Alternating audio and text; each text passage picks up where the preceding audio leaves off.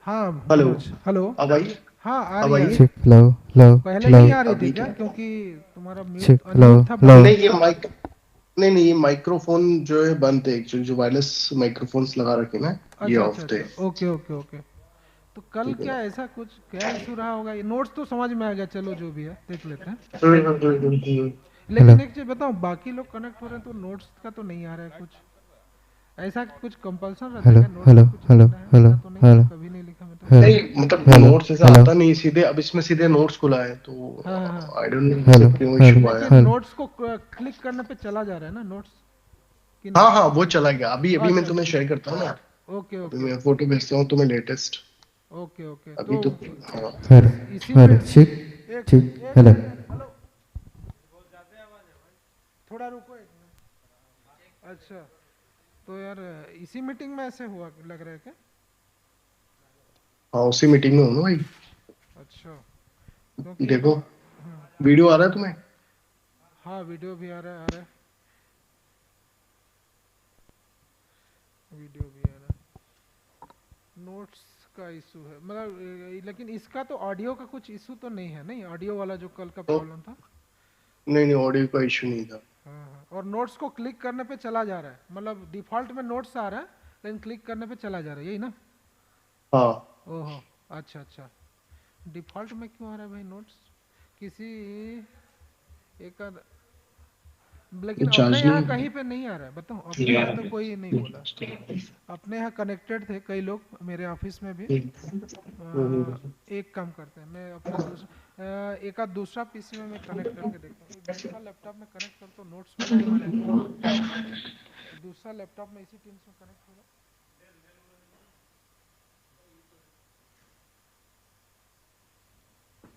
तुम भी अपना दूसरा पीसी में एक बार ट्राई कर सकते हो, नहीं तो मतलब और किसी में।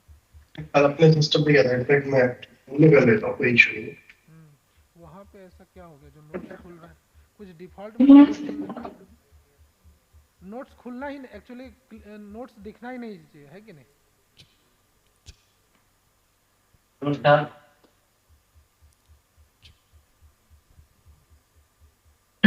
तो नहीं है ना साहब का वैसे लक्ष्मण? हाँ आज है साहब का कुछ? आज आज भी है क्या तुम्हारे साहब? वाला नोट्स में नहीं था क्या?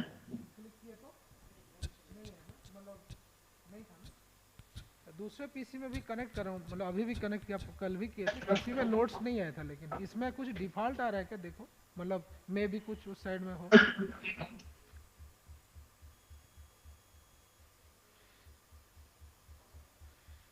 तुम्हारे में भी नहीं आया होगा मनोज, मेरे इसमें भी नहीं आया। है ना? तो क्या है यार। और आज भी मतलब आज के लिंक में भी आया, कल तो ठीक था कि कुछ दिक्कत होता, आज भी आया और फिर दूसरे पीसी में नहीं आ रहा, उन्हीं के पीसी में आ रहा है।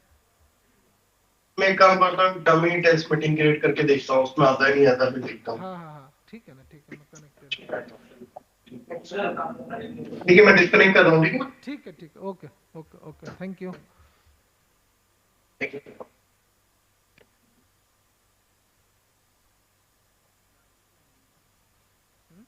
ज्वाइन नहीं होंगे, टेस्ट कर रहे थे कल जो प्रॉब्लम है ना।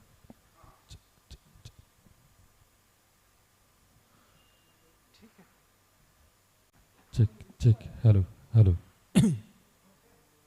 hello taste check check hello hello hello taste check hello hello hello taste check hello hello hello taste check hello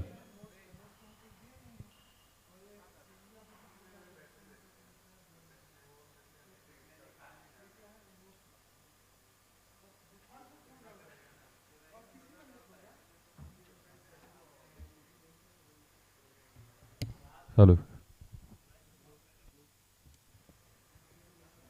hello hello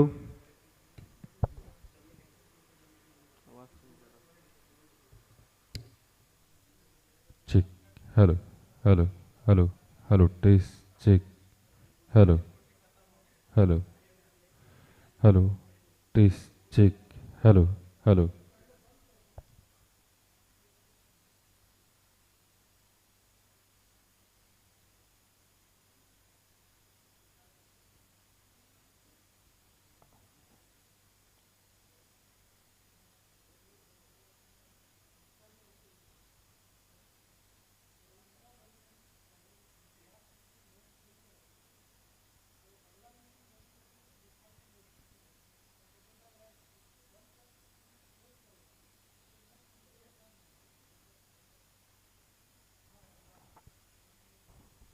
hello, taste, check.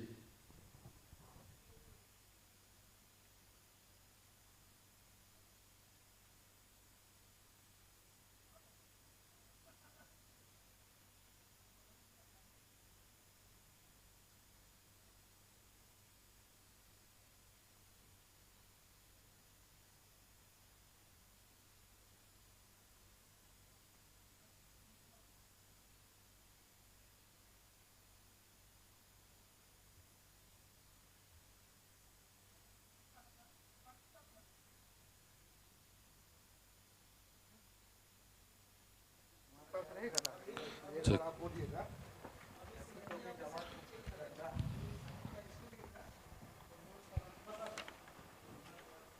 देवियों और सज्जनों, मैं आप सभी का स्वागत करता हूं आज हमारे द्वितीय दिवस में, इस मंगलमय कार्यक्रम में, जिसमें हम फिर से आइडियाज़ और डिस्कशन से बात करेंगे जो कि ट्रांसफॉर्म होंगे for tomorrow's vision. Check. Hello. Tomorrow's vision for mining, Check. sustainable mining. Hello. Every dawn carries a promise that learning deepens and Hello. ideas Taste, mature. check. Hello. And that pure Hello. finds Hello. clearer direction. Hello. And that Hello. purpose finds clearer direction.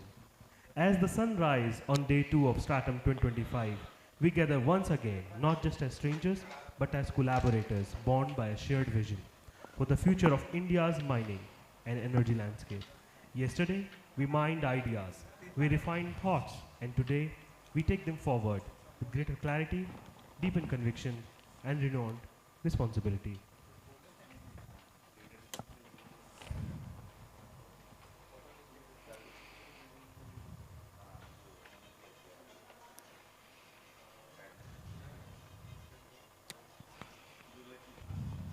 Check. Hello. Hello. Hello. Check. Check. Hello. Hello. Hello. Hello. Hello. Check. Check. Taste. Check. Hello. Hello. Hello. Hello. Taste. Check. Hello. Hello. Hello. Hello. Taste. Check. Taste. Check. Hello. Hello. Hello. Taste. Check.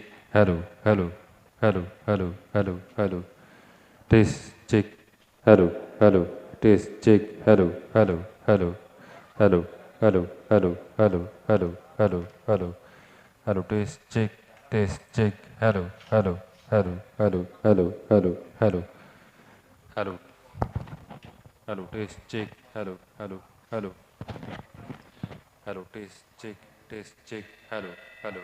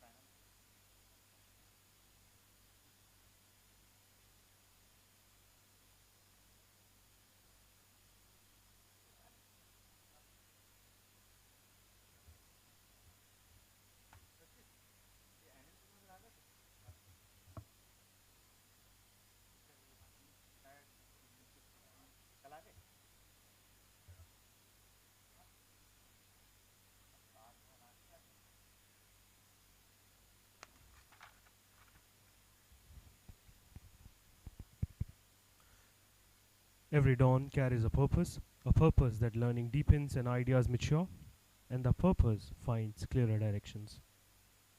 As the sun rises on day 2 of Stratum 2025, we gather once again not just as strangers, but as collaborators bound by a shared vision for future of India's mining and energy landscape.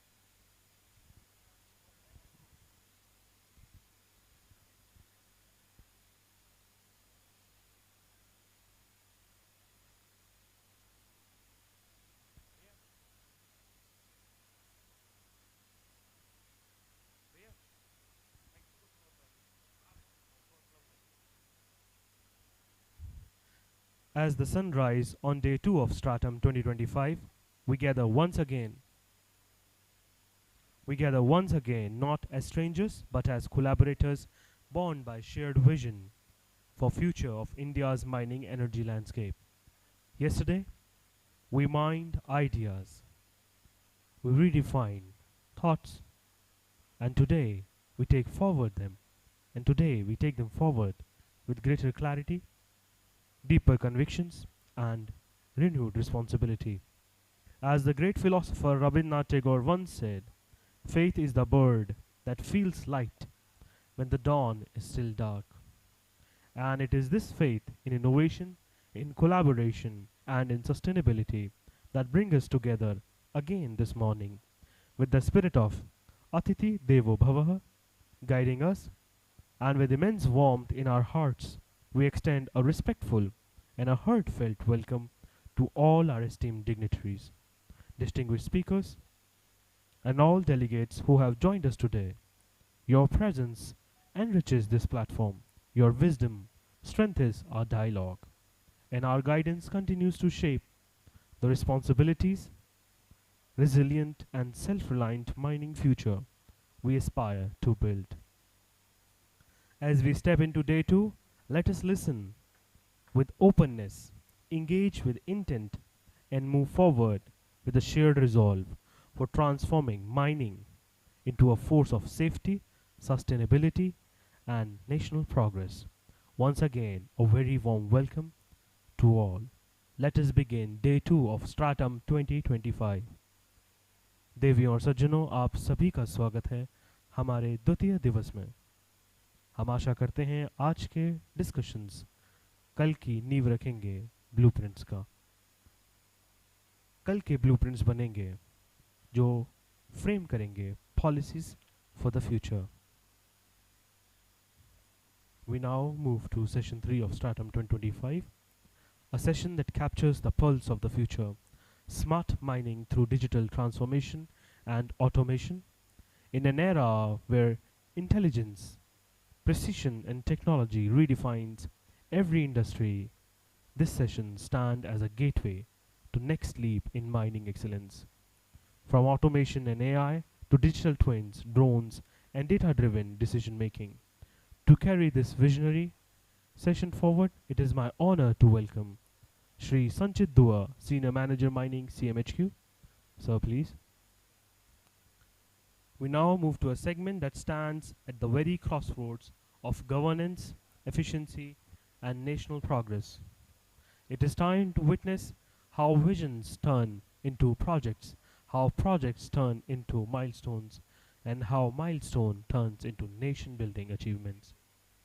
We are privileged to announce the upcoming presentation on accelerating metals and mining projects delivery through PMG's support mechanism by the Project Monitoring Group Honorable Prime Minister's Office.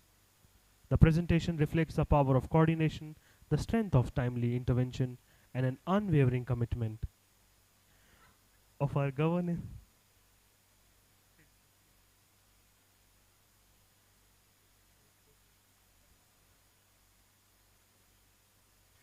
This presentation reflects the power of coordination, the strength of timely intervention, and unwavering commitment of our governance ecosystem to ensure the very project, big or small, move forward with clarity, speed, and purpose.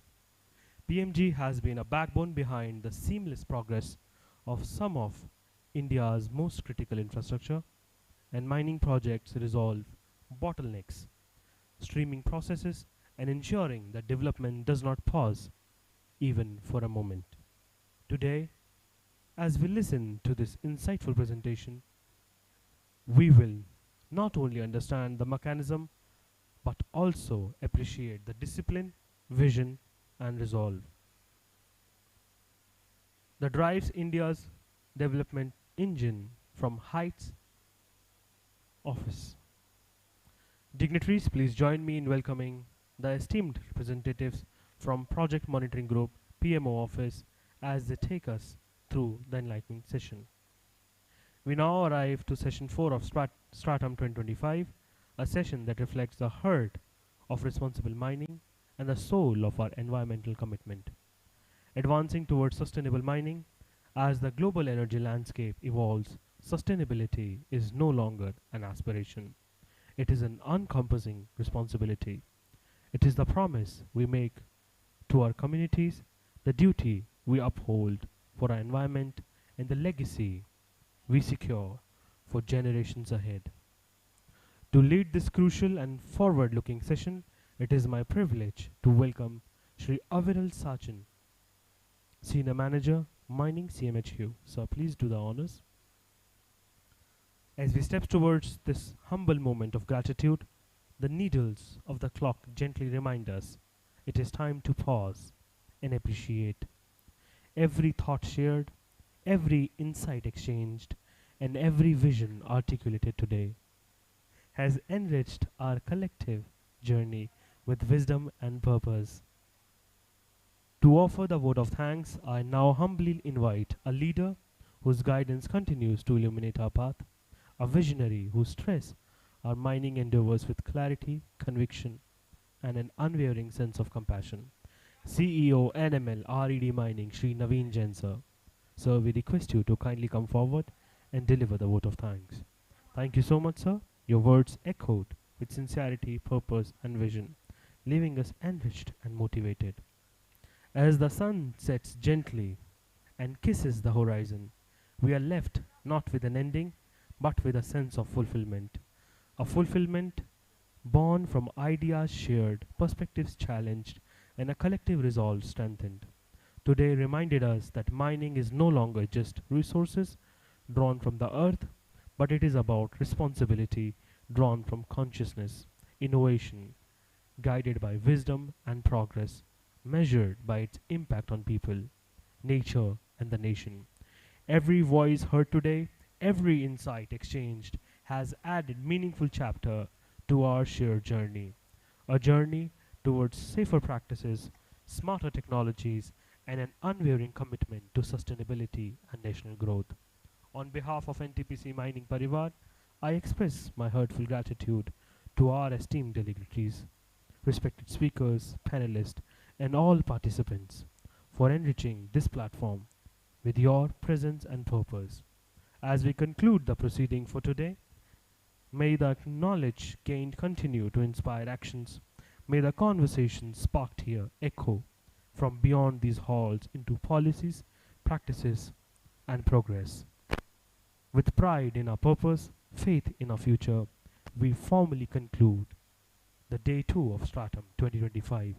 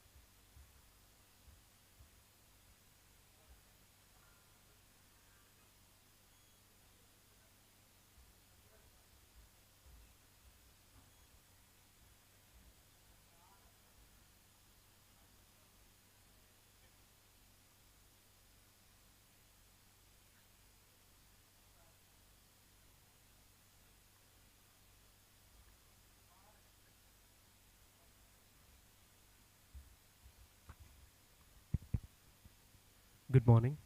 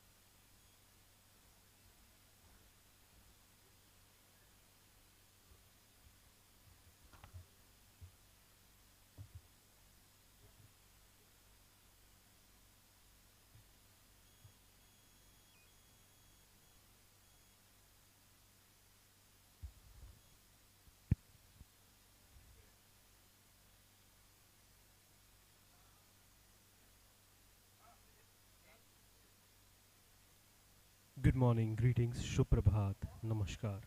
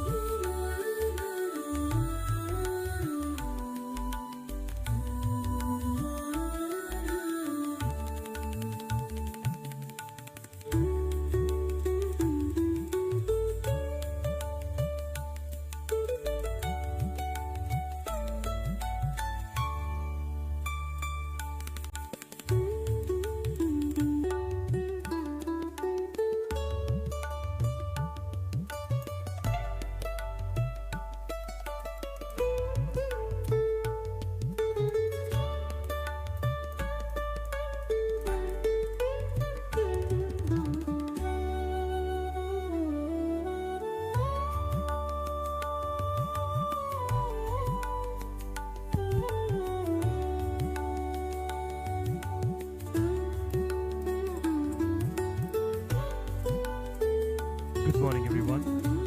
We will begin our day 2 shortly. As the guests arrive, we will be beginning the further presentations and inaugurate today's session within moments.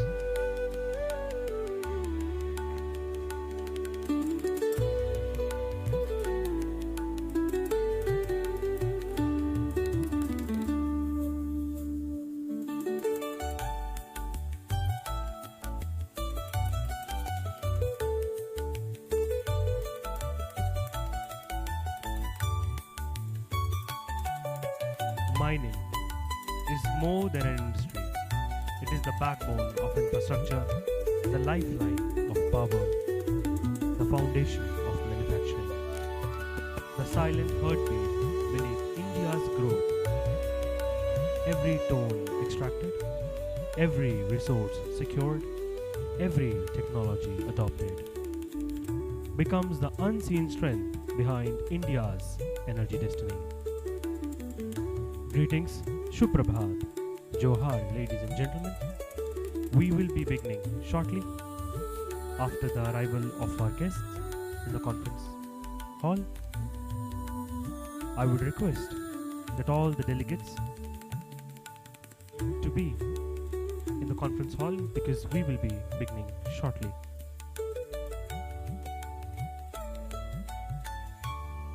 As we welcome regulators, scholars, technologists, innovators, and thought leaders from across India, we proudly say, we are ready, we are prepared, we are determined. Determined to redefine the future of mining, determined to build a stronger, clearer, and a more resilient India.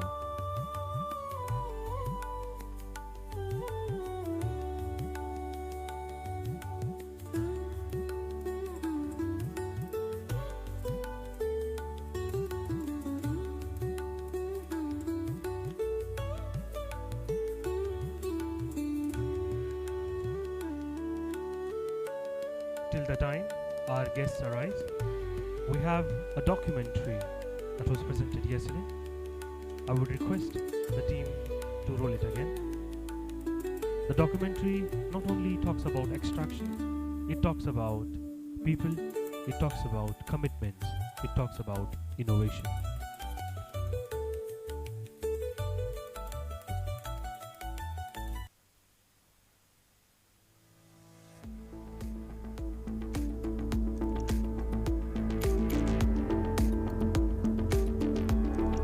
Welcome to the story of NML, with a vision to ensure thermal fuel security to NTPC and to expand the mining business vertical. NTPC Mining Limited was established in August 2019, marking a bold step towards self-reliance in coal production. The journey in fuel security began in 2004 with the allocation of Pakri Barwadih coal mine by the Government of India. Over the years, 6 more minings have joined our mission, including Chatti Baryatu and Chatti Baryatu South, Kerandari, Badam, and North Dhadu, eastern part in Jharkhand, Dulanga in Odisha, Talaipalli in Chhattisgarh. Together they boast a combined capacity of 74 million metric tons per annum. The turning point came on 7th December 2016, when we proudly joined the rank of global coal producers as production commenced at Pakri Barwadih. This legacy continued when the Honorable Prime Minister of India dedicated the Dulanga mine to the nation on 22nd September 2018. Shortly, Tilaipalli, Chatti Baryatu and Kerandari also joined the fray, and today we stand as the 3rd largest coal producer in the country. Our commitment to increase coal production and providing consistent high-quality fuel supply remains unwavering. Through relentless dedication, we have overcome challenges like land acquisition, rehabilitation, and adverse socio-politics. Our 5 operational mines, Pakri Barwadih, Chatti Baryatu, Kerandari, Dulanga, and Tilaipalli, have delivered coals for powering over 20 NTPC power plants till date. Our workplace prioritizes sustainability, increasing green belt cover, land restoration, advanced dust suppression systems, water sprinklers, and continuous monitoring of emissions like SOx and NOx ensure eco-friendly operations. Our mines feature electricity-operated HEMMS, EV trucks, setting a new benchmark for green mining practices. Our long conveyor corridors and first-mile connectivity foster sustainability in coal transportation, reduced GHG emissions, and unhindered movement for wildlife.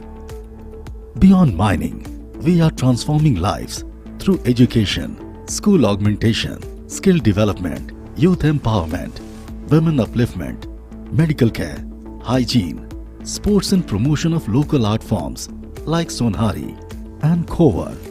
Women empowerment is a cornerstone of our mission, with women being trained and deployed as dumper operators at Pakri Barwadi, the first coal mine in the country to achieve this feat.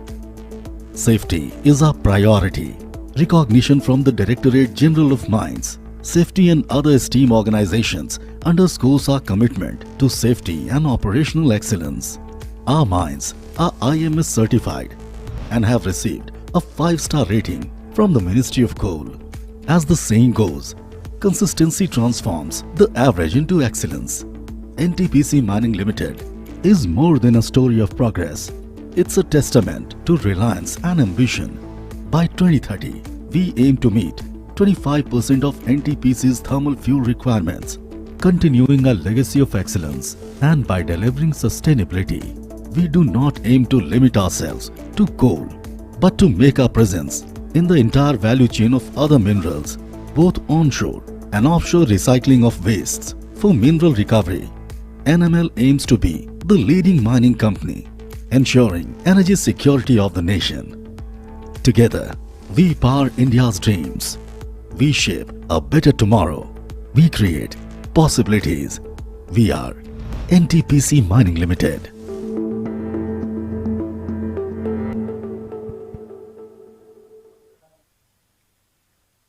As we said, mining is more than an industry. It is the backbone of infrastructure, the lifeline of power, and the foundation of manufacturing. The silent heartbeat beneath India's growth. Every ton extracted, every resource secured, every technology adopted become the unseen strength behind India's energy destiny. Greetings, ladies and gentlemen. I, Karan, on behalf of NTPC and NML Parivar, welcomes you all to the Day 2 of Stratum 2025. देवियों और सज्जनों, मैं आप सभी को अपने तहे दिल से वेलकम करता हूं आज द्वितीय दिवस Stratum 2025 में. Now we'll watch another film which is based on our CSR activities.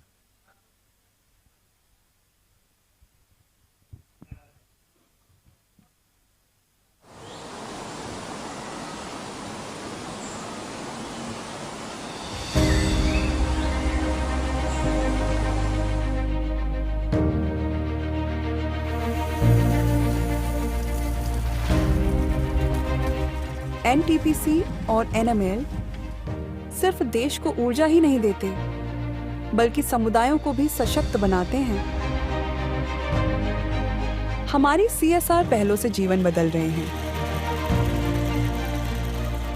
पकड़ी बरवाड़ी, केरेडारी, चट्टी बरियातू, बादाम, दुलंगा, तलाईपल्ली और उत्तरी धादु इन 7 कोयला खदानों में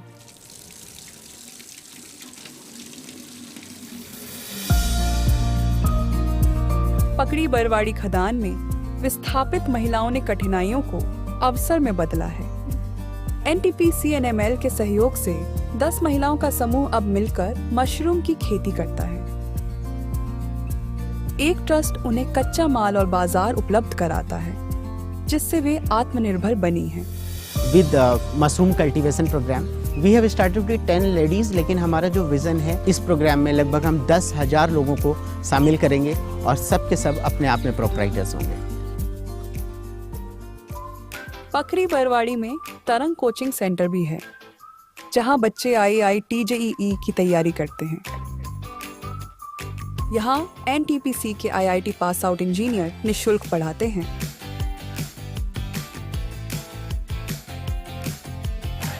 ITI सेंटर में भी युवा बिजली मिस्त्री जैसे हुनर सीख रहे हैं।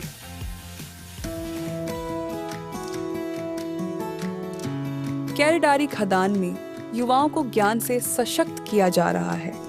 कंप्यूटर शिक्षा और सिलाई प्रशिक्षण से लड़के और लड़कियां दोनों रोजगार के नए अवसर पा रहे हैं। एक साल में हमें attendance sheet, salary chart, bank report, ये कंप्यूटर सीखने के बाद हम अपने जैसे अन्य बहुत सारे लोगों को हम कंप्यूटर सिखा सकते हैं और अच्छा सा कोई भी कंपनी में जॉब कर सकते हैं। किसी के ऊपर भी निर्भर नहीं रहेंगे। इस NTPC को हम धन्यवाद करना चाहते हैं। छट्टी बरियातू खदान में हुनर और आत्मनिर्भरता की राह बन रही है। ब्यूटी कोर्स और हस्तकला प्रशिक्षण से महिलाएं अपना भविष्य गढ़ रही हैं। हमें ये अच्छा लगा हमारे गांव में इतना बढ़िया प्रोग्राम लाया जा रहा है, वो भी फ्री ऑफ कॉस्ट, और हमें बेहद लाभदायक ये हमारे लिए साबित हुआ।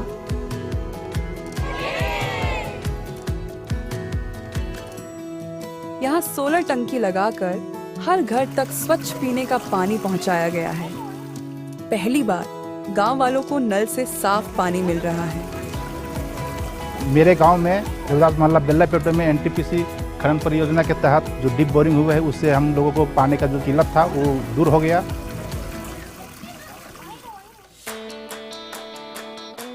दुलंगा खदान में महिलाओं के समूह आत्मनिर्भरता की मिसाल बन रहे हैं। सिलाई और बांस के काम से उन्हें रोजगार मिला है।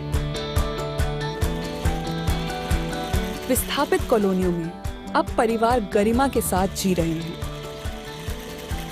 कंपनी NTPC आसला दिन सिलाई ट्रेनिंग देइथिले एंता बदली जाइछे आज्ञा। एखन आगे आगर अपेक्षा नु एखन टिके बदली जाइछे। आगे तो एंता महुल साग चार केंदु करी करी एंता परिवर्तन हो जाइछे।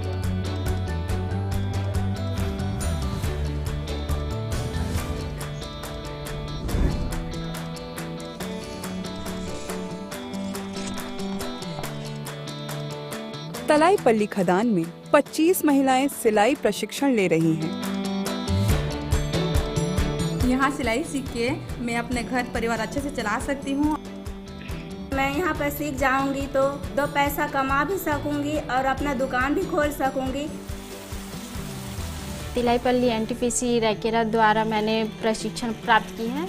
मैं अभी घर में खुद के मशीन से सिलाई करती हूँ, ब्लाउज सिलाई करती हूँ, पैंट सिलाई करती हूँ, डिज़ाइन कपड़े तैयार कर सकती हूँ। मैं NTPC का शुक्रिया अदा करती हूँ। और यही संवेदनशील सोच अब आगामी परियोजनाओं बादाम और उत्तर धादु में भी पहुंच रही है, जहां संचालन शुरू होने से पहले ही शिक्षा, स्वास्थ्य और सामुदायिक विकास की पहले शुरू कर दी गई है। साइकिल पाकर बेटियां अब आसानी से स्कूल जाती हैं। बादाम कोयला परियोजना से हमें एक साइकिल मिला है, हम बहुत खुश हैं। उनकी खुशी ही हमारी असली उपलब्धि है। विस्थापित गांव में सोलर लाइट और सोलर टंकी से हर घर को सुरक्षित पीने का पानी मिल रहा है। यहाँ अस्पताल से लेकर खेल स्टेडियम तक हर जगह सौर ऊर्जा से रोशनी फैली है। इन 7 खदानों में NTPC NML की ये पहले बदलाव की गाथा लिख रही है। महिला सशक्तिकरण से लेकर बच्चों की शिक्षा तक, कौशल विकास से लेकर स्वच्छ ऊर्जा समाधान तक, हर कदम आत्मनिर्भर भविष्य की ओर है। अरे तो वो लोग भी तो आएगा ना, वो भी जाएगा। अरिंदम आपके साथ ही बात कर लीजिए। अरिंदम हाँ ठीक है, वही है आपका आया हुआ कॉन्फ्रेंस के लिए। टीम्स में चेक करिए। There will be challenges, there will be global uncertainties. There will be technologies that test our capacity to adapt. But India has always taught us, जहाँ कठिनाई होती हैं, वहीं क्षमता जन्म लेती है. Greetings ladies and gentlemen, dignitaries, honored speakers, visionaries and leaders. I welcome you all to Stratum 2025 Day 2. Today we'll be discussing, talking and sharing ideas that will become the blueprint for tomorrow. Blueprint for the policy changes, blueprint for sustainability, blueprint for change and innovation. As we welcome regulators, scholars, technology innovators and thought leaders from across India, we proudly say, we are ready, we are prepared, we are determined. Determined to redefine the future of mining, determined to build stronger, cleaner, most resilient India. We are ready.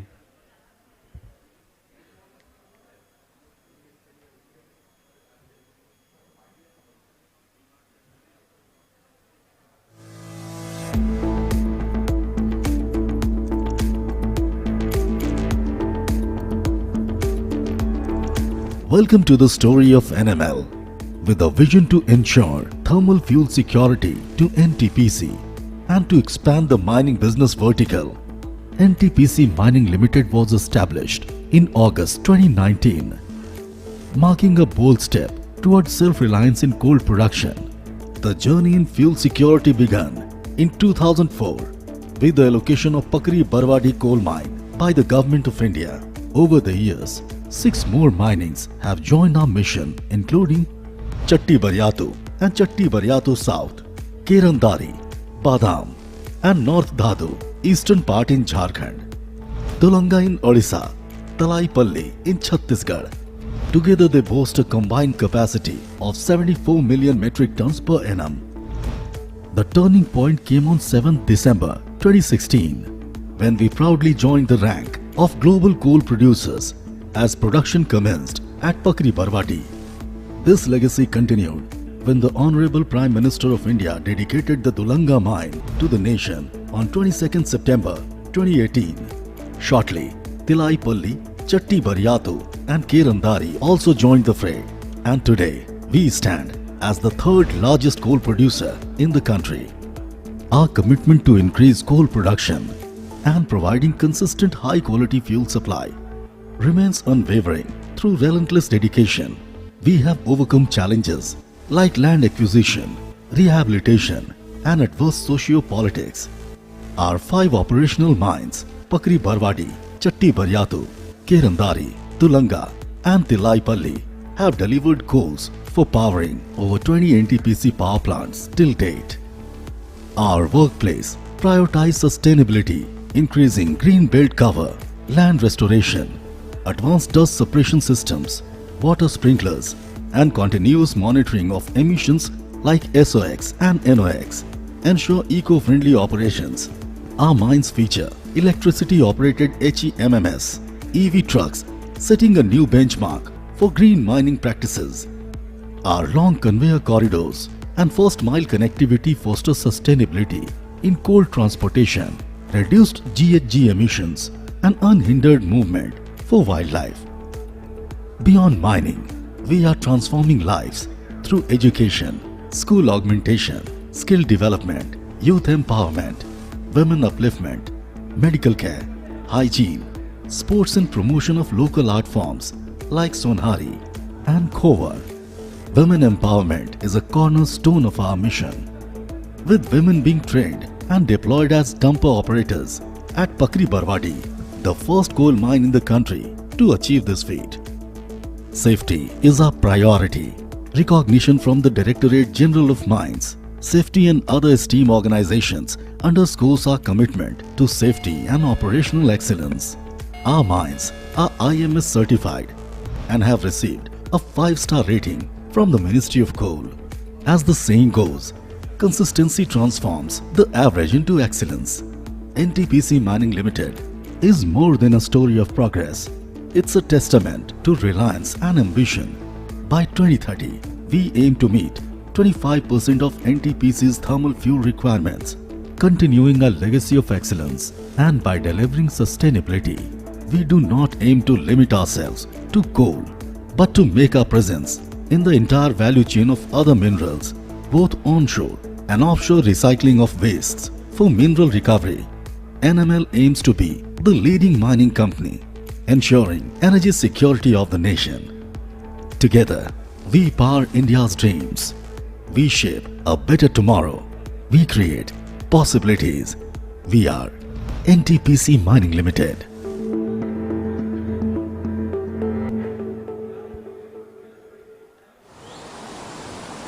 dignitaries, all are HOPs of different mining projects, different institutions, our media partners, dignitaries of CMHQ, and delegates of NTPC, respected guests, distinguished speakers, and all our esteemed partners in progress. I, Karan, on behalf of NTPC, welcomes you all.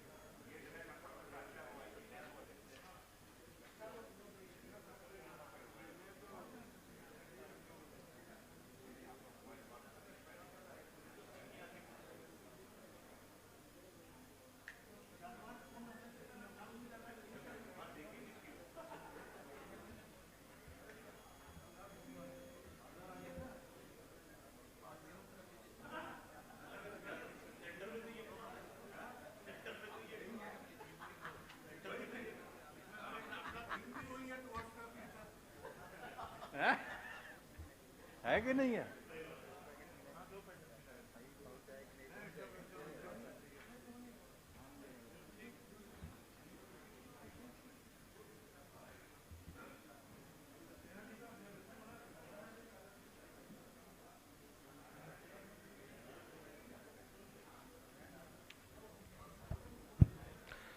Greetings, dignitaries. As the guests are arriving, I, Karan, on behalf of NTPC and NML Parivar, welcomes you all. Our guests are HOPs of different NTPC mining projects, delegates from different institutions, our media partners, dignitaries from CMHQ, and delegates of NTPC, respected guests, distinguished speakers, and our esteemed partners in progress.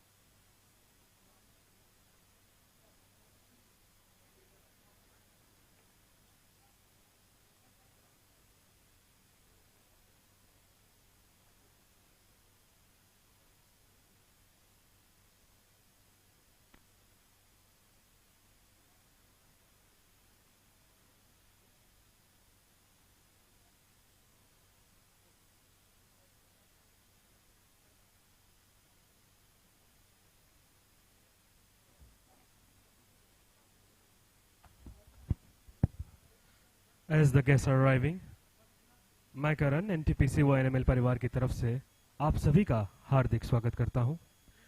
We'll be beginning within moments. We have a video ready for our CSR activities. I would request everyone to watch that. Please roll.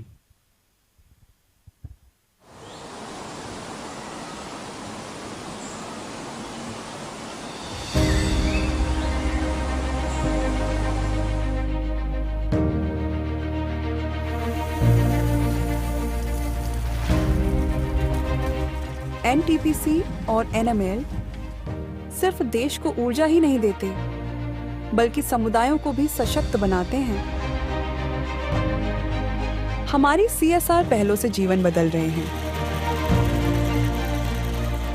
पकड़ी बरवाड़ी, कैरेडारी, चट्टी बरियातू, बादाम, दुलंगा, तलाईपल्ली और उत्तरी धादु, इन 7 कोयला खदानों में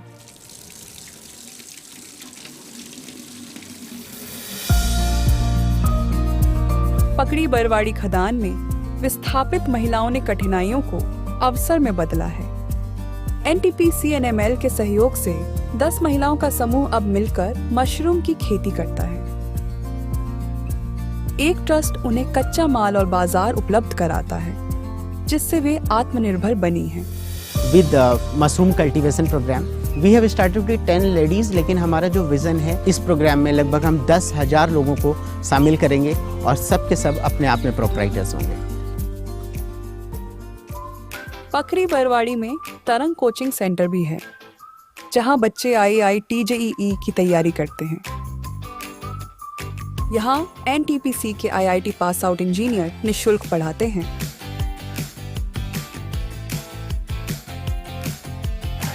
ITI centre में भी युवा बिजली मिस्त्री जैसे हुनर सीख रहे हैं।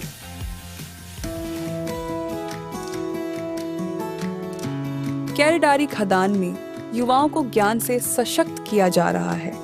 कंप्यूटर शिक्षा और सिलाई प्रशिक्षण से लड़के और लड़कियां दोनों रोजगार के नए अवसर पा रहे हैं। एक साल में हमें attendance sheet, salary chart, bank report, ये कंप्यूटर सीखने के बाद हम अपने जैसे अन्य बहुत सारे लोगों को हम कंप्यूटर सिखा सकते हैं और अच्छा सा कोई भी कंपनी में जॉब कर सकते हैं। किसी के प्रति निर्भर नहीं रहेंगे। इस NTPC को हम धन्यवाद करना चाहते हैं। छट्टी बरियातू खदान में हुनर और आत्मनिर्भरता की राह बन रही है। ब्यूटी कोर्स और हस्तकला प्रशिक्षण से महिलाएं अपना भविष्य गढ़ रही हैं। हमें ये अच्छा लगा, हमारे गांव में इतना बढ़िया प्रोग्राम लाया जा रहा है, वो भी फ्री ऑफ कॉस्ट, और हमें बेहद लाभदायक ये हमारे लिए साबित हुआ।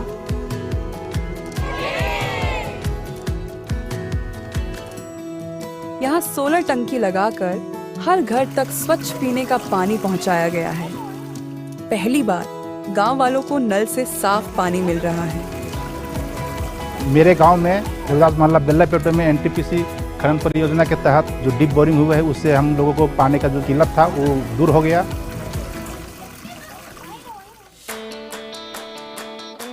दुलंगा खदान में महिलाओं के समूह आत्मनिर्भरता की मिसाल बन रहे हैं। सिलाई और बांस के काम से उन्हें रोजगार मिला है। विस्थापित कॉलोनियों में अब परिवार गरिमा के साथ जी रहे हैं। कंपनी NTPC आसला दिन सिलाई ट्रेनिंग देइथिले एंता बदली जाइछे आज्ञा एखन आगे आगर अपेक्षा नु एखन टिके बदली जाइछे। आगे तो एंता महुल साग चार केंदु करिकरी एंता परिवर्तन हो जाइछे।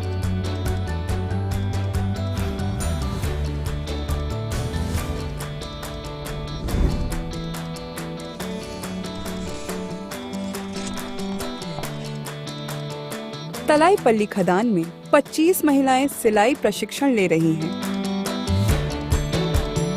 यहाँ सिलाई सीख के मैं अपने घर परिवार अच्छे से चला सकती हूँ। मैं यहाँ पर सीख जाऊँगी तो 2 पैसा कमा भी सकूँगी और अपना दुकान भी खोल सकूँगी। तलाईपल्ली NTPC रैकेरा द्वारा मैंने प्रशिक्षण प्राप्त की है। मैं अभी घर में खुद के मशीन से सिलाई करती हूँ, ब्लाउज सिलाई करती हूँ, पैंट सिलाई करती हूँ, डिज़ाइन कपड़े तैयार कर सकती हूँ। मैं NTPC का शुक्रिया अदा करती हूँ। और यही संवेदनशील सोच अब आगामी परियोजनाओं बादाम और उत्तर धादु में भी पहुंच रही है, जहां संचालन शुरू होने से पहले ही शिक्षा, स्वास्थ्य और सामुदायिक विकास की पहल शुरू कर दी गई है। साइकिल पाकर बेटियां अब आसानी से स्कूल जाती हैं। बादाम कोयला परियोजना से हमें एक साइकिल मिला है, हम बहुत खुश हैं। उनकी खुशी ही हमारी असली उपलब्धि है। विस्थापित गांव में सोलर लाइट और सोलर टंकी से हर घर को सुरक्षित पीने का पानी मिल रहा है। यहाँ अस्पताल से लेकर खेल स्टेडियम तक हर जगह सौर ऊर्जा से रोशनी फैली है। इन 7 खदानों में एनटीपीसी एनएमएल की ये पहले बदलाव की गाथा लिख रही है। महिला सशक्तिकरण से लेकर बच्चों की शिक्षा तक, कौशल विकास से लेकर स्वच्छ ऊर्जा समाधान तक, हर कदम आत्मनिर्भर भविष्य की ओर है।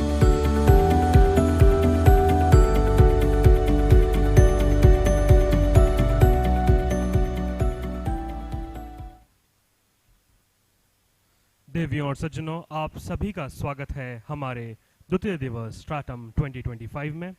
Every dawn carries a promise that learning deepens, the idea matures, and the purpose finds clearer direction.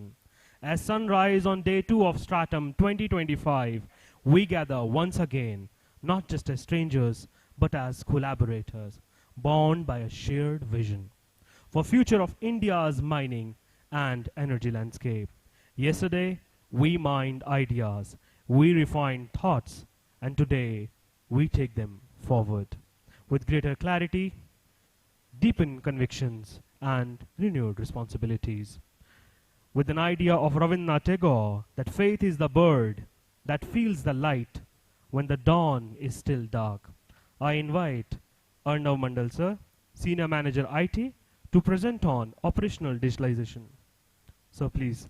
I repeat, operational intelligence. Sir, please.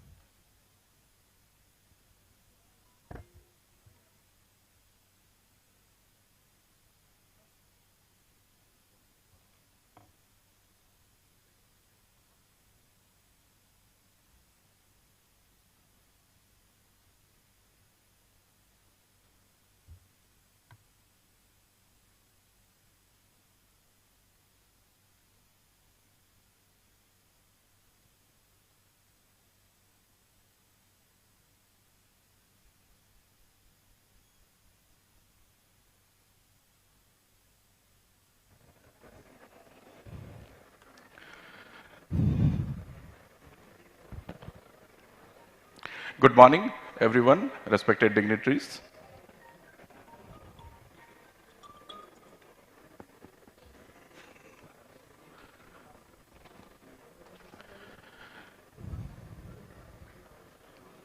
Today, mining is not limited to production and dispatch. It is a time-critical operation where we need to make speedy decision-making all over among the distributed infrastructure that we are having. So today I'm going to present you the operational intelligence, a digital backbone that has been designed that encompasses all the departments, including dispatch, operation, dispatch, mining, safety, in one secure system. So typically, what it used to happen is like mining is a distributed business, and the data was flowing through spreadsheets, through emails, and then manual consolidation was happening. And because of that, we had delayed visibility resulting in governance risks. So what we chose to do was starting ground up and making an in-house solution to this problem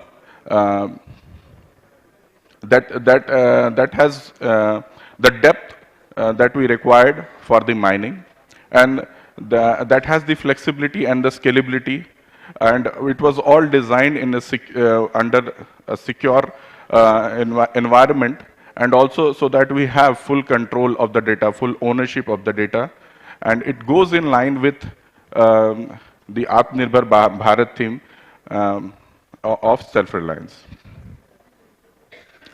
So let me just go what is happening behind the scenes. So it is simple that we are taking the input right from the shift level executive or the bottom level executive, and then putting the data into the database. And then we can create multiple type of reports that is required at different level, right from the site level to regional headquarters to up to the top level. So let me just contrast what was happening before and what we are doing now. Previously, we were doing manual compilation of data.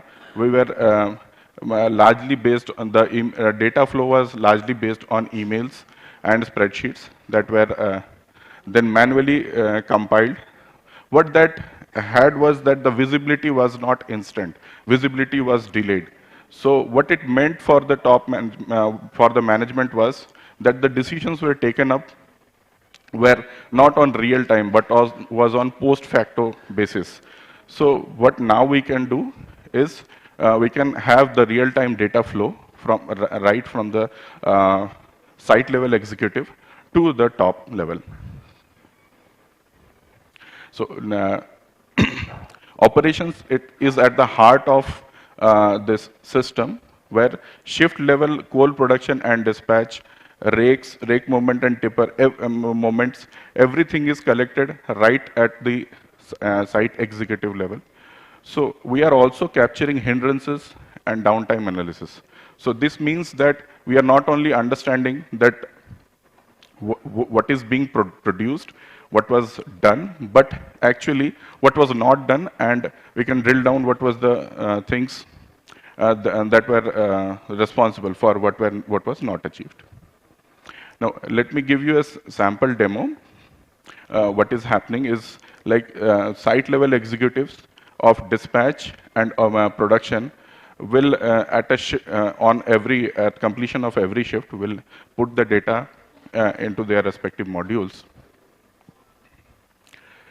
and it automatically at the end of the day it will generate the DPR and the DDR that is required at the site level. So this compilation happens automatically. Then a further level of consolidation happens, where the inputs are first consolidated into site level, and then the regional level consolidation where CMHQ and DPR is also generated. So the information that is getting passed, even in the right column, you can see the hindrances are being captured at every project level. And then this data also flows to the top level via the integration with Power BI. So the data is being displayed in a format. As you can see, the data is same, but it is being served as in a manner that is appropriate for that level. So this is only one function that we demoed, but we have covered other functions also in mining, dispatch, safety, environment, and other functions are also integrated into the system.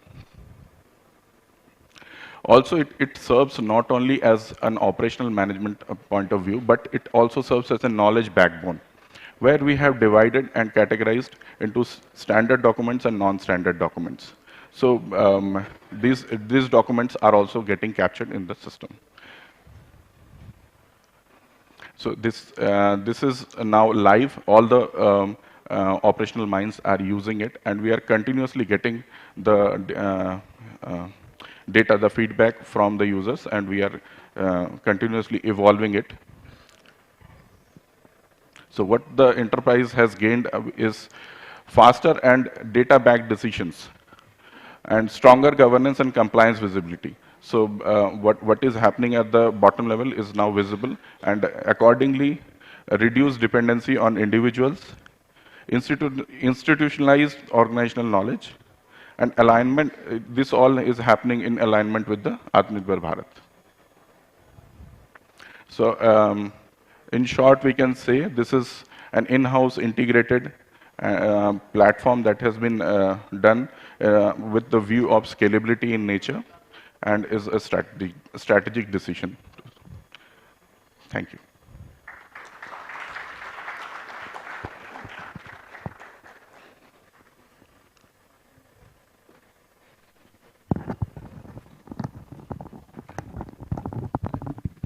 Thank you so much, sir. As I would repeat, the philosopher Rabindranath Tagore once said that faith is the word that feels the light when the dawn is still dark. So as we step into day 2, let us listen with openness and engage with intent and move forward with a shared resolve to transform mining into a force of safety, sustainability, and most importantly, national progress. Once again, a very warm welcome. Let us begin day 2 of Stratum 2025.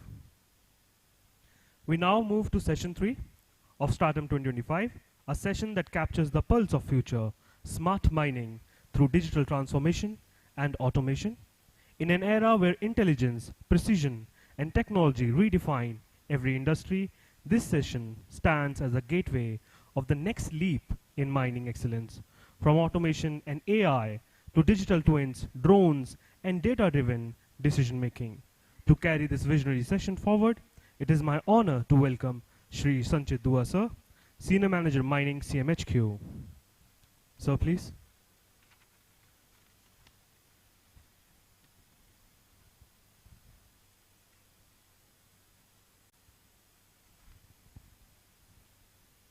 Thank you, Karan. Thank you, Karan. Good morning, everyone. Mining today is changing fast. From experience-driven operations, we are moving towards data-driven, predictive, and automated mines. The session we are about to begin, Smart Mining, Digital Transformation, and Automation, captures exactly this shift. For this session, I would like to invite on dais our session chair, Shri N.N. Sinha, Retired Secretary Steel, Government of India.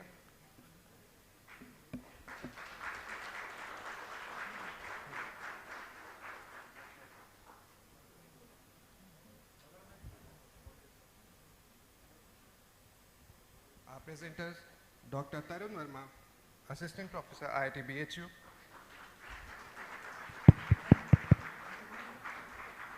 Shri Uday Banerjee, Executive Director, Varali Technic Private Limited.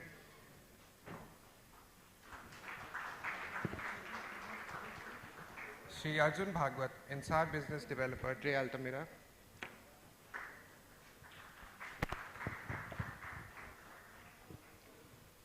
Shri Surjit Sarkar, Principal Geologist, Tata Steel. And Shri Surya Chandrakata, Senior Manager, BML.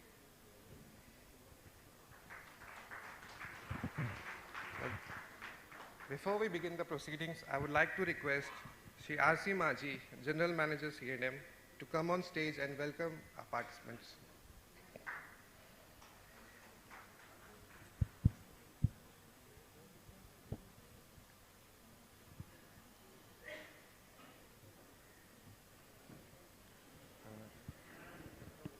We welcome our session chair, Shri N.N. Sinha.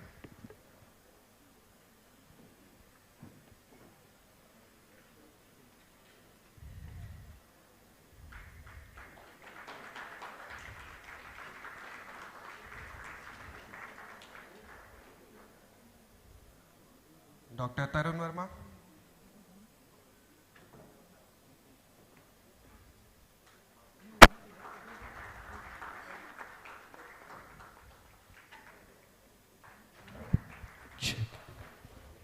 Shri Uday Banerjee.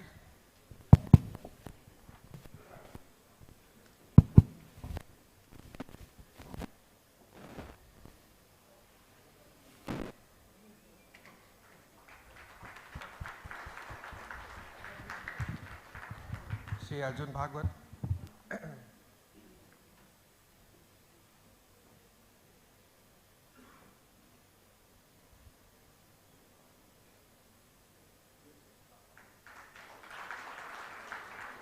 Shri Surjit Sarkar.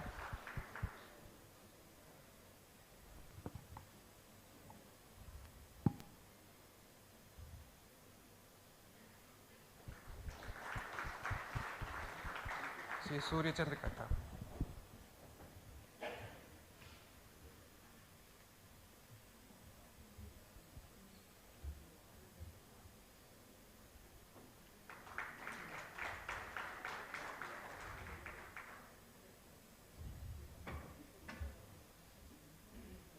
Thank you, Maji sir.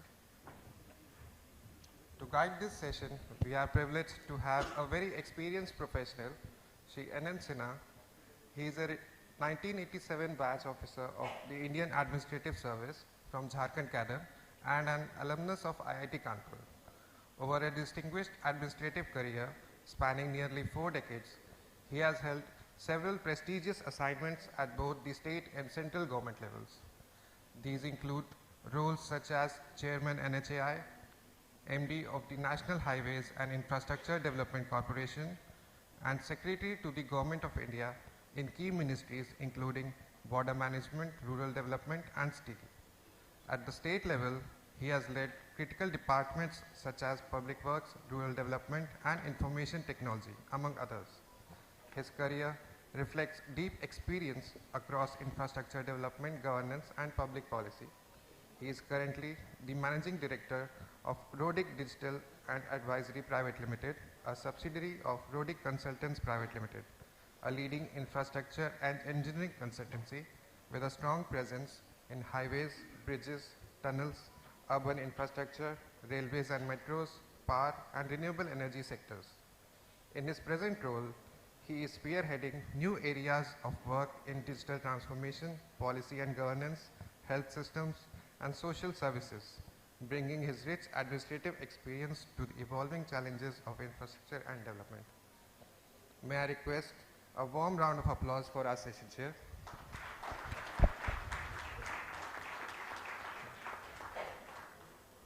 Moving on, we will be having 5 presentations in this session of 20 minutes each, which will be followed by a Q&A session.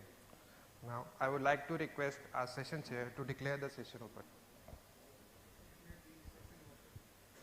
Thank you, sir.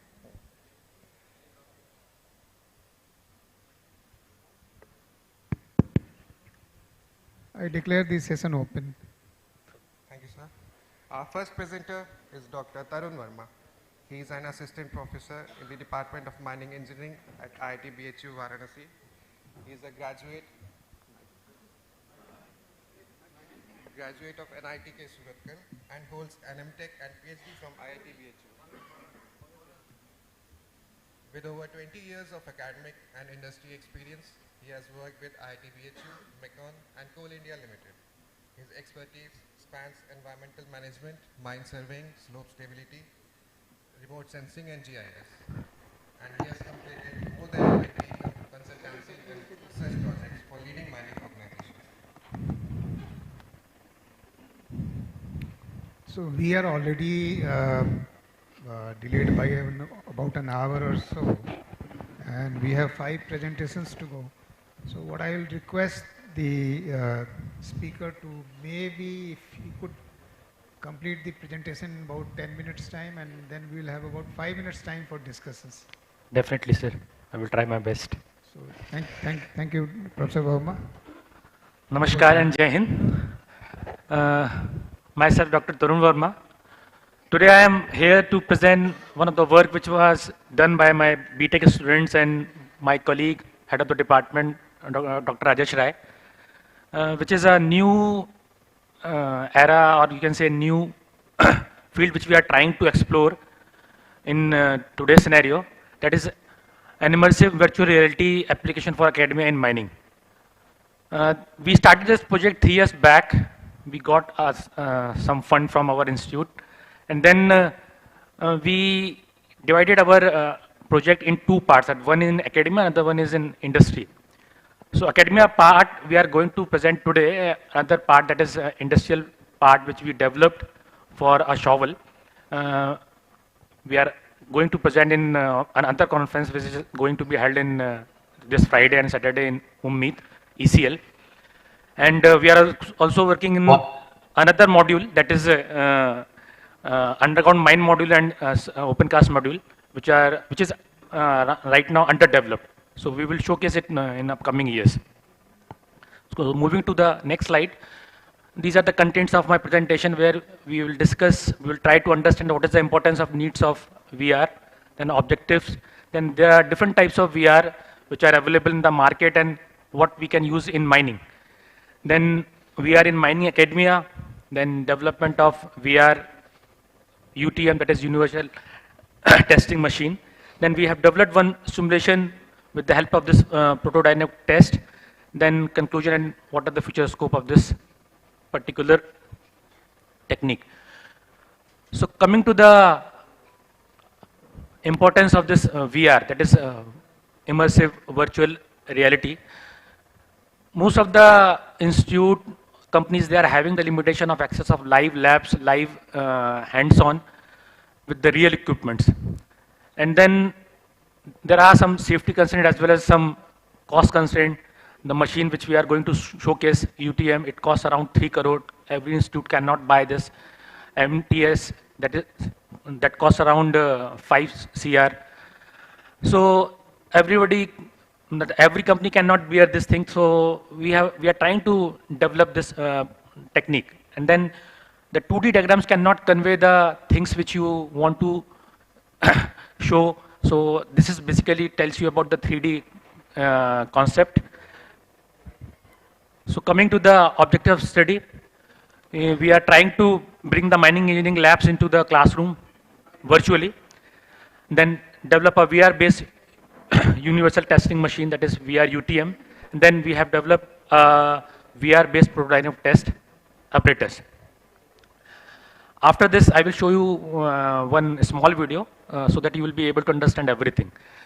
So with the help of this, we are enabled to students to perform rock tests virtually, sitting anywhere in the world, visualize deformation and failure of materials by themselves, then promote learning by doing through constructive learning, that they can easily do whatever they want. They can pick up the sample, they can put it in the machine, and they can analyze that what is happening. They can visualize everything. So what is VR and what are the different types of VR? So you can see here this particular first portion of this slide, that is showing you a non-immersive desktop-based system, which is nothing but a window to the world view, which is almost, you can say, an obsolete thing. Increasing immersion, where you have a 180-degree view, and some of the thing which will be capped on this curved large screen, and then you'll be able to see most of the things in partial view. Okay, so you will have a partial user's field of view. Then we are working on the fully immersive technique, where you will have VR along with 2 joysticks in both the hands, so that you can handle the instrument, you can use the way you want. So that is called HMDs or cave system. It is completely block out the real world. And why do we require in mining? Because we know that like whenever we used to teach these subjects like underground mining, underground metal mining, surface mining, students, they are not able to visualize the things. So we are planning that, because time constraints and the length, the strength of the class, we are trying that they should be able to visit the mine, they should be able to handle the instrument, they should be able to handle the machinery as well as perform the experiments. So this is about that, why do we need this particular thing in the field of mining. Then there are some industry challenges like virtual teaching laboratories, which are very much required by different institutes, virtual field trip, which we are trying to plan for underground mines as well as surface mine. Then constructive learning, that how can a student or an executive learn about different things with the help of this VR. So what we have done for the first thing, that is VR UTM, we have first conceptualized the UTM, then with the help of like any software, like you can use AutoCAD or some SolidWorks software which can create a 3D model, and then with the help of Blender, you can, that is also one of the software, you can develop a 3D model. And then in the third part, that is integration in Unity, where we try to code it, like how you are going to put the instrument, where you are going to put the instrument, how you are going to handle the instrument, all those things we will do with the help of this Unity. And then we try to provide some interaction by scripting everything. And then ultimately you will have a testing and evaluation, that you will be able to test the sample, you will be able to guide your instrument in the particular way.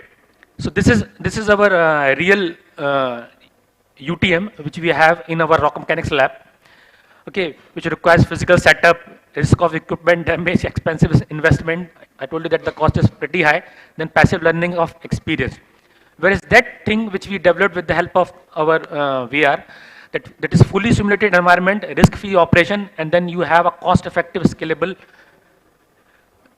then interactive and engaging learning. That because we have a strength of 120, 130, and every student cannot perform the experiment. We usually form them in a group of 5 or 10. So now they can handle the instrument by themselves. So this is the way by which we came to that thing. Like in this particular slide, the first picture that shows you that the 3D model. Then with the help of Blender, which we developed that 3D model. Then with the help of Unity, we developed this thing. And then ultimately by coding and our interaction, we have developed that VR model. Same thing we have done with this prototype test, which is a common test which is performed to find out the strength of the material. So here you can prepare the setup, prepare the sample with the help of this.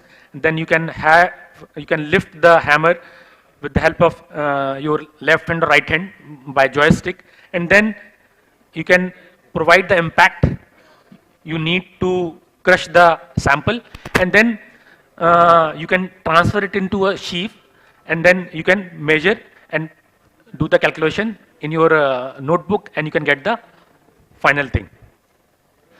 So finally, to the conclusion, we are able to develop a virtual reality model for UTM as well as for this protodynamic test, which enables experimental, safe and interactive learning, then replaces passive observation with active engagement. And these are our future scope which will be trying to develop, like lab models for drilling, ventilation and mine safety, which are pretty much required in today's scenario. Enable multi-user collaborative session so that we can have an interaction within academia with the industry. Then integrate AI-based analysis and AR extension. So this is a new thing which is not been attempted, which we will be trying to do. And then establish a dedicated VR lab at IIT BHU with some industrial contribution so that we can excel in this particular field. This is about our department. This is a new thing which I just want to show you. We have the test facility. These are the test facility. Those are the software. These are our industrial partner. Another thing which I just want to tell you that is we have started just now. We have started an executive PhD program for industry.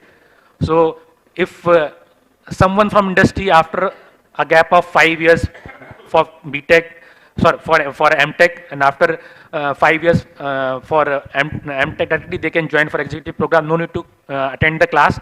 Directly you can join for this PhD program. Thank you. I just request that to play that video so that you will be able to understand what we have developed.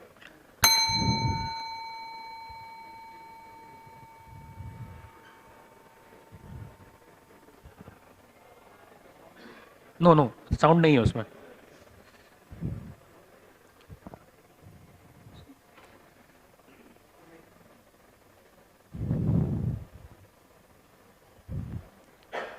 So here you can see this is the interface.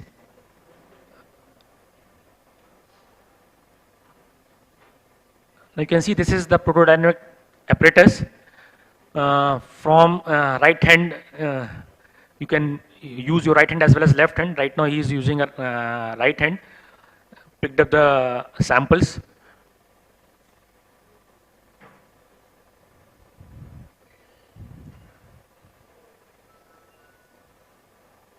Then these samples we have put, and then we are dropping the weight by releasing this screw. Okay.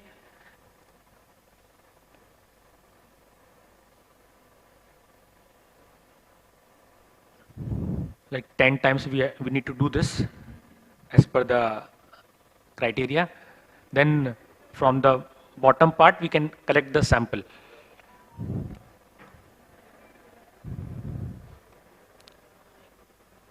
Can you slightly move it forward? Just wait. Okay. Now we have collected the sample, then putting it in the sieve analyzer. So it can give you the sample there. The sample is coming over there.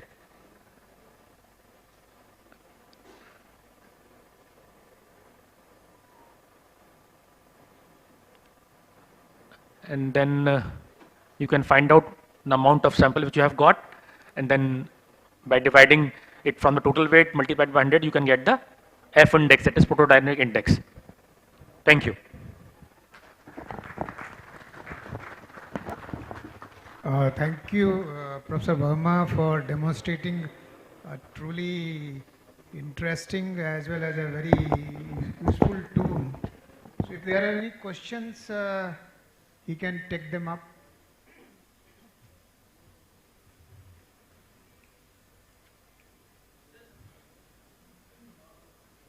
Please briefly introduce yourself and then put the question to him. Can somebody give a mic to him?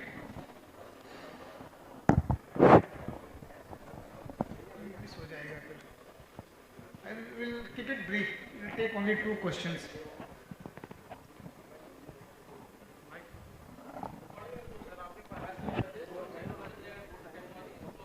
Please share the mic with the gentleman.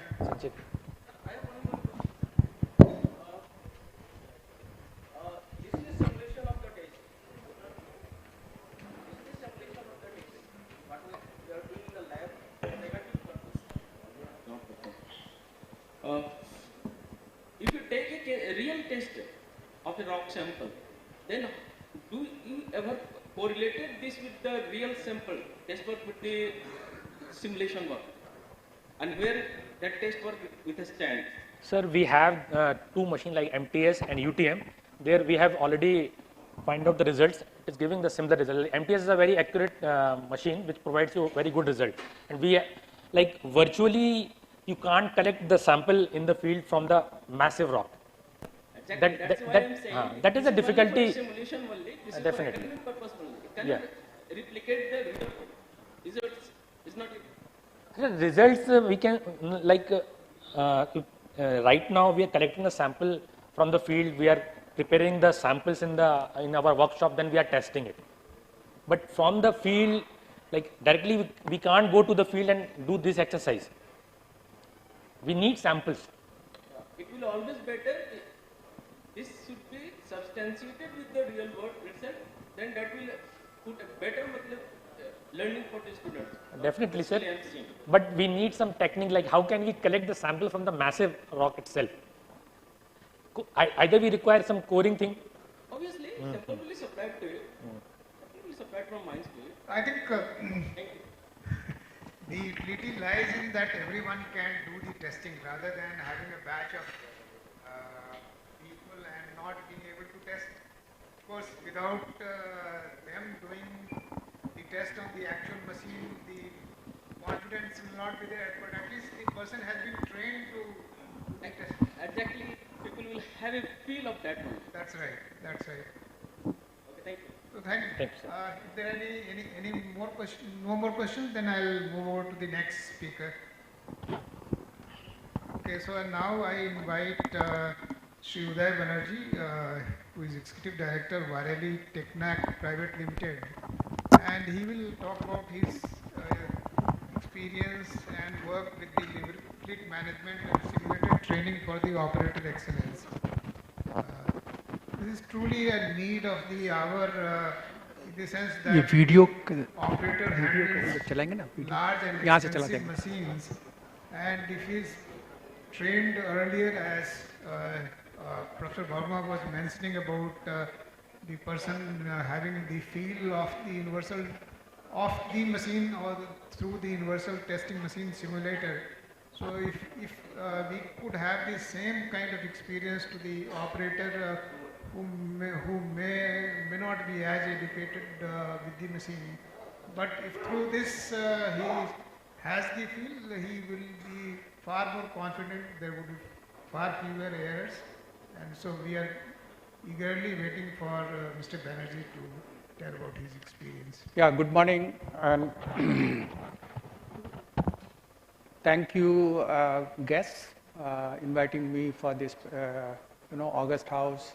I think it is Stratum 2025 is the first seminar of.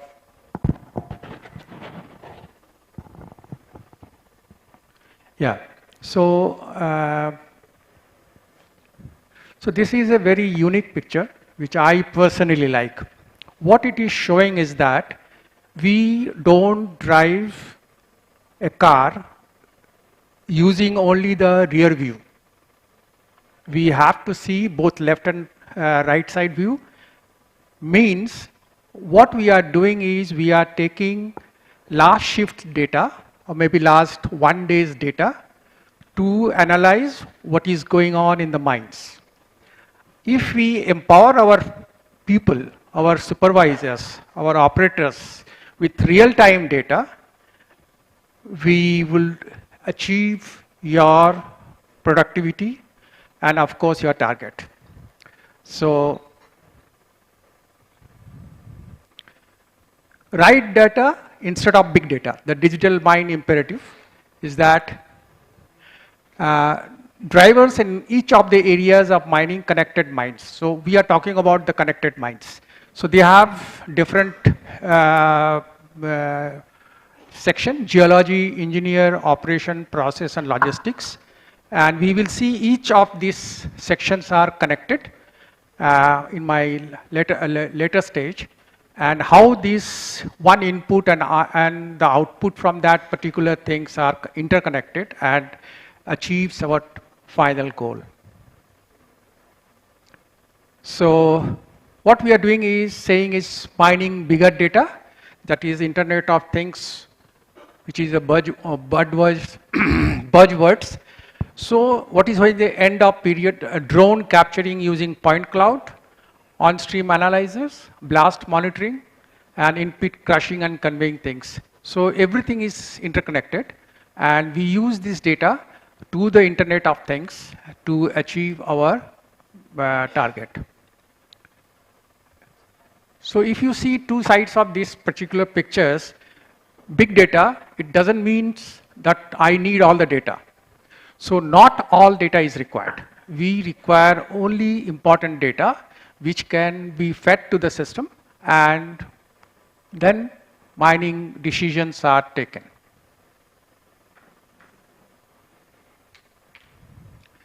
So another important thing is interoperability. Means share, interact, import, and export data.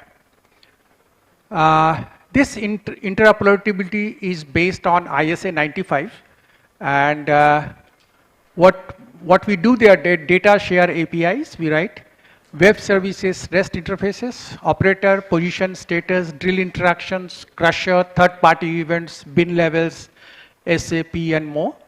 And import, export, automated block model imports, no user required, fully automated CSV file importing from the mine planning package. For the short planning, and then we use that data automatically, and accordingly mining operation changed during the daytime if required. Automated and scheduled CSV or DXF exports, SAP exporting manual exports. So that's what I said, that start with a plan for this digitalization. So geology, drilling, and all these things where the inputs are going to the another block, and the output of that particular block is going to the next strategic, like block model is going to the planning, strategic scheduling, mine layout design, long-term, and then short-term planning, which is goes to the drill and blast plan, which is load and haul cycle, which is the fleet management comes into picture, where the drilling, blasting, loading, and hauling takes place. And these data are used for processing, ROM stockpiles, crushing, conveying, beneficiation, and final products. So summary of digital mines is mining is a process. Change needs to be managed carefully. Cost affect the effectiveness of optimization. Understand your operation today, and when there is a problem, how good is the fix, That is most important. How robust are your plans? Understand that sometimes optimized plans require showing in non-bottleneck areas, accept that every activity contributes to the cost, ensure compliance to plans, and continuous improvements are always required. So this is customers' end-to-end operations, where if you see right from the geology to the transportations, these are connected horizontally and vertically with the system, which have a machine guidance system, collision avoidance, asset health monitoring system, and fleet management systems. All the sections are interconnected with horizontally and vertically. Once again, I'm repeating this word. And this is where the interoperability comes. This is a complete suite. What we offer is fleet management, machine guidance, operator safety, asset health, and data and reporting. So we cover everything, almost everything. Dispatching is, which is one well-known word. The empty dispatch, this is production and ore quality control. Full dispatch, crusher and stockpile, fuel dispatch, and tie-down dispatches. So optimizing your fleet to move more material, achieving targets, and reduce unproductive time. That's the main important goal for this. Dynamic dispatch optimization. So this is novel without dynamic dispatching. If you see the number of paths where from the loading unit to the crushing unit to the stockpile and everything is very, very, zigzag things. Once you put that dynamic dispatch things, it looks like optimization and optimized routes. It looks like this, very clean and very, very, less time taking activities. So I'm just keep this empty dispatch and full dispatch. So maximizing dynamic dispatching. So 2 or more loading units share a common dump and all these things. Most of the hauling units can be loaded by 2 or more loading units. So this is, I'm just keeping because. So production monitoring and control, intuitive fleet optimization designed for situational awareness, and real-time mobile KPI dashboard, empowering your users to make well-informed and timely decision in every situation. So this is maintenance related, that is asset health system, maintenance, downtime tracking, fuel management, tire management, and pre-start compliance. This is safety, this is smart cap. Fortunately, I saw one of the article in that magazine where the smart cap was used. So smart cap is a product of Venco International Mining Systems. So Venco has taken over this product 3 years back, and we give this through EEG technology. We produce this. We measure the microslip and will inform the operator. This is machine guidance, higher, for higher productivity and grade control. We use HP drill, HP shovel, HP dozer, where the accuracy level is centimeter level accuracy. Sub-centimeter is around 15-20 centimeters accuracy, GPS accuracy.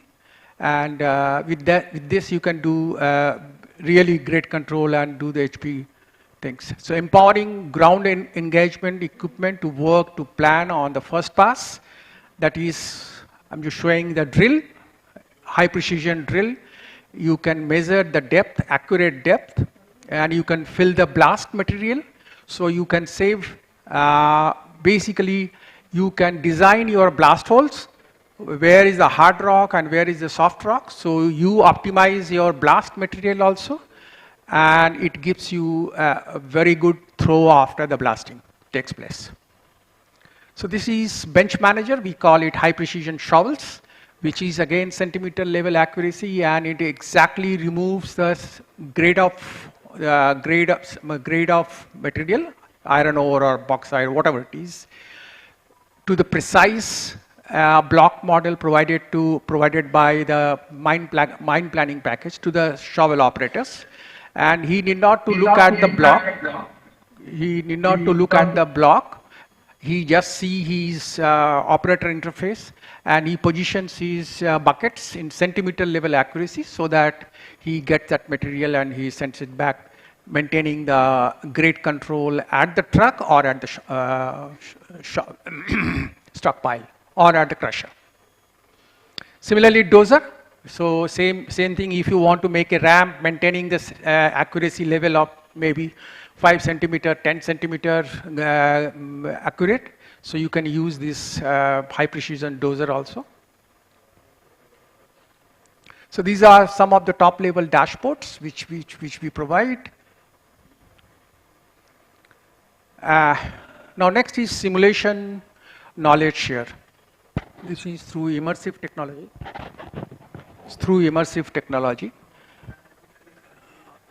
Yeah, I'm just going through. This is very interesting. So this is done by a big OEM. I will not name the name, where it is say the 5% change in factor in operator performance yields 4.3% reduction in the cost per hour. So this is simulation practice. So the idea is to bring it all the operators to the high control and consistency level, which is done by continuous things. This is one of those idea. This is operatability erodes productivity even in your best assets. So this is skill decay curve, where you will see that in after 12 months the skill knowledge which he has acquired is reduced by 30%. So this is continuous improvement, continuous training is required for the operators to upskill them. This is workforce planning, turning workflows development into strategic level. This is how this fleet management data is fed back to the systems, training systems, and they get the operators' behavior and operators' data, and they do this training and upskills the operators. This is the platforms, different platforms. So this is basically one graphic you can show, just show only one.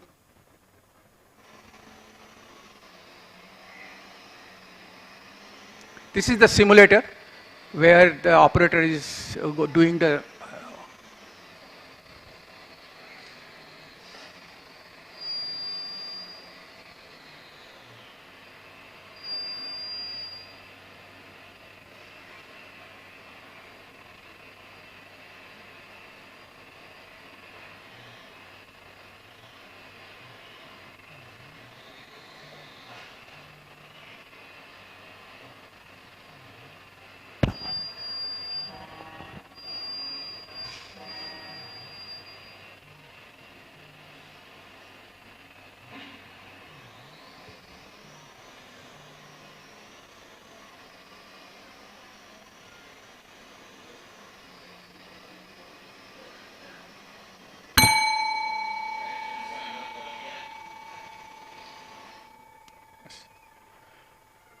So this is the real results. छोड़ दीजिए उसको, This is the real results. Each KPIs, how this this training, that is skill development training, does wonder for the break abuse, how much it is reduced, the spot time reduced, payloads, all the KPIs, main KPIs of the mining domain, mining field are addressed. That's all. Thank you very much. Thank you, Mr. Banerjee. If there are one or two questions, I can. Yes.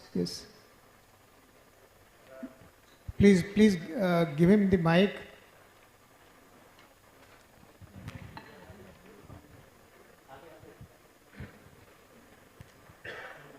Come forward, lady. Please come forward.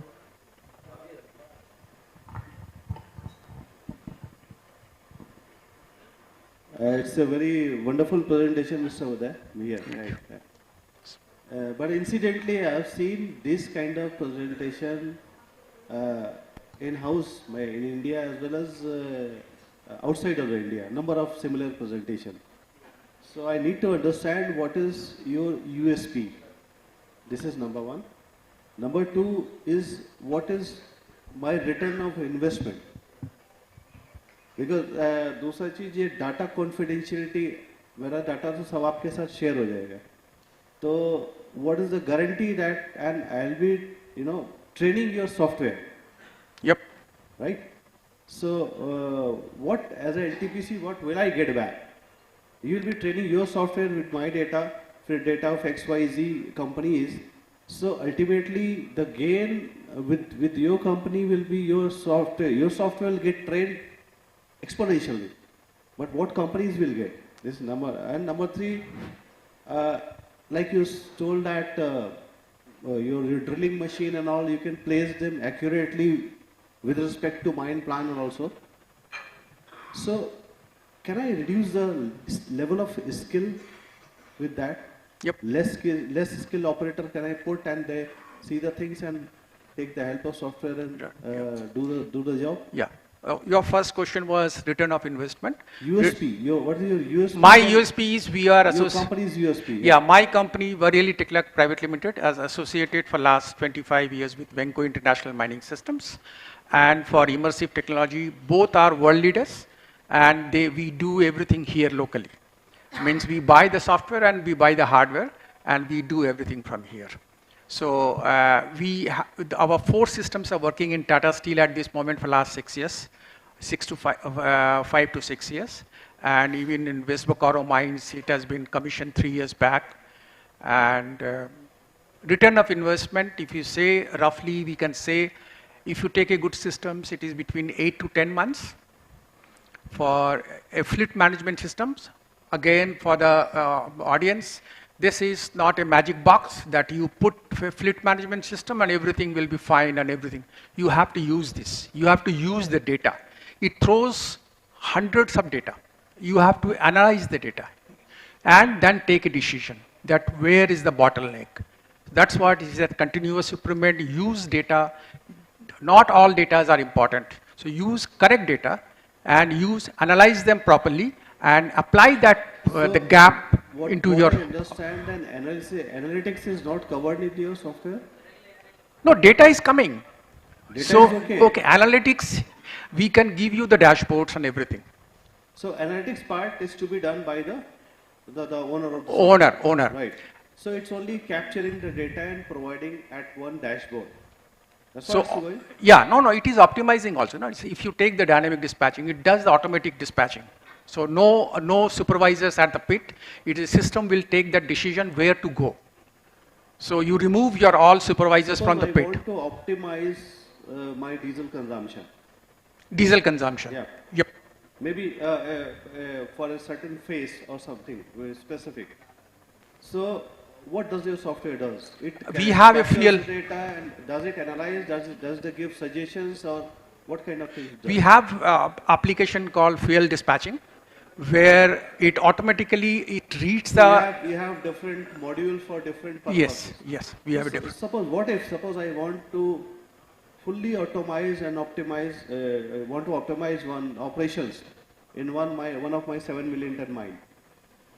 So what kind of investment do I have to do, and what is the returns on that? What's the payback period for that? Sir, it depends on your number of fleet, first of all, because. In general, what's your experience? When you must be doing this for a number of mines. So it's the general. I will say if you want to do fuel optimization, production optimization, and other tire management, maintenance, everything, for 100 equipment, it will be around 15 to 16 crores.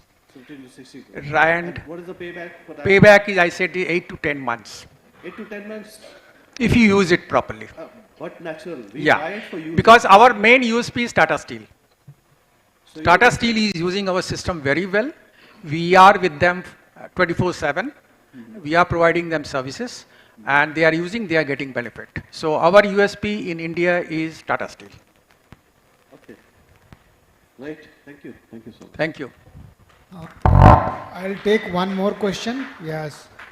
Good morning, sir.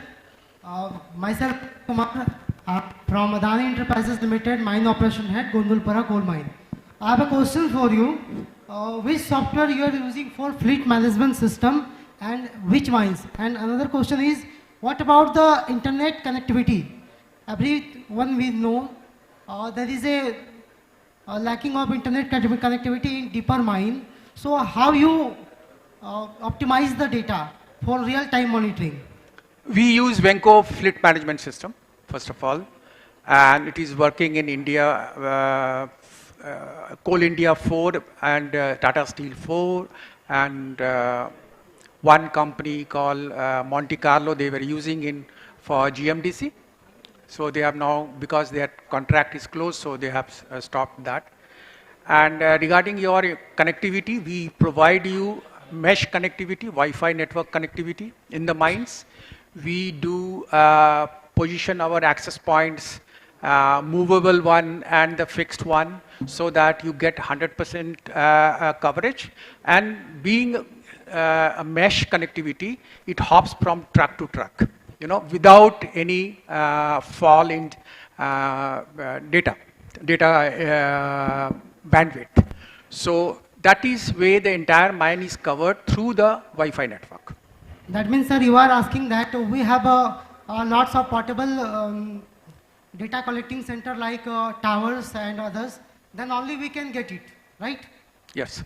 That means we do the radio survey, and then we propose fixed and movable, you know, access points. And movable access points are backed up by solar panel and battery, and you get that 100% coverage on that. Sir, you are thinking that a mine having a 25 kilometer of radius, square kilometer. I think you can take the detailed question with Mr. Banerjee later on, because we have 3 more speakers.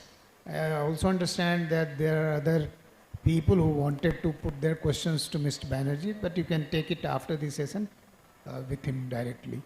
Okay, sir. Thank you. Thank you very much. You can speak with Mr. Banerjee later on. Okay, now we have Mr. Arjun Bhagavat, who is the HR business developer for a firm called Tree Altamira, and he will speak about leveraging advancement in INSAR for slope stability monitoring. So basically, INSAR is the satellite, and using satellite, what can be done for slope stability monitoring and other applications is what he will speak about.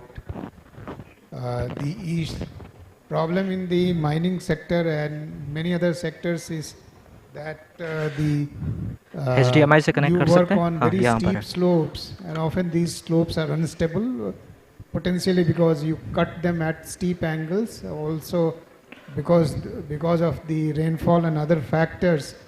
Some of these strata are loose also. So in such cases, the issue of stability is a very important one. NMDC in the year 2023 October had a huge accident where we believe that if they had better control over the slope stability using their application or other applications, would not have lost lives and wouldn't have affected the construction of the plant that they were doing near that slope. So now over to Mr. Bhagavat. Thank you very much, sir. A very good morning, ladies and gentlemen. My name is Arjun Bhagwat. I represent a company called TRE Altamira. Oops. Is that okay?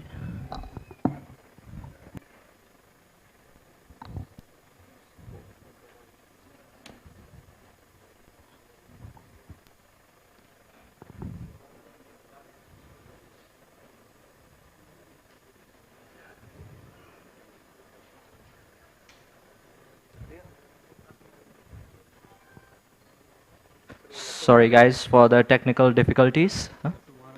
हाँ रख दीजिए.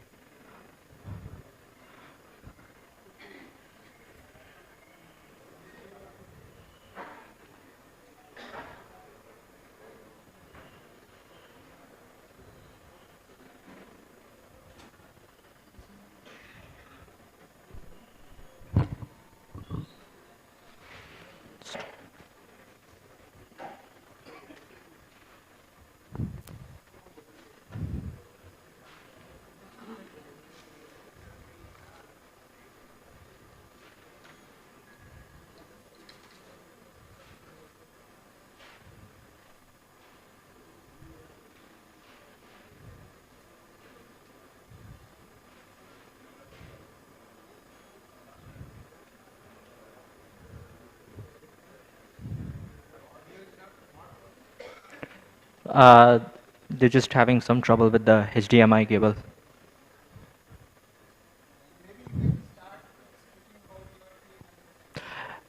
Sure. First of all, I would like to send my appreciation to Mr. Karbegan. Not sure if he's here in the audience today. I met him through the IME conference, and he had invited me to speak here today, along with Mr. Sanchit Dua, who had sent me the email for participating in the conference. As I said, I am currently serving as a business developer for a company called TRE Altamira. What we do is we essentially utilize INSAR satellite data to detect ground movements. And shortly, you will get a very good idea of the work that we do once I have my laptop ready. I also heard that last night there was a nice occasion where everyone had some nice drinks.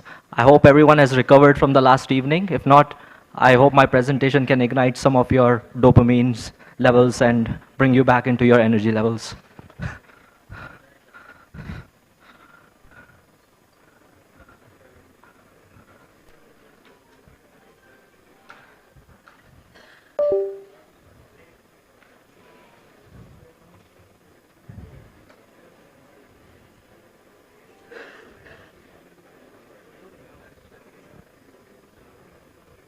Okay, great. Okay, well, finally we are here. So today I'll be talking about a technology called INSAR and its specific application to slope stability monitoring. We are fairly new to India. Our company is actually headquartered in Italy, but we have served globally mining companies around the world, and we also expand our work to civil engineering and oil and gas firms as well. So without further ado, I think I've already given you a brief overview of who we are, what we do. We utilize this technique called interferometric synthetic aperture radar to detect ground movements that take place at millimeter level precision. Here's a small snapshot of how we have evolved over time. So we were derived from the work from our CEO, who was part of a university in Milan called Politecnico Milano, where we spinned off this patent that was able to basically look at satellite data and use geostatistical algorithms to essentially look at displacements that would take place from unwrapping those satellite images. Simultaneously, there was another group called the Altamira group, which was back around in 2000s. That was our competitor, and it was up until 2010 when we joined forces, sorry, 2015, when we joined with the CLS group. Which is a big group in France that offers wide range of environmental monitoring services. And we merged together as a company called TRE Altamira. In 2010, we launched our revolutionary patent called Squeezer that became quite a leap in terms of INSAR monitoring services and gave a wide scope of offerings to various sectors, including oil and gas, civil infrastructure, and landslide monitoring as well. Ever since then, we have rapidly evolved as a corporate entity, and we have served over 70 plus countries. We have analyzed more than 10 million kilometers square of data. With regards to the mining companies around the world, we have served one of the biggest companies known as BHP, Barrick Gold, Rio Tinto. Recently, we started advancing ourselves in India and are rapidly looking to evolve in the Indian market as well. So you might be wondering, like, how does all this work out? Like, how do we acquire these satellite images? How do we process them? Well, essentially what happens is that we have these satellite agencies around the world. These include NASA, European space agencies. For India, it's the ISRO, through which we get these images. And then our team in the Milan office basically processes these images using various geostatistical algorithms and machine learning tools to then give you a displacement measurement point of how these areas have evolved throughout the time. We then have a dashboard that our clients can access anytime online through a access link. It's called the TrayMaps platform. And that is, in the end, what we provide as a service to our clients. These are a range of satellites that we work with. We have the TerraSat X, which is by the German Aerospace. One thing you might notice at the right side of each satellite, I have the revisiting time that each satellite takes around the Earth. So that essentially indicates every measurement is made during that interval for the satellite in looking at the displacement. And and then you have like the different bands at which these satellites send the signal to the ground. So we have the X band, C band, L band. L band provides the highest penetration with penetrating through vegetation or leaves or any forested areas. With the mining in particular, we try to focus with the X-band satellites because it gives the maximum resolution on the density of points. In some cases where there are vegetated areas, we look at L-band satellites as well. So speaking more about satellites and the way they function and orbit around the Earth, they orbit at an angle that is from the normal to the surface of the Earth, and we like to call this the line of sight.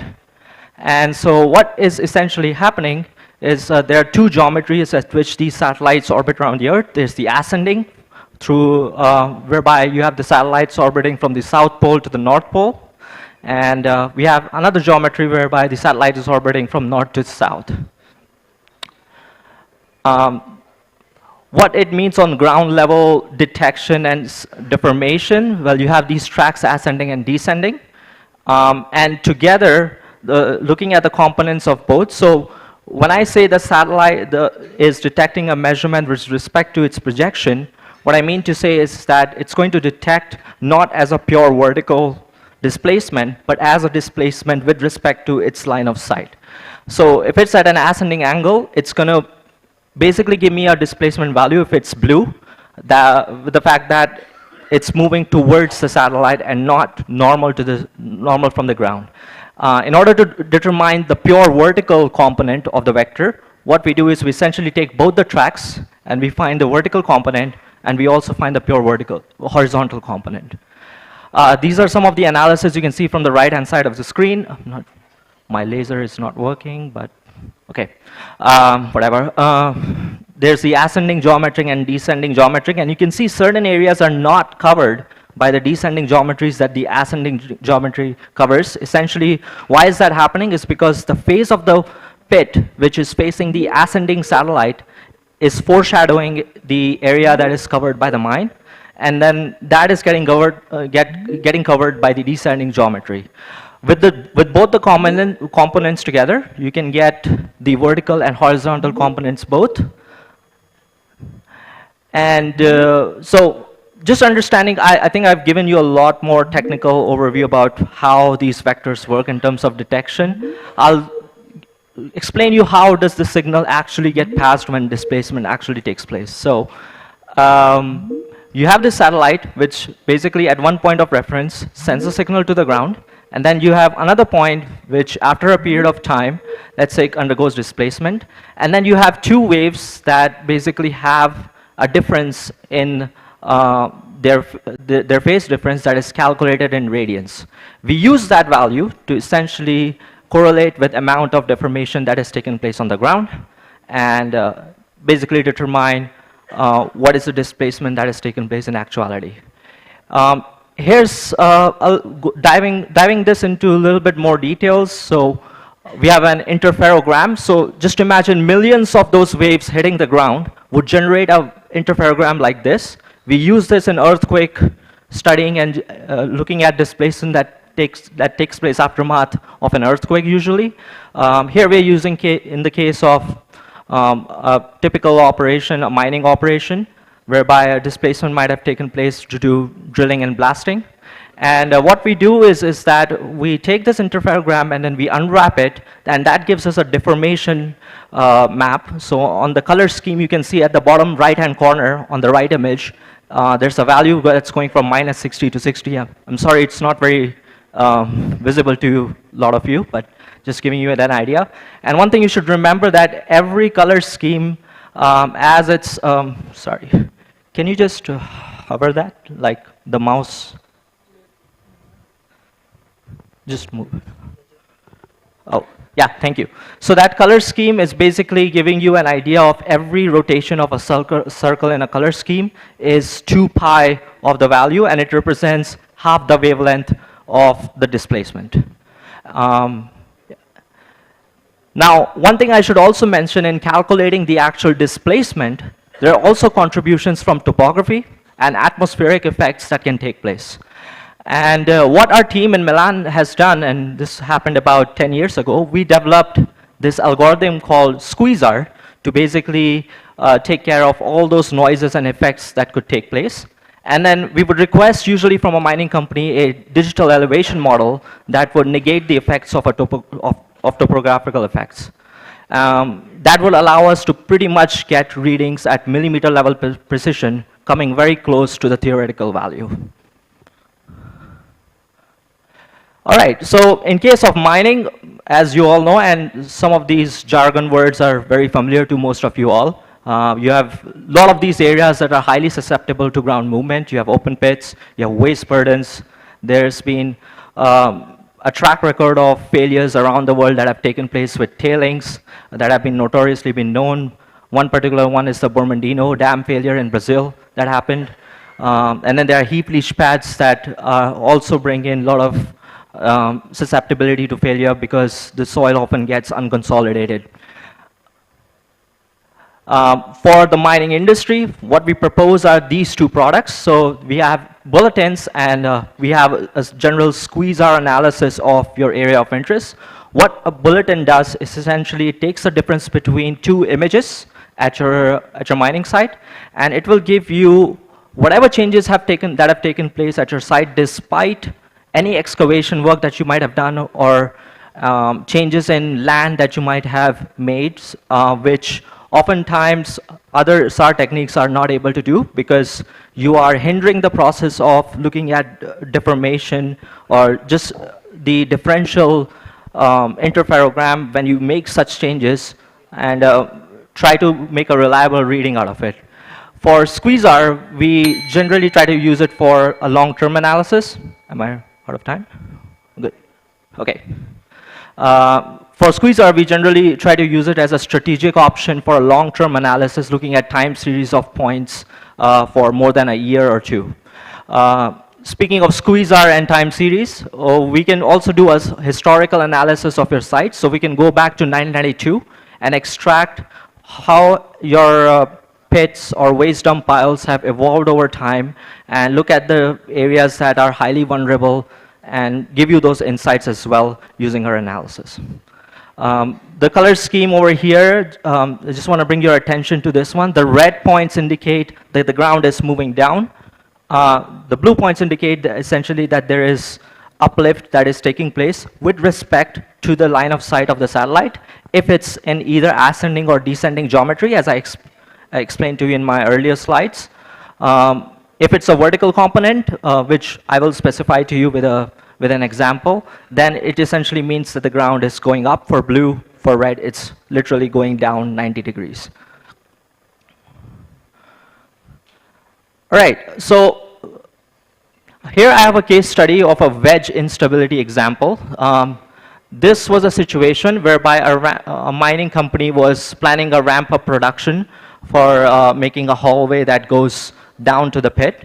And they were concerned about instability at this particular area. What we did with our analysis, we identified this red area for the mine. And this was essentially caused by drilling and blasting activities that took place somewhere down below that bench. Through the vertical and horizontal components, this again validated the previous slide over here. Again, we saw some red areas over here, which showed the signs of subsidence, and essentially allowed, I have the vectors over here again for your reference. So red essentially means going down. Sorry, my animation is not working today. No worries. But essentially, the red points indicate the land is going down. And you can see from the trend line over here, which is about more than 80 millimeters of subsidence that has taken place from 2021 to the end, sorry, from June 2021 to December 2021. We can also tell you whether the movement has happened eastwards or westwards using this analysis, pretty much from the vectors that are derived from both ascending and descending geometry. So INSAR also has a great incentive for companies to position where they want to put their in-situ instruments as well. So these can include GPS trackers. They can include even slope stability radars as well. and basically look at the face a lot more carefully in those areas which are highly susceptible.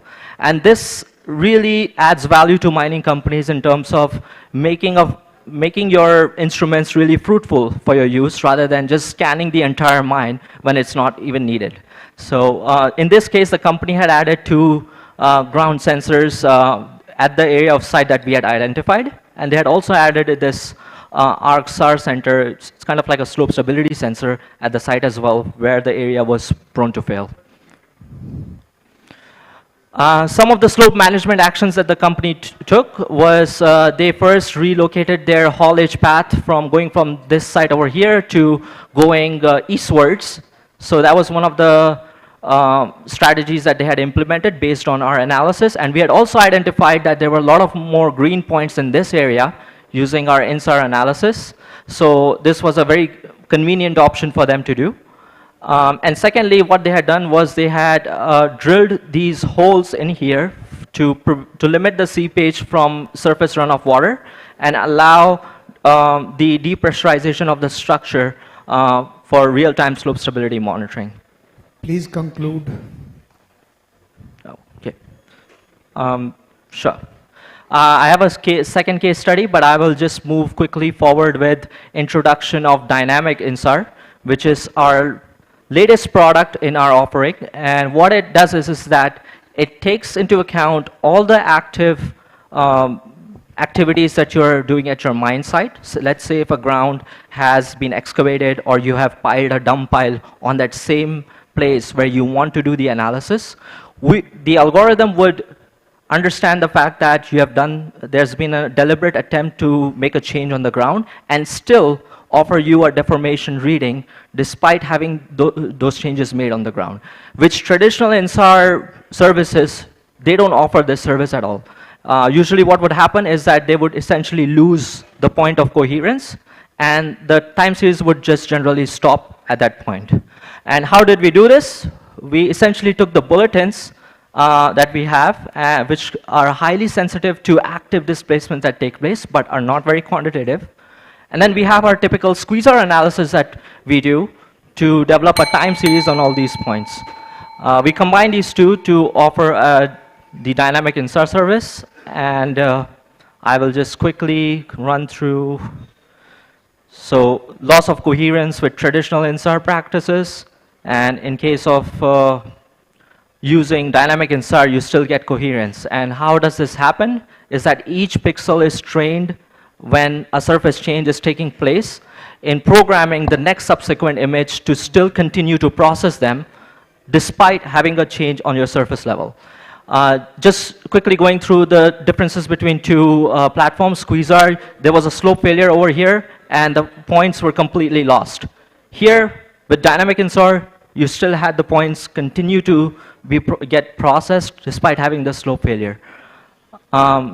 Some of the visualization tools that I wanted to go through with, but I guess I'm running out of time. You have actually run out of time. Please conclude. Okay, sorry, sir. All right, I think people can discuss with you after the event. Sure, no problem, sir. Yeah, thank you very much. If you have any questions, sorry this was a little bit too late, but feel free to ask me. And yeah. Please be brief in your questions. Yeah, actually, I was looking. I am Sunil Kumar Rai, DGMIT Dulanga. I was looking that the satellite revisit time is more than 6 days, 5 days in most of the cases. So how it is possible, because these changes are very frequent in mines. So how it is possible to manage this with this? Because if the satellite is observing it after 6 days, already it may happen that the mines may have changed in that time. And second question is, how can this your derived deformation time series can be integrated with our mine plans and other information we are having? So that sorry, can you repeat that? We are having other geological data in mine plan. So yeah. In your deformation series, how to integrate all these so that we can come to a conclusion? It's a great question. So, ladies and gentlemen, the 2 questions that the gentleman had asked was, the first one was the fact that we had a really long revisiting time for the satellite, and that could be a concern because the failure might happen anytime. So generally, if you were to observe these failures when they take place and the nature of them, they actually evolve from very slow displacements over time. And actually, I wanted to show a couple of examples, but I ran out of time.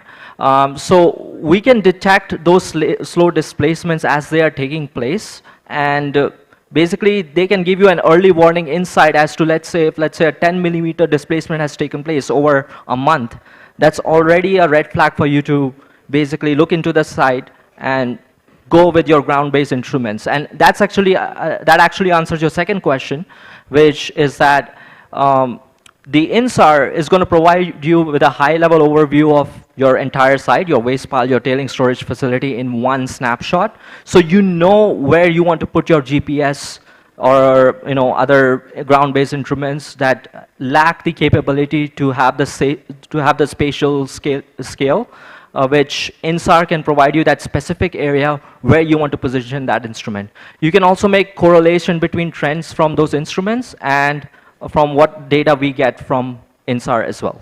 Yeah. Okay, I hope that answers your question.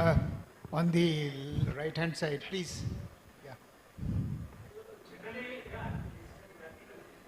Generally, mining operations are ever continuing, means vibrations will be there, lot of vibrations are there. And how you will compete for this coherence losses? Coherence losses. So guys, the question was about how vibrations can affect coherence for detecting these points. For us, the term coherence really comes from the fact that each image that we acquire with time, so it's a radar signal that is sent on the ground. Those vibrations compared to the level of wavelength that is sent on the ground, they basically negate all those noises. And from getting the first 15 images setting as a baseline, we can normalize that effect of vibration as well using our algorithms as well.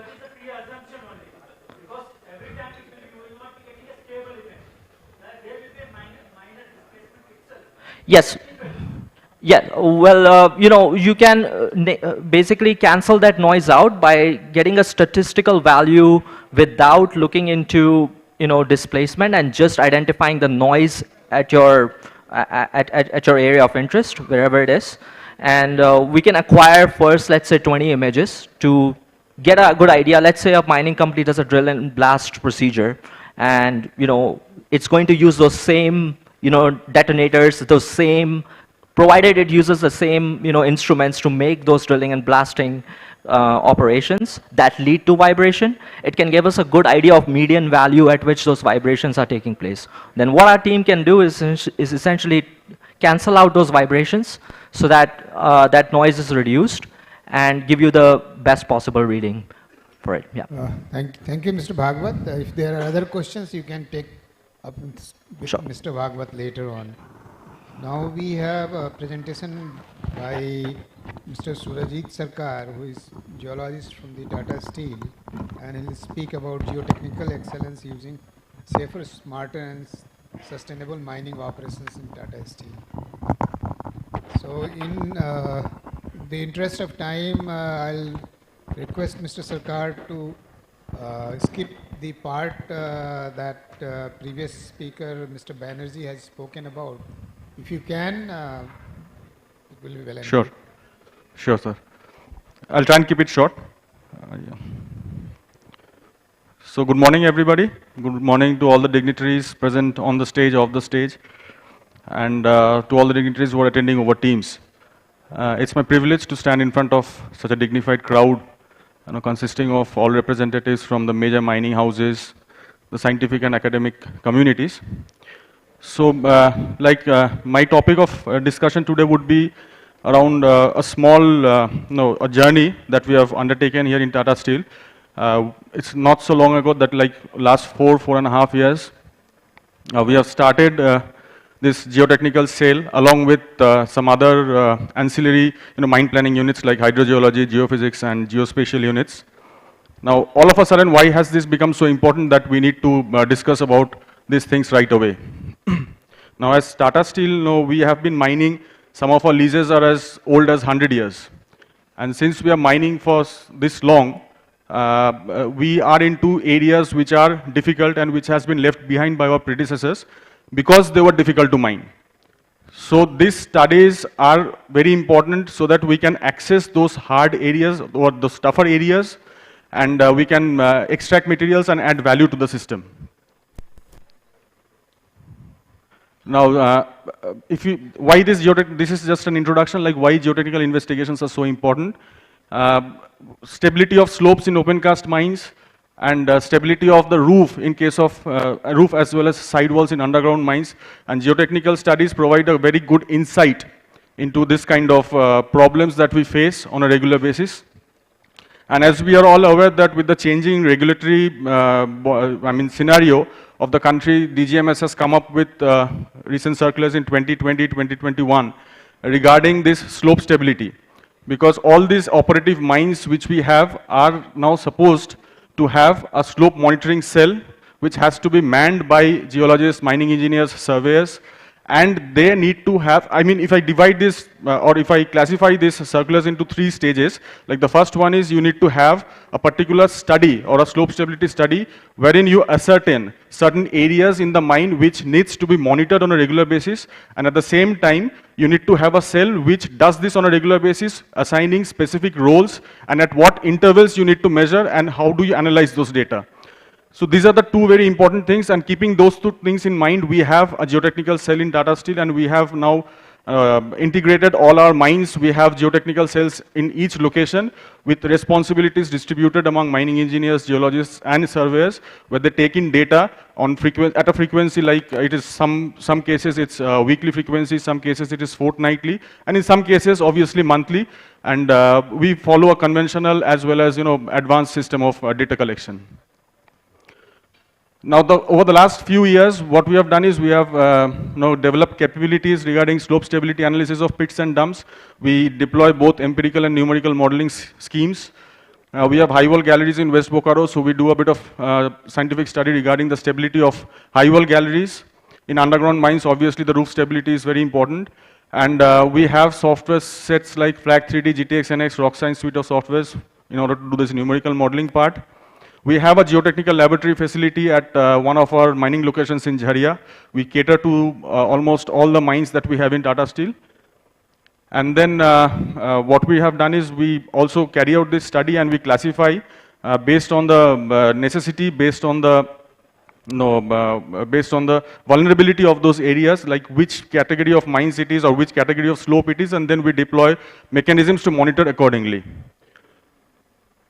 This is just an overview of the geotechnical laboratory facility at Jharia division. These are it's not always possible for us to have specified sized cores which goes into the testing apparatus. So we have this laboratory facility along with the sample preparation facility where we have those cutting instruments or drilling tools wherein we bring in blocks from our mines and then we cut those cores that is required for the testing apparatus, and then we carry out all this testing, the PMP analysis as we do in our laboratory. These are the suite of softwares which I've already mentioned, like Flag 3D, Midax, GTS NX, and RockScience. This is a typical, things that we carry out in our open cast mines and underground mines at Tata Steel.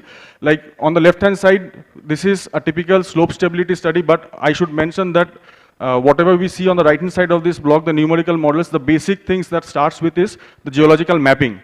Because without geological mapping, as most of you would understand, the PMP data or the physico-mechanical property data, they stand nowhere. So the first and foremost thing as a geologist, we need to map the area because we need to convert this physico-mechanical property data into a rock mass data. And by rock mass data, we mean that the discontinuities in form of, say, joints, in form of cliffs, in form of bedding planes, those needs to be incorporated with the PMP data so that we have a real field simulation into the numerical model. So we do this geotechnical mapping. We have a lab where we generate that PMP data.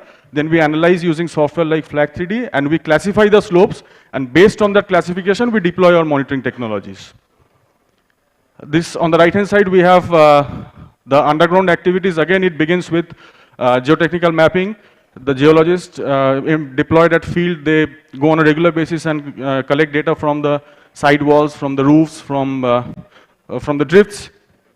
And we calculate the stress that is coming onto the galleries onto the junctions of those workouts, and we calculate the amount of yielded height, that is the amount of displacement or the amount of, or the distance of the height of the roof which has undergone displacement, and then we design the support system accordingly so that the factor of safety or the support safety factor remains more than that of what is the required by the DGMS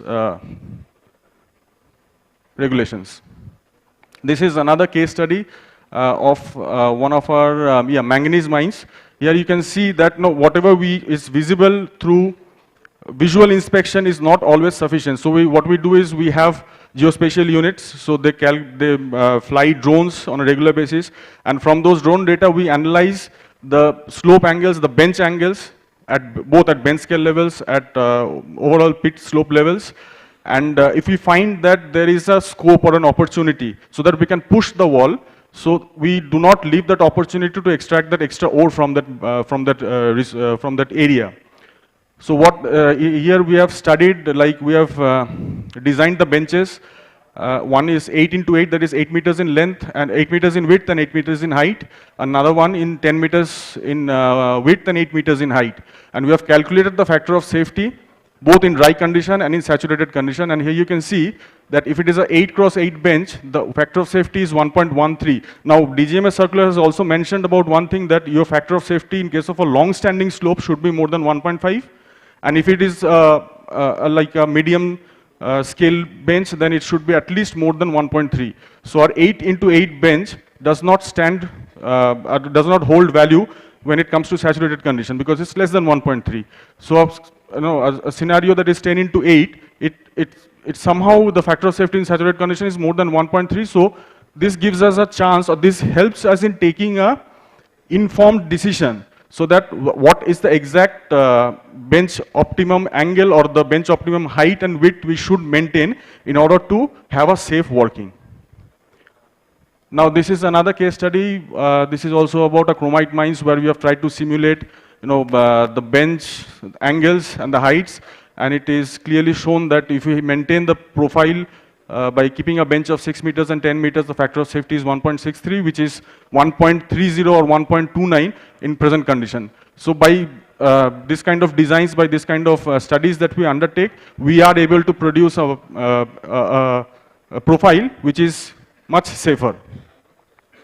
Now, as I've already mentioned that the DGMS circular, so we have implemented all these slope management plans and trigger action response plans across all our mining operations in OMQ, that is in all our iron mines and manganese mines. These are some areas where we have deployed some conventional method of conventional method of slope monitoring based on the numerical models that we have developed in-house. Similarly, in underground coal mines, we put a lot of stress on empirical studies along with numerical models, because empirical calculations also give us some kind of, or rather it gives a fair idea regarding what kind of support we should deploy at each of our working galleries and junctions so that they remain safe over a period of time.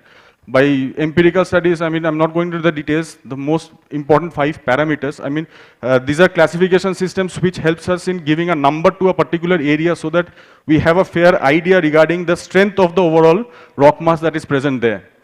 So the 5 parameters like layer thickness, structural features, rock strength, slag durability. Rock strength and slag durability are lab obtained numbers, and the rest are groundwater seepage is again a data that is collected from the field, and structural features is obviously from the geotechnical mapping that we undertake.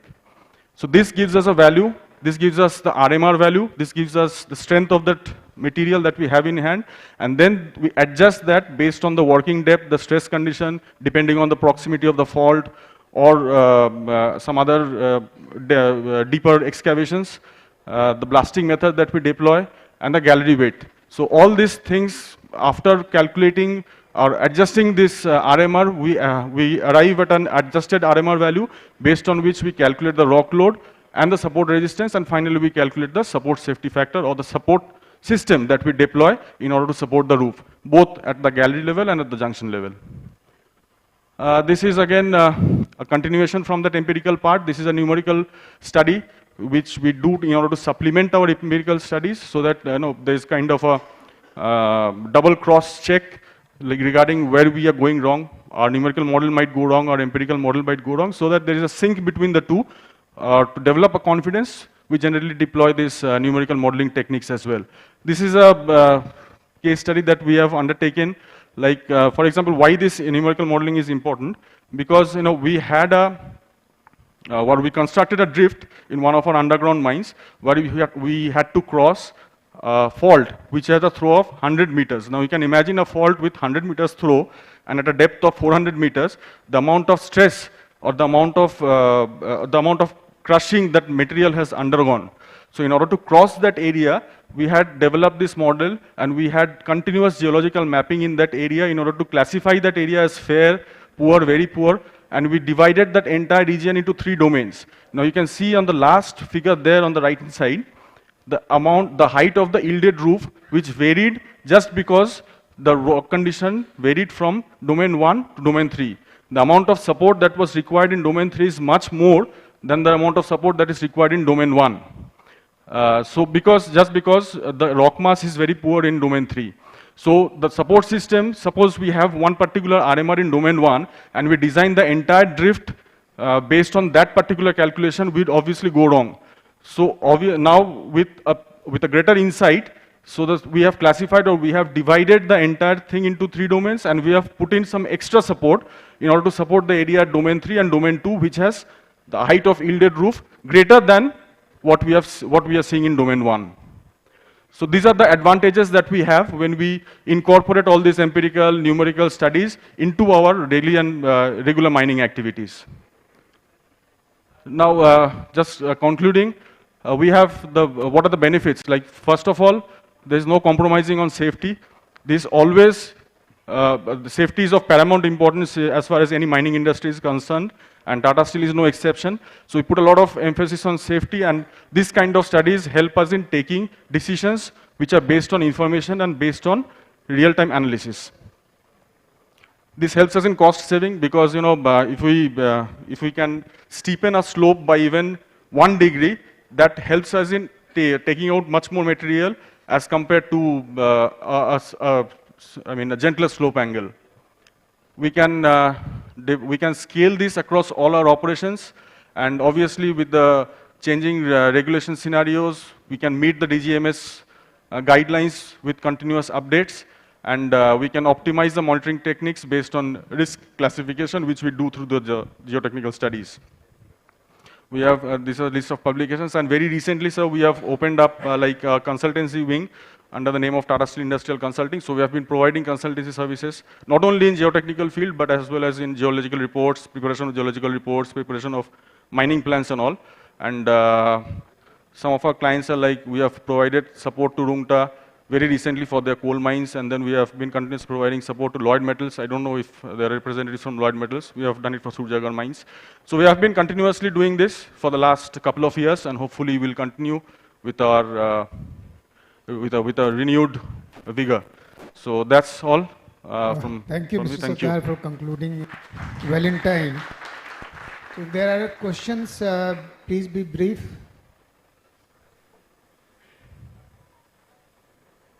I believe people will put the questions directly to him, not in the house.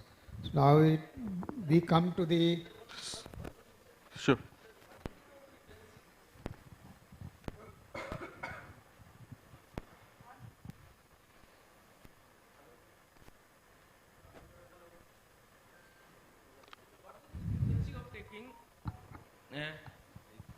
Geotechnical data in open cast iron ore mines? I think this is a specific question. If there are conceptual questions, you can take it up right now. Otherwise, specific questions, you can take it up with him directly. No, I can just answer it quickly, sir, because in open cast mines, we have a formulation, we have developed a system wherein we collect data in 2 phases. One is a team of geologists and mining engineers, they visit the open cast mines on a fortnightly basis, that is a visual inspection, and then we have deployed some monitoring stations, and we collect that data on a monthly basis through survey.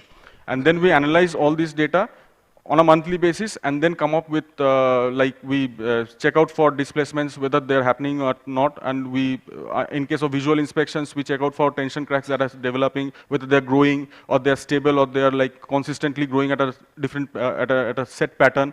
So there are different methods. So if you want, we can share it, or rather we can discuss it in details. But there are 2 or 3. It is customized based on what is actually there in the mines, and not exactly like a prototype solution for each and every mine. It's very competent, yeah. It's very competent. But there are 2 things. One is the pit and one is the dump. In dumping material, yeah, so the dumps also comes under the purview of slope monitoring. So that is a vulnerable area which needs to be monitored on a regular basis. Yeah, thanks. Thank you, Dr. Sakar. Now we have Mr. Suri Chandra, who is and he electrification of mining equipment.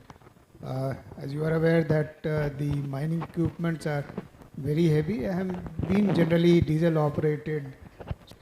They have a huge initial load. So through electrification and probably generating electricity through renewable energy, we can decarbonize the mining. So I now invite Mr. Shuri Chandra to speak about BML's experience in the electrification of mining equipment. Thank you, sir.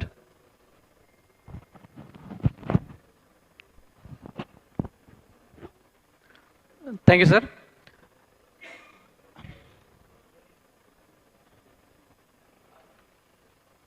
Yeah, good morning, everyone. I'm Suraj Chandrasekhar from BML R&D department. So today my topic is electrification of mining equipment. So in this briefly, I'm going to cover all these things. Okay, why electrification is required in the mining area, and what are the present trends in the mining equipment, then advantages of the electrification, challenges in electrification, BML portfolio of electrical equipment, then case studies, how we will get benefit from the electrical equipment, then future trends, and I will conclude it. Now, so as per the Paris Agreement, so where almost 195 countries have been participated in, India is one of the participant. So there they have taken one decision that they want to limit the global warming temperature to 1.5 degrees of the pre-industrial level. Okay, presently, India is in the 3rd position in the greenhouse gases emitter. So first is in China, after that India. Sorry, after that US.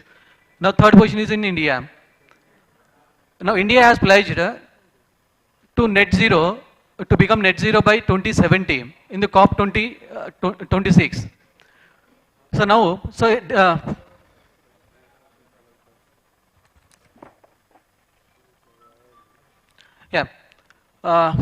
traditionally diesel powered equipment has been used in the mining, which is producing more CO2 levels. Okay. Now electrification in its various forms is emerging as key strategy for the decarbonization in the mining sector.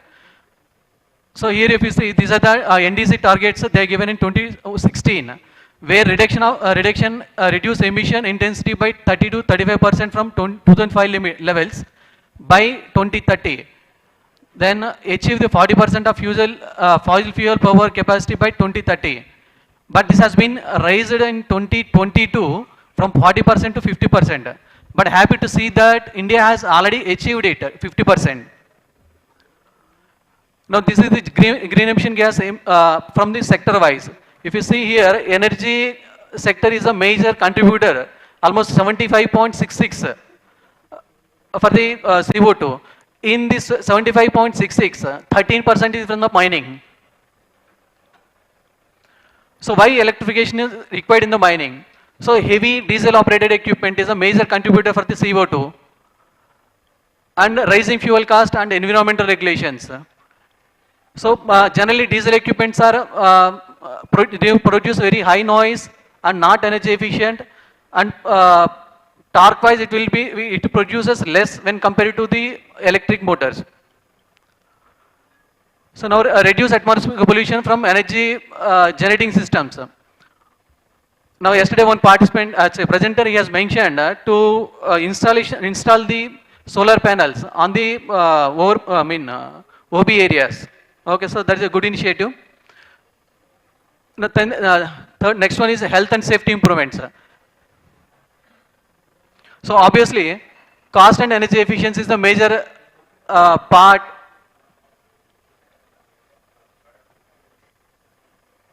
Okay, this I'll skip. This is the same. Now, presently, what is the mining equipment and their electrification? In this, now if you see the typical open cast mining, in that they're using haul trucks and loaders, excavator and supporting equipments like dozer, graders, drills and service vehicle. So most of these vehicles at present are diesel operated. So they are contributing more carbon level. And possibility of the electrification in this equipment. So diesel electric variants, that is haul trucks that almost the 150 and 205 to 240 ton, they are actually driven by diesel engine, but in-wheel motors are there. So that wheel is almost 15% reduce the carbon emission. Now cable connected vehicles. Now bigger excavator, drag lines and electro-hydraulic shovels. So these will be connected permanently with one trailing cable which is supplying the electricity to the equipment. So these are the one electric variants. Next one is hybrid electric vehicles. So if you see hybrid electric vehicles, generally as of now we are thinking about only battery as well as the diesel.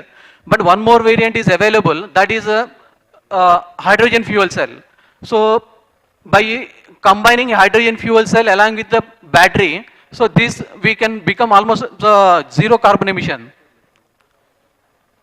Now trolley assist trucks. So haul trucks which are having higher capacity, almost 150 and 240 dumpers, that is actually charging in the mines is very difficult. So that type capacity of charges are also right now it's not available. So one possibility is going with the trolley assistance.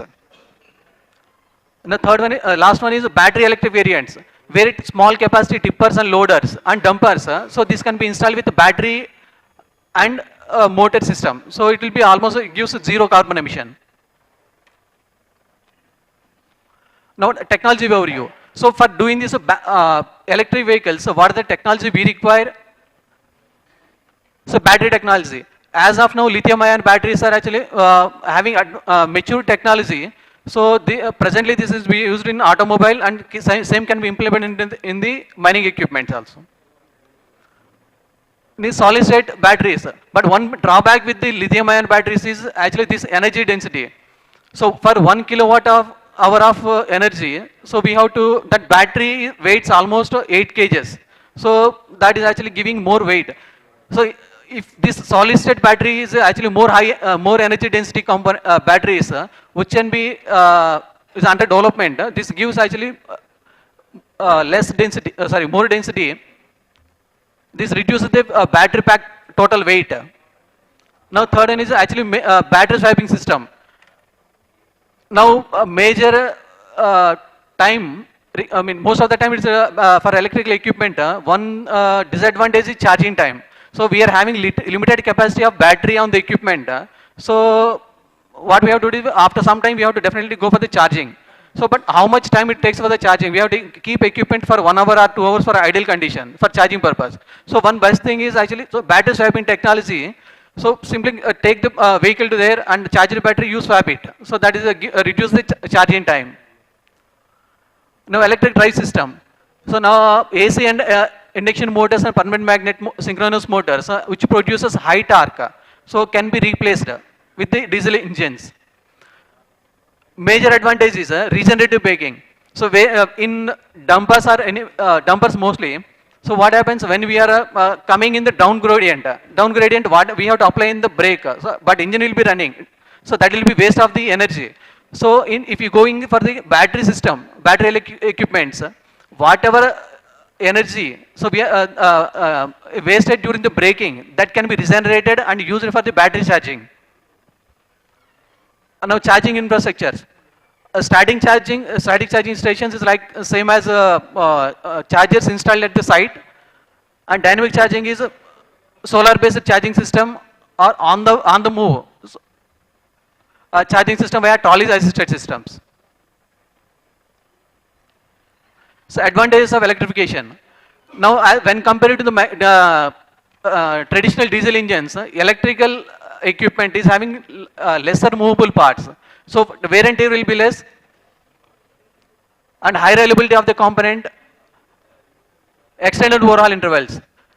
Now, next one is greater hull productivity. So, when compared to diesel engines, electric motors produce higher torque instantaneously. So, it gives a greater hull productivity. Now, environment benefit. So, if you go for the pure BEV or fuel cell electric vehicles, that will be giving zero tailpipe emissions. If you are going for the HEV, we can reduce CO2 and NO2. Then improved air quality, especially critical for underground mines. So operational efficiency, higher torque and fast acceleration. And regenerative braking reduces wear and of mechanical brakes. Reduced downtime due to fewer movable parts compared to diesel engine. Now economical benefit, this is actually low fuel cost as well as maintenance cost. And safety and comfort for the operator also, due to less noise and vibration. But what are the challenges in that electrification? So battery limitation, as I mentioned earlier, so each equipment can be fitted with limited capacity of battery. So definitely we have to go for the charging. Then after some time, maybe after 5 years or 6 years, we have to go for the replacement of the batteries. And presently lithium ion batteries actually requires robust BMS, otherwise actually there is a possibility of fire accident in the equipments. Now charging infrastructure. So for a 205 or 150 dumpers and higher capacity any equipment, presently that type of rated chargers are not available. So we are going for the trolley assistance system in that case. So operational challenges. So harsh environment affects the battery life. On long haul roads discharges the battery faster, especially in mining. So long haul roads will be there actually. This requires discharges battery very fast. So to give the more life or more kilometer, then we have to increase the battery capacity. Finally, that weight on the equipment it will be increasing. So economic considerations, high initial cost for the new fleet as well as the retrofitment. But so one more advantage is if you are going for the high initial cost, anyway initial cost is more. But after that ROI is very, within 6 years we can get that back. So anyway, for me some examples are there, I will show you that. So the presently BML portfolio of electrical equipments. So this is actually 20 cubic meter rope shovel, so which we have developed in 2025. We have commissioned in Singrauli. Okay, this is actually 21 cubic meter rope shovel. It operates with actually 6.6 kV directly trailing cable connected. One cable will be connected directly to the machine. This equipment we have commissioned in May 2025. Sorry. This equipment we have commissioned in May 2025. Now it is running with almost 3,000 hours HMR. So this one is a B1800 electrical equipment, electro-hydraulic excavator. So this is a 10 to 12 cubic meter capacity. So this is fitted with two 300 kilowatt motors, squirrel cage induction motors, supplied with 6.6 kV. So here what happens? Typical hydraulic excavators that will be driving the main prime mover is diesel engine that will be connected to PTO. PTO will be connected to the pump, hydraulic pumps. Okay, that hydraulic pumps will be operating the cylinders. Now here in place of diesel engine, so we have removed the diesel engine. In place of diesel engine, we are fitting with the squirrel cage induction motor. So from there onward, system is same, but we are having lot of advantage because of this. Cost wise also, as well as the CO2 levels also. So this B1000D electro-hydraulic excavator, it is similar to 1800 but smaller capacity. So this is up to 5.5 cubic meter. So it is fitted with 400 kilowatt induction motor, supply voltage is 6.6 kV. So this is a diesel electric dumpers. In traditional dumpers, So diesel engine is connected to the transmission. Transmission is connected to the differential through drive shaft. So in that equipments actually diesel engine is giving more noise as well as the CO2 levels. So here what happens? Diesel engine is replaced with so diesel engine will be there. This will be coupled to the alternator. So alternator is driving the in-wheel motors. Two motors are fitted in the wheel. So directly from alternator supply is going to the in-wheel motor through drive. So this is actually 205 US ton dumper. It is fitted with 2300 HP Cummins engine. That engine is connected to the alternator. Alternator is providing the supply to the in-wheel motors. So 150E, this is the smaller capacity when compared to the earlier 205. So this powertrain is almost same as 205 but with a lesser HP engine. And this is the presently under development. It is a pure BEV, battery electric vehicle. So here it is a 35 ton dumper. In this part, engine part, so we are removing the engine, and in place of engine we are fitting the batteries. And batteries will be supplying power to the motor. Generally in regular equipment, in place of here, our transmission will be there. So we are removing the transmission and we are installing one motor. Battery will be supplied to the motor. This is a 60 ton dumper. I'll skip this. So as I told you, for higher capacity equipment, 150 and 240 ton dumpers, it will be, you are going for the pure BEV. Charging will be difficult as well as the battery weight on the equipment will be higher. So we are going for the hybrid system where hydrogen fuel cell will be there. So that will be supplying to the motor as well as the charging the battery also. So during high torque requirement time, hydrogen fuel cell as well as the battery both will give the supply to the motor.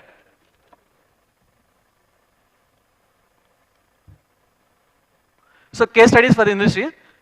So here just we are comparing with the three variants. One is a complete battery, then diesel electric version as well as the trolley assistance.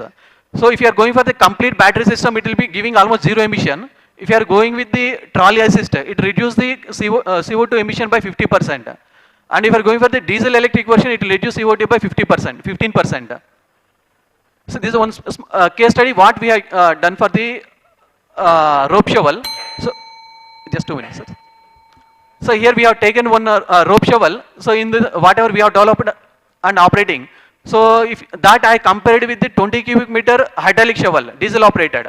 So if you consider average 500 hours and per hour it consumption is 210 liters and it is a completely this 10,50,000 liters per year. And this power consumption for the rope shovel is 37,050 lakhs. Now if you see here CO2 emission for the 10,50,000 liters. Okay, that is if you take 1 liter diesel, it will emit almost 2.68 kg of CO2. So it is becoming 2814 ton. And if you see this power generation for 1 kilowatt hour, we are producing 0.65 kg of CO2. So that for 37,50,000 units, it is becoming 2437 ton. So now difference is almost 377 tons of carbon emission we are reducing. So again, economic wise, if you see here, diesel version for 10,50,000 liters, 95 rupees each liter if you consider 9.97, and one electric version if you consider 5.1 rupees per the kilowatt per unit, that is becoming 1.91. So annual saving from the fuel is almost 8.06. This rope shovel, it costs around 60 crores. So within 6 to 7 years, we are getting that return. Whatever we invested, that we are getting back. So this is a 10 cubic meter shovel. This diesel driven and this electric operated. So here also, see, operating cost per ton almost is becoming 13 rupees per ton. Here it is 3 rupees per ton. And annual cost maintenance, it is 764 per hour. For diesel driven, it is 1910 rupees per hour. And CO2 level also almost 5 ton metric ton we are reducing. So future trends in this integration of autonomous driving with the fleet management system. Then using renewable energy for microgrids for charging and development of modular battery packs for easier maintenance and upgrades. Greater adoption of hydrogen fuel cell for ultra heavy duty dump trucks. So this is my conclusion. So our roadmap is aligned to SDG, ESG and national emission levels mandates, reaffirming our role as a green technology leader in mining equipment. Thank you.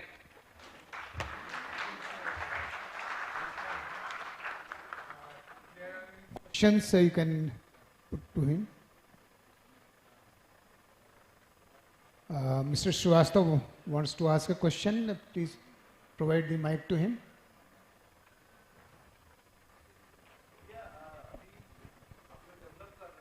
Sir.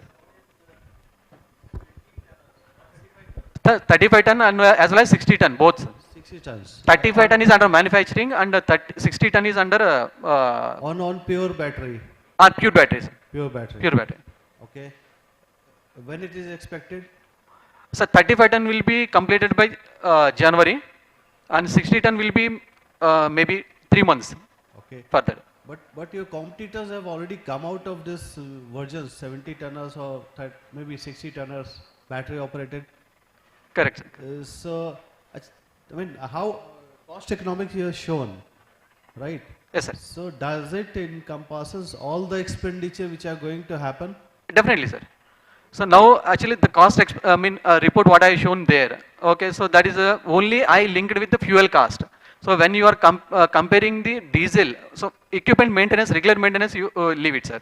So just I am comparing the operation cost of the fuel with respect to the electric energy consumption for how much amount you are spending. Understood. But have you compared, maybe you may have to replace the batteries maybe after 5 years because it's heavy duty. Correct. So for the period of 25 years, where do we stand? Sir, exactly. Now if you see that, so in that I shown within 6 years you are getting the complete equipment cost in return. So battery is one part which you have to replace after 5-6 years. So, sir.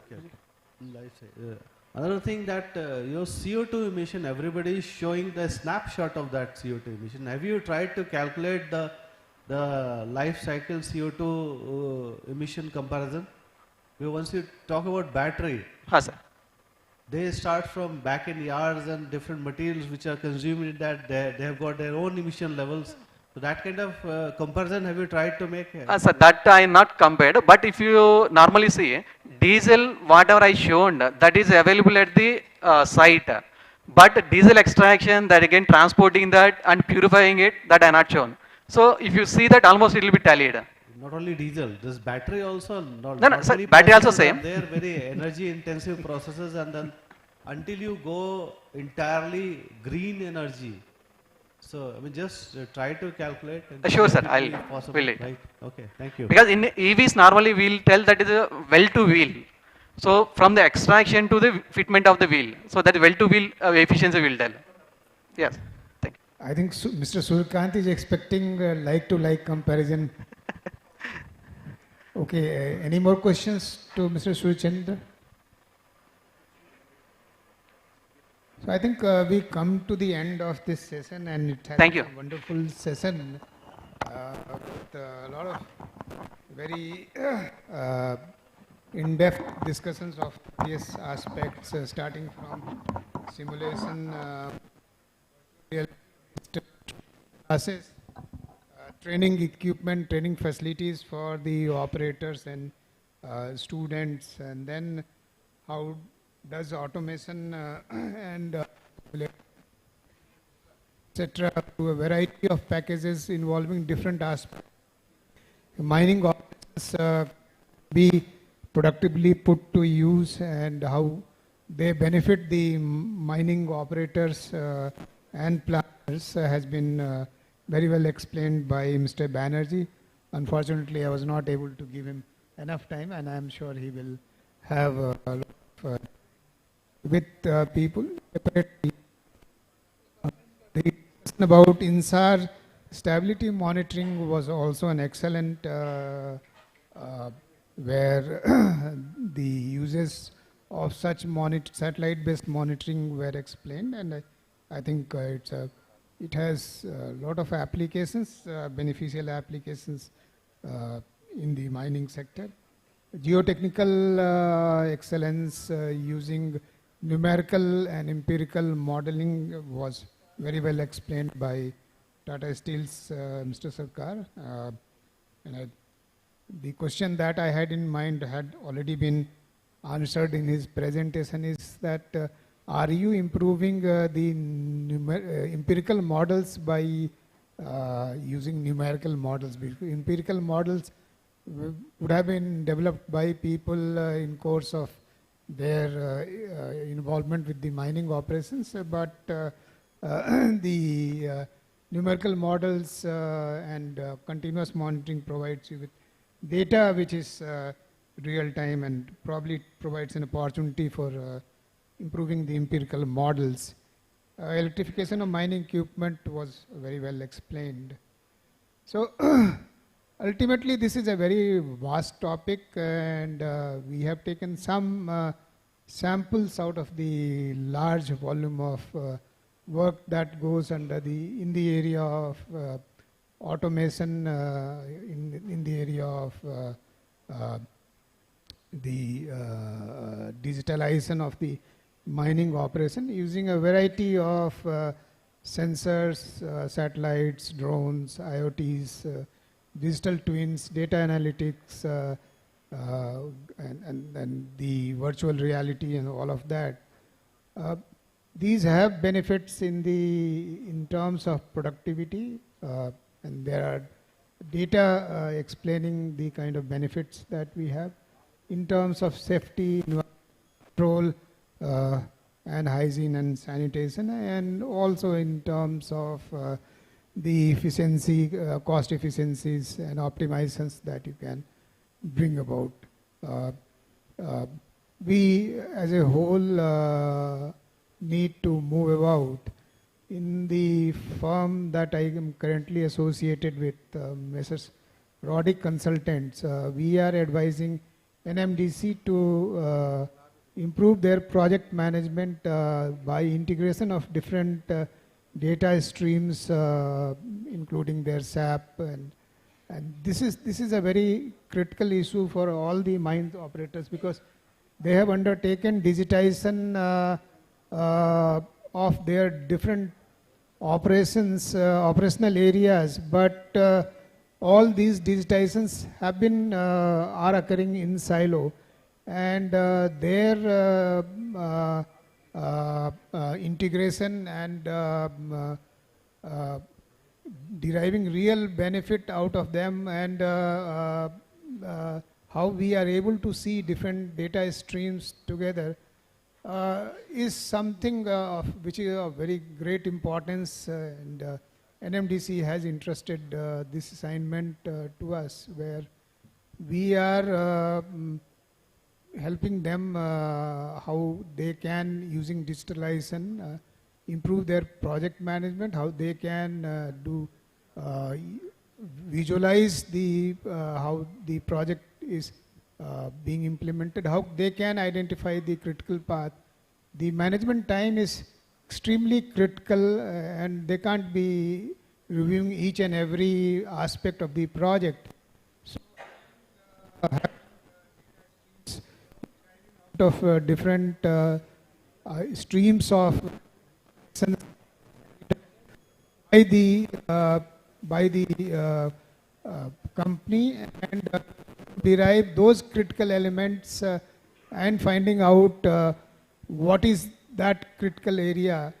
For example, NMDC, we were speaking to the CMD, and he told us that out of the 5 critical projects having 450 elements of about 477 states, there are about 86 critical activities, and through this work, we have been able to zone about 3 to 5 activities which are extremely critical and which need attention. In fact, I see only one needs attention of the management. So management time is and its productivity improves. So this is another piece of work which, if the mine operators need to undertake, involving integration of different data sources and to be able to derive those critical areas which need their attention for completion of those projects. In addition to what has already been spoken about, I really thank the organizers, NTPC Mining Limited and the platform Stratum for giving me the opportunity of chairing this wonderful session, and to the wonderful cast of speakers who explained things in great detail. I'm sure the audience has multiple questions, but they can take up with the speakers individually, separately. Thank you.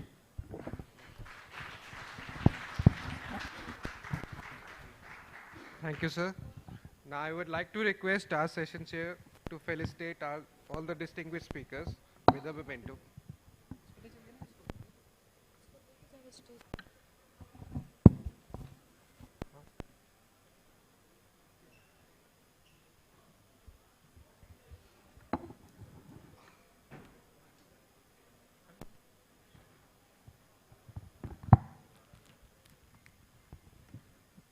We start with Dr. Tarun Verma.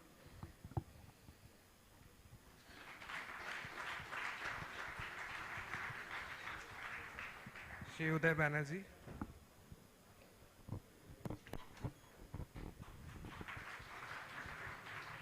Shri Arjun Bhagwat.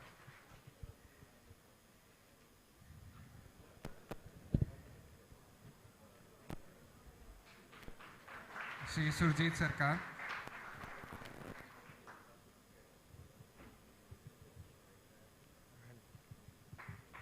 Shri Surya Chand Katta.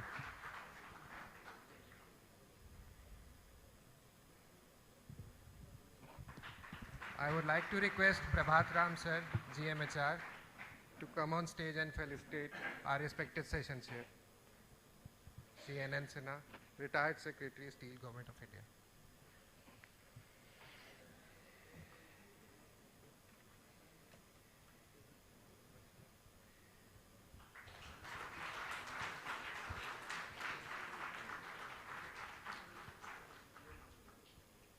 Thank you, sir. As we conclude this session, one message stands out clearly. Smart mining is not a single technology, but a convergence of people, process, and digital systems. Today's discussions have shown how digital transformation is actively reshaping mining into a safer, smarter, and more sustainable industry. I thank our session chair, all speakers, and participants for making this session insightful and engaging. And thank you. We'll break for tea. Thanks a lot. Thank you so much, everyone. Now we have a tea break. I hope the hot brew tea and a froth of coffee will make this innovation more fruitful. We'll be meeting in 15 minutes. A small request from hotel staff is that the checkout time has been extended till 2.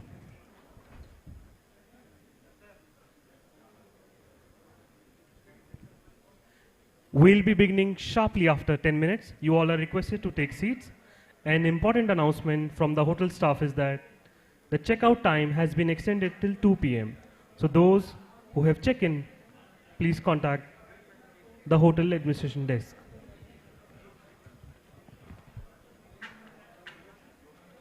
For the second round of presentation, I would request the dignitaries to give their PPTs on the dais. If they've already given, please verify it, and if not, please do so.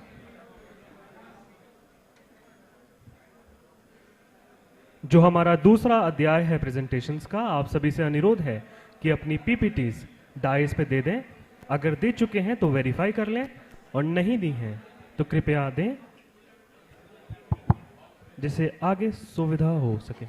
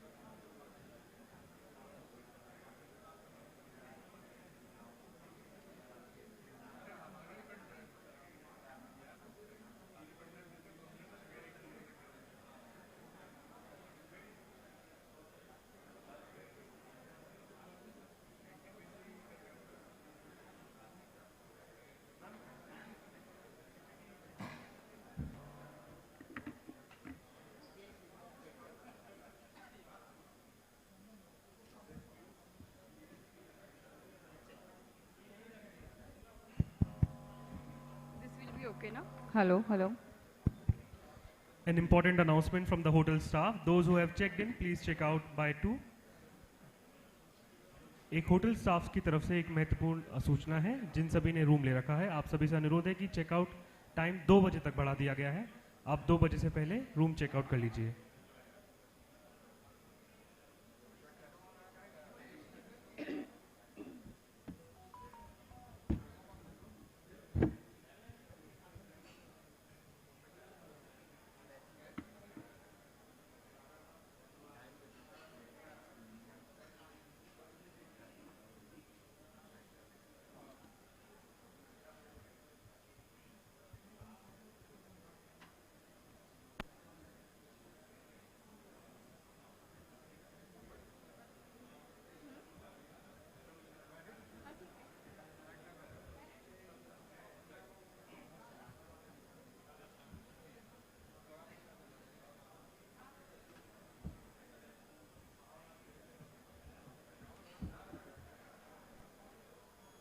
Played.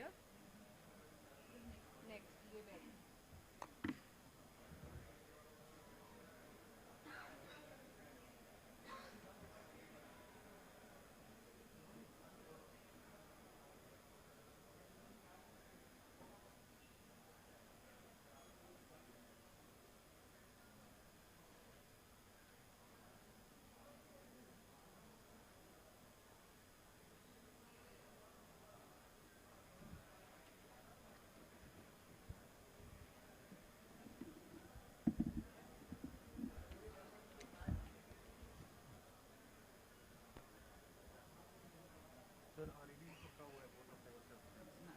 हम उसके बाद तुम्हें बुलाना है कि हम सीधे आ रही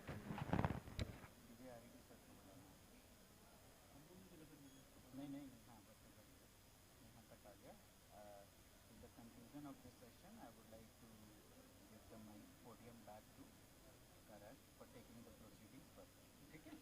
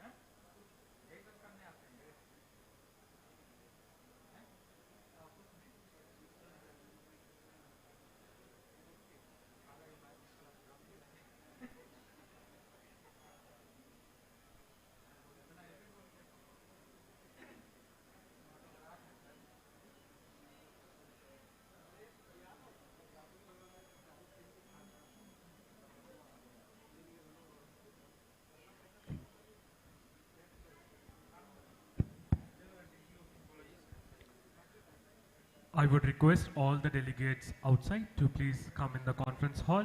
We will be beginning shortly with the presentations. The clock is ticking, time is going. We will be starting shortly, within moments.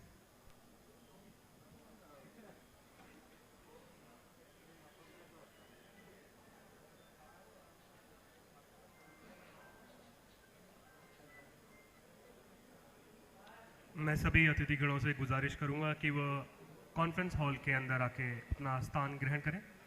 हम कुछ ही क्षण में शुरू करने वाले हैं हमारा 4th सेशन ऑफ डे 2 स्टार्टम 2025 का।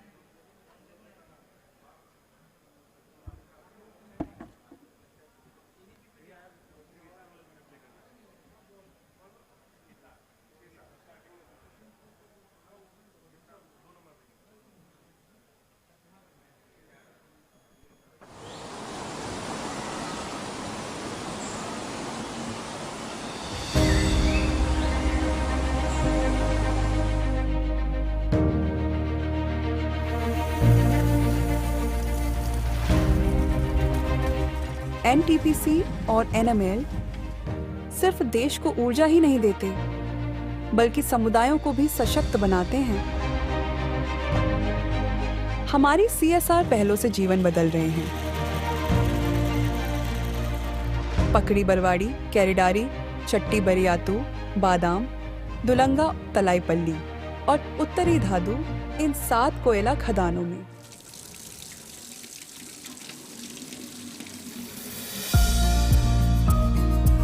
पकड़ी बरवाड़ी खदान में विस्थापित महिलाओं ने कठिनाइयों को अवसर में बदला है। एनटीपीसी एनएमएल के सहयोग से 10 महिलाओं का समूह अब मिलकर मशरूम की खेती करता है। एक ट्रस्ट उन्हें कच्चा माल और बाजार उपलब्ध कराता है, जिससे वे आत्मनिर्भर बनी हैं। With mushroom cultivation program, we have started with 10 ladies, लेकिन हमारा जो विजन है इस प्रोग्राम में लगभग हम 10,000 लोगों को शामिल करेंगे और सब के सब अपने आप में प्रोप्राइटर्स होंगे। पकड़ी बरवाड़ी में तरंग कोचिंग सेंटर भी है, जहां बच्चे IIT JEE की तैयारी करते हैं। यहाँ एनटीपीसी के IIT पास आउट इंजीनियर निःशुल्क पढ़ाते हैं।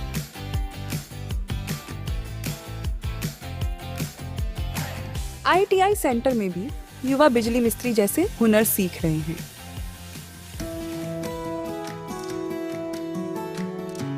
कैरिडारी खदान में युवाओं को ज्ञान से सशक्त किया जा रहा है। कंप्यूटर शिक्षा और सिलाई प्रशिक्षण से लड़के और लड़कियां दोनों रोजगार के नए अवसर पा रहे हैं।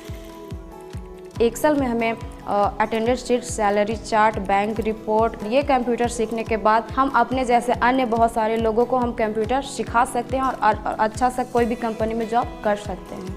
किसी के प्रति निर्भर नहीं रहेंगे। इस एनटीपीसी को हम धन्यवाद करना चाहते हैं। छट्टी बरियातू खदान में हुनर और आत्मनिर्भरता की राह बन रही है। ब्यूटी कोर्स और हस्तकला प्रशिक्षण से महिलाएं अपना भविष्य गढ़ रही हैं। हमें ये अच्छा लगा कि हमारे गांव में इतना बढ़िया प्रोग्राम लाया जा रहा है, वो भी फ्री ऑफ कॉस्ट, और हमें बेहद लाभदायक ये हमारे लिए साबित हुआ।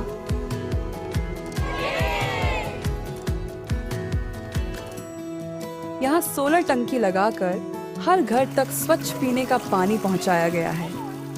पहली बार गांव वालों को नल से साफ पानी मिल रहा है। मेरे गांव में रघुनाथ मोहल्ला बेल्लापेटो में एनटीपीसी खनन परियोजना के तहत जो डीप बोरिंग हुआ है, उससे हम लोगों को पानी का जो किल्लत था वो दूर हो गया।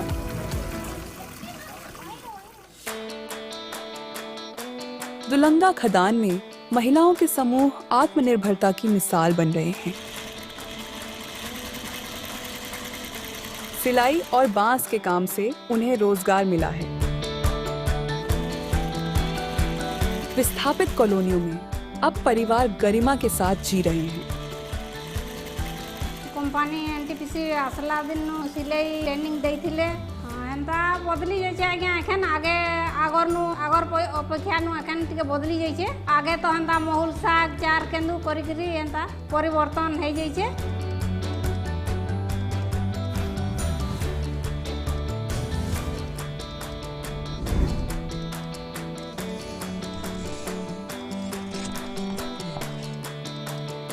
तलाईपल्ली खदान में 25 महिलाएं सिलाई प्रशिक्षण ले रही हैं। यहाँ सिलाई सीख के मैं अपने घर परिवार अच्छे से चला सकती हूँ। मैं यहाँ पर सीख जाऊँगी तो 2 पैसा कमा भी सकूँगी और अपना दुकान भी खोल सकूँगी। तिलाईपल्ली एनटीपीसी रैकेरा द्वारा मैंने प्रशिक्षण प्राप्त की है। मैं अभी घर में खुद के मशीन से सिलाई करती हूँ, ब्लाउज सिलाई करती हूँ, पैंट सिलाई करती हूँ, डिज़ाइन कपड़े तैयार कर सकती हूँ। मैं एनटीपीसी का शुक्रिया अदा करती हूँ। और यही संवेदनशील सोच अब आगामी परियोजनाओं बादाम और उत्तर धादु में भी पहुंच रही है, जहां संचालन शुरू होने से पहले ही शिक्षा, स्वास्थ्य और सामुदायिक विकास की पहले शुरू कर दी गई है। साइकिल पाकर बेटियां अब आसानी से स्कूल जाती हैं। बादाम कोयला परियोजना से हमें एक साइकिल मिला है, हम बहुत खुश हैं। उनकी खुशी ही हमारी असली उपलब्धि है। विस्थापित गांव में सोलर लाइट और सोलर टंकी से हर घर को सुरक्षित पीने का पानी मिल रहा है। यहाँ अस्पताल से लेकर खेल स्टेडियम तक हर जगह सौर ऊर्जा से रोशनी फैली है। इन 7 खदानों में एनटीपीसी एनएमएल की ये पहले बदलाव की गाथा लिख रही है। महिला सशक्तिकरण से लेकर बच्चों की शिक्षा तक, कौशल विकास से लेकर स्वच्छ ऊर्जा समाधान तक, हर कदम आत्मनिर्भर भविष्य की ओर है।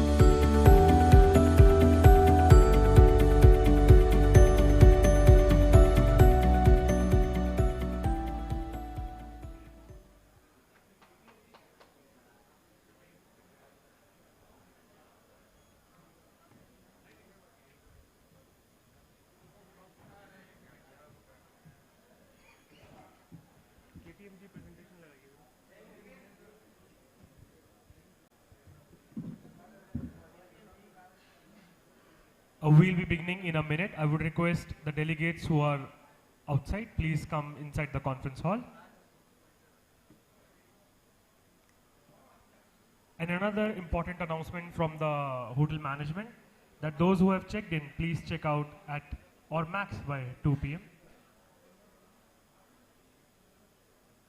The checkout time has been extended.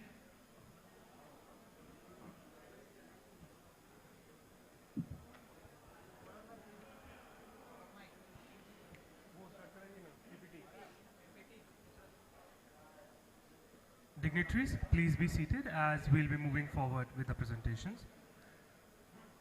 There is a rescheduled PPT from the previous day by Shri Aviral Chandra, KPMG, to present on critical mineral services.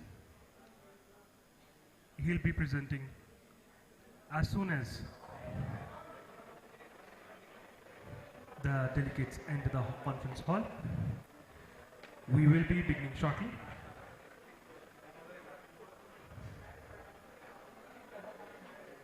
Hello. Yeah, on. On. Sir, we Hello. will proceed. Hello.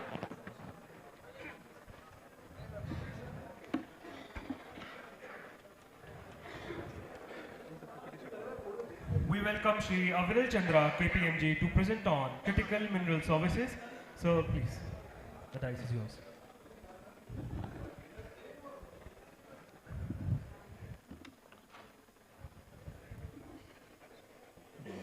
Thank you. So, yeah, good afternoon, everyone.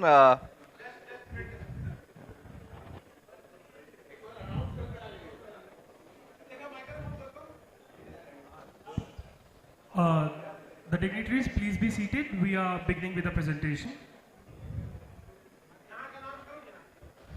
Sir, वो speaker नहीं है ना उधर.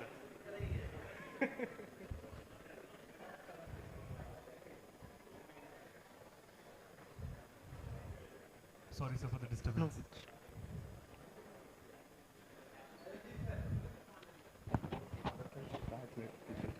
Sir, you may start. You may give the introduction. Yeah, so good afternoon, everyone. I am Aviral Chandra from KPMG. I'm part of the... Okay, is it better now? Yeah, so I'm part of the metals and mining consulting vertical at KPMG.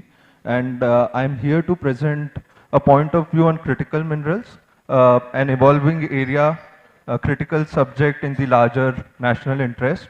But first of all, I'd like to thank the organizing team, the senior dignitaries from NTPC Mining, and everyone else who is here. It's been a wonderful event over the last 2 days. I've thoroughly enjoyed my presence.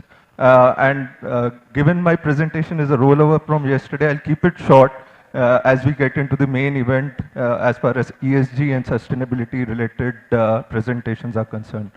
So I'll start with that. I think one of the biggest transitions that India as a country is witnessing is the energy transition. And it's not merely an energy transition that we talk of, but it is also a mineral transition that we see. And what you see over here is 3 transitions in terms of moving to solar related energy production, wind energy production, and EVs, use of EVs and battery electric storage systems, which is triggering this higher requirement of critical minerals.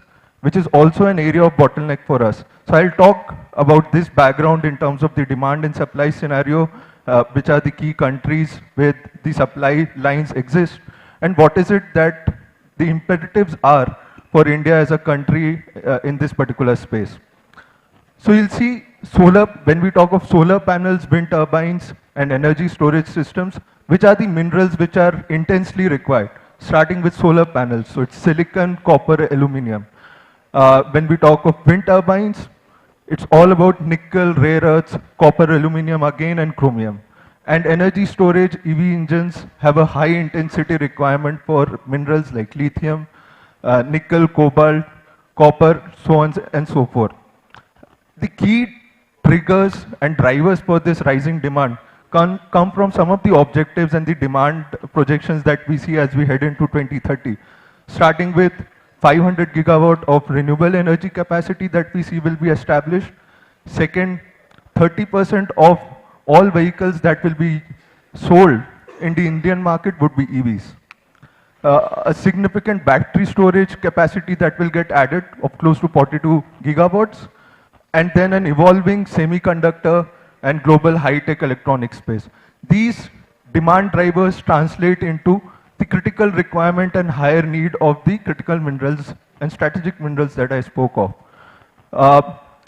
On the left, what you see is a comparison of the different critical minerals and the kg requirement by per megawatt of these generation systems, as well as we transition from conventional to electric vehicles, similarly the intensity of these critical minerals requirement. Now the key takeaways from this entire comparison is a 3x requirement that we see from the solar PV space against the coal generation plants that exist today, a 6x need for critical minerals from electric vehicles as against the conventional ICE vehicles, and then anywhere between 10 to 13x increased mineral intensity from the onshore and offshore wind energy as against the gas-fired power plants. So that net sets the backdrop of the need and the demand for these critical minerals as we go forward. Now moving on from a supply scenario, breaking it down into two distinct parts of the value chain, mining and refining, what we see is, and if you look at the projected demands, it's primarily driven by lithium, nickel, cobalt, graphite and REEs of the larger set of critical and strategic minerals that I spoke of. And when we talk of nickel, the supply side is concentrated with 3 countries, starting with China, Congo, and then Australia. Likewise for nickel, countries like Indonesia, Philippines, Australia, Russia are the key supply lanes that exist today. Similarly for cobalt and graphite. So a lot of the supply side is actually situated with countries which have an adverse geopolitical situation with India, or where there are potential bottlenecks or choke points that exist because of their internal politics. A big choke point again exists on the refining side, which is where a lot of the capacity today actually exists in China. And there is a key critical need to actually augment this capacity, not just in India, but worldwide. And then when we talk of cell components, which is what is the key need for all our EVs, the entire capacity of production resides in China, and then a tail capacity that exists globally. From an overall point of view, it's only graphite that we have some degree of indigenous production, and we also see this production further getting enhanced. But then when it comes to lithium, nickel, cobalt, RE, we are 100% import dependent. Having said this, I think there have been some initial steps that have been made in terms of establishing indigenous capability in the form of Kabul, some strategic MOUs and partnerships that have been created, but most of these are actually MOUs as against real action on the ground. And then some early explorations that Kabul is undertaking in few geographies across Argentina, Chile, and Australia. So then what are the strategic imperatives that we as a country and all of us as a mining fraternity need to undertake and focus on? We look at these imperatives in 5 parts. First is to maximize domestic supplies. And an immediate focus has been on increasing the domestic reserves. So a lot of emphasis and focus is on actually facilitating exploration through various agencies, through the regime of auctions that we have seen over the last year and a half. A big focus area is going to be urban mining, so extracting these critical minerals from e-waste, recycling of materials would be a key focus area, and a number of schemes would come in this area as well.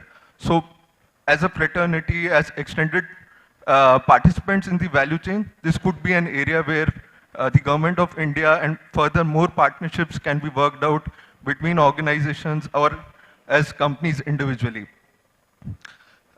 From a mineral intensity point of view, a number of initiatives are being looked at to reduce the dependence of these technologies on critical minerals. Having said that, it's very, very nascent, and at this point in time, it's looking highly forward-looking, maybe even beyond 40, 50, when these kind of technologies would be realistic. So the dependence on critical minerals, as we have seen the energy transition, is here to stay.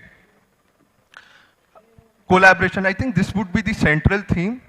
Collaboration, so we spoke of Kabil, and I touched on the fact that real, genuine action on the ground in terms of capacity building, which comes into action in the next few years. The examples are far and few, so the need is to also, for Kabil and other organizations like NTPC, to look outside India in terms of acquisitions, minority stakes, which gives us meaningful capacity addition in the short-term period. We do have MOUs with different countries, but as a point of leverage in these discussions, to be really seen as a serious partner, India needs to develop some strategic depth in 2-3 minerals. So out of the 5-6 minerals that you saw, which are highly important for energy transition, critical minerals need of India, it would be important to develop that depth by concentrating on 2 or 3 within and outside India by different strategic initiatives. And then there are a number of smaller players, tail-end players, who do actually need people capability, who do actually need financing capability, and which is where India could actually play a pivotal and active role and develop some capacity in the near future. Mining, exploration, R&D, I think this is, like I already mentioned, an active area of emphasis by the government of India, and a number of schemes that you would see will come out towards this end. And likewise, financing institutions, what role do they play? How do they incentivize risk reduction? Would also be an integral part of the overall proposition that gets created for this to be a success. So, given those imperatives, I think in our work of having worked closely with the ministry, different ministries which are involved in this particular space, I just summarize some of the key objectives that have been laid out as part of NCMM. NCMM was launched in the fag end of 2024, and on one key stated objective is to ensure that we secure domestic and foreign supply. So as part of that, 1,200 exploration projects have to be completed by 2030-31. And towards this, close to 4,000 crores worth of schemes are going to be rolled out. Those are all getting detailed as we speak on a war footing basis, and we'll see in near future those translating into actual scheme offerings for participants. Likewise, in terms of recycling, a 400 KT of recycled salvage critical mineral, and towards that close to 1,500 crores of rolled out incentive schemes by the government, and then 50 mines, operating mines that the government of India has laid a target around, 26 through PSUs, 24 through private companies, both inside and outside India. So we will start to wrap up, please. Yeah, sure. Just last, I'll close this.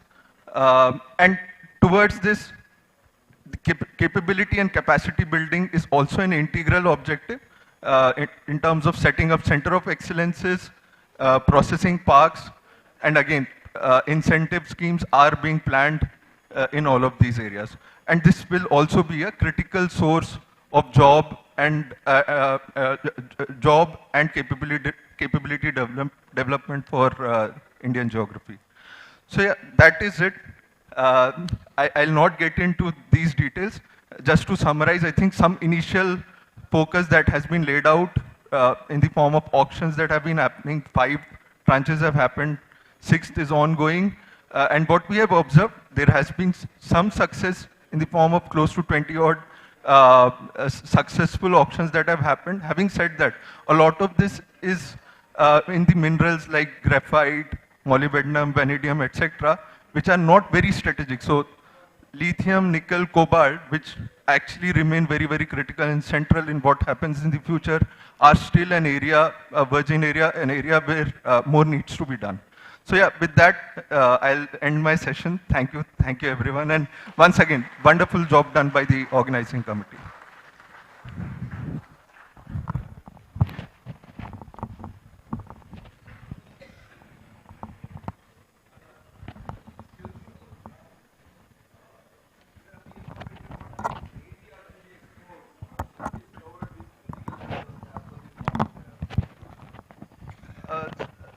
Not exactly, not that I have a number in my mind, sir. I can get back to you. I'll need to look into that and I can get back to you. Yeah, true. Yeah. Area. Yeah. So see, sir, right now, all the mines that are being offered are largely G4, very limited G3 explored. And in fact, one of the expectations that the government has is through these auctions, offer composite licenses and get the private participants to do a lot more exploration, which otherwise GSI and the likes are constrained with.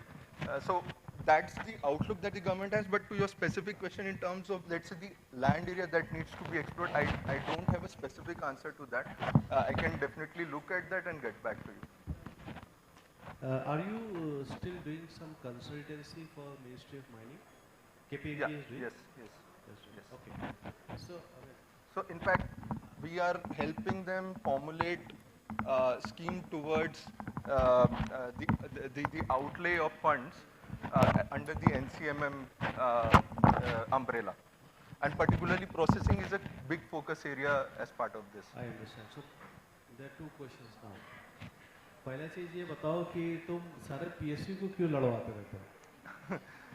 Just allocate blocks to them. It's the government money, and we'll explore and take out the material. अभी 5 PSU है, 5 लड़ेंगे, rates will go high. Ultimately, we are working for country. Yeah. So rates will be high. No, sure, sir. I think that's driven partly by the compliance needs that the government has to. No comments on that, but try to propagate this idea. Yeah, sure. I think if you look at the Chinese model vis-a-vis Indian model, that's the big. No, I strongly disagree. And that's the problem, no? Why don't you look the policies with respect to Indian context? आप China से क्यों टोपो कर रहे हो? वो model को क्यों उठा रहे हो? So I would tend to agree with your point of view that if you look at the Chinese background, why they have been successful, it is because as state and central backed organizations, they go outside, let's say into Indonesia, into South Americas, as one block and not companies which are fighting with one another. And in fact, that's been a point of deliberation internally as well, whether this really incentivizes collaboration or this is in a way creating competition and leading to, let's say, narrower strategic depth and focus for companies. I think it's a point of deliberation which even internally the ministry is deliberating, sir. I'll also take up with the ministry, but like this tranche, there are blocks and 5 PSUs, they are putting the bids, right? It may go whatever number. So ultimately revenue sharing, हमारा पैसा कमाना भी purpose नहीं है. अभी critical mineral निकालना purpose है. So ministry will be benefited. All revenue share will go to them. So ultimately it will rise the cost of the mineral extracted. I think this partly what, as a, let's say, de-risking aspect that you have in, and I'll not say that you are incorrect in how you see this, but because these are very early stage blocks, unexplored, you do have the contingency of, let's say, exploring to a GP level, establishing the real value of the resource and the economic viability of extraction at that stage and give it back. And that's the beauty of composite licenses. Having said that, I think this topic we can obviously take offline and... Why don't you suggest to Ministry of Mines to adopt the UMPP model, create an SPV, take up the exploration on their own. Government has already put a budget of more than 32,000 URR, giving them to go and explore abroad. Why you are not concentrating in domestic areas? Let there be some SPV so that they can cover their exploration. The blocks can yield much better revenue. I think a greater need today is because the current explorative... You can save time, that is the most important. Yeah, absolutely. I think you need many more GSIs, right? Many more companies doing this. You don't need any GSI, you simply create an SPV, hand over different blocks for exploration with a strict schedules, and once that is, probability is better or water potential is better, then you put them for option of money. That SPV will do the exploration, and if there's a good potential, we'll deposit this information to GSI, and then it may come for exploration. I think it's the they may have some kind of revenue sharing exploration SPV. उसका काम उससे चलेगा. That if blocks are auction, वहाँ से कुछ revenue sharing का some percentage will go to this SPV. Very good. No, I appreciate that point of view. In fact, we don't need just one SPV, we need many Number of them. Given the scale of exploration that is needed. It will put the process on the fast track. So those SPVs could be government backed, but those could be limited. Eventually, you need just to explore an idea. at that scale. Just an idea. Yeah. But I think point taken, sir. Very valid observation that you have shared. Absolutely. And it's an area of evolution. So these feedbacks and inputs are. Thank you. Thank you. Thank you very much. Thank you so much, sir. Before we move ahead, humble request to the delegates sitting at the back. If you have any questions and discussions, you may ask during the question round, because there is a little sound of humming coming to the front. Now moving ahead, we arrive to session 4 of Stratum 2025, a session that reflects the heart of responsible mining and the soul of environmental commitment, advancing towards sustainability in mining. To lead this crucial and forward-looking session, it is my privilege to welcome Shri Aviral Sachin, sir, Senior Manager Mining CMHQ. Sir, please come.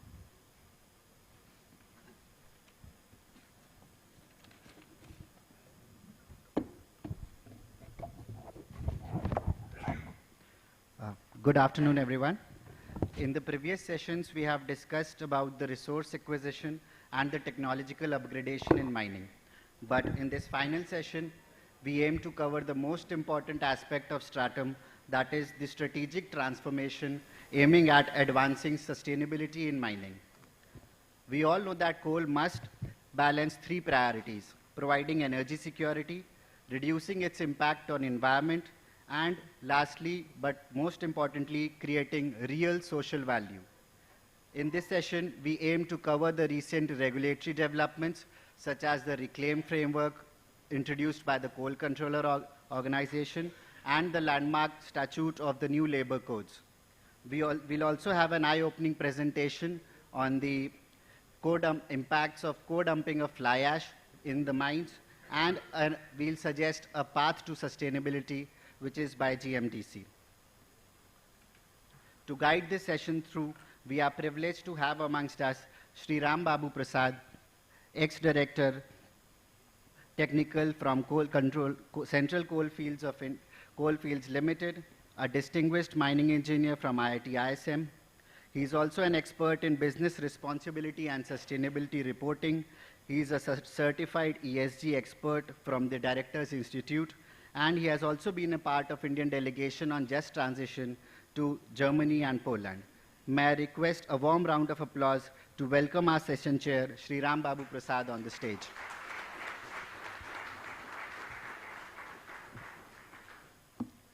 To welcome him, I would like to call upon the stage Shri Pavan Rawat, General Manager Infrastructure from Pakri Barwadi Coal Mining Project, NTPC.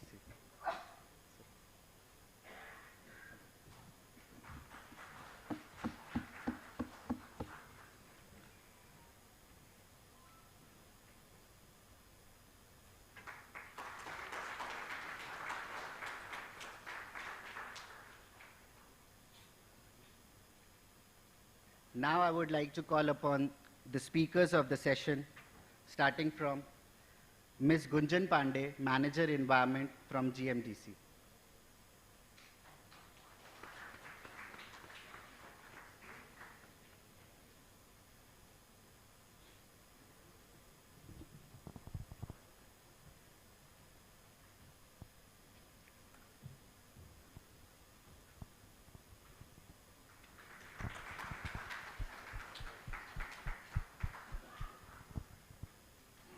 Next, we have Mr. Gokul Halan, the Head of Community Development from the Heartfulness Institute.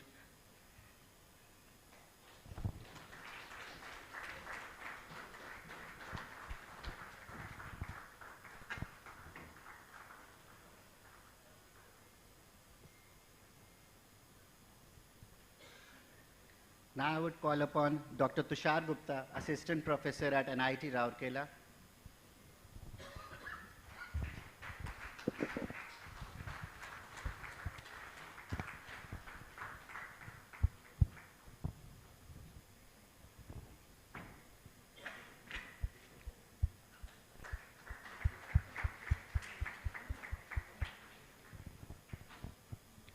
And then Mr. Ram Kishore Sharma, former Director, NCSDA, Ministry of Labour and Employment, Government of India.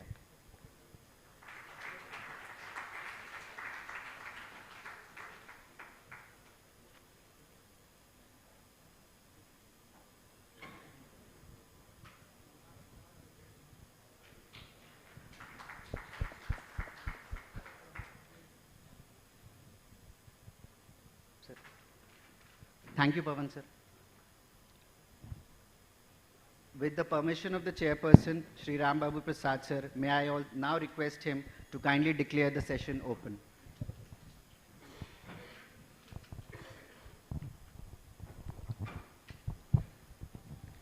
The presentation will be in the same order? No, this order. Excuse me? Yes, sir. The presentation will be in the same order? No, sir, he's given.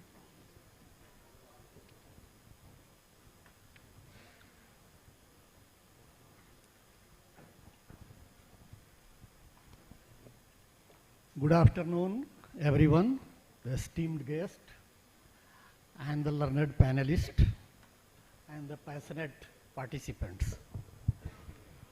For last 1.5 days, we have been discussing the different technology of the mining.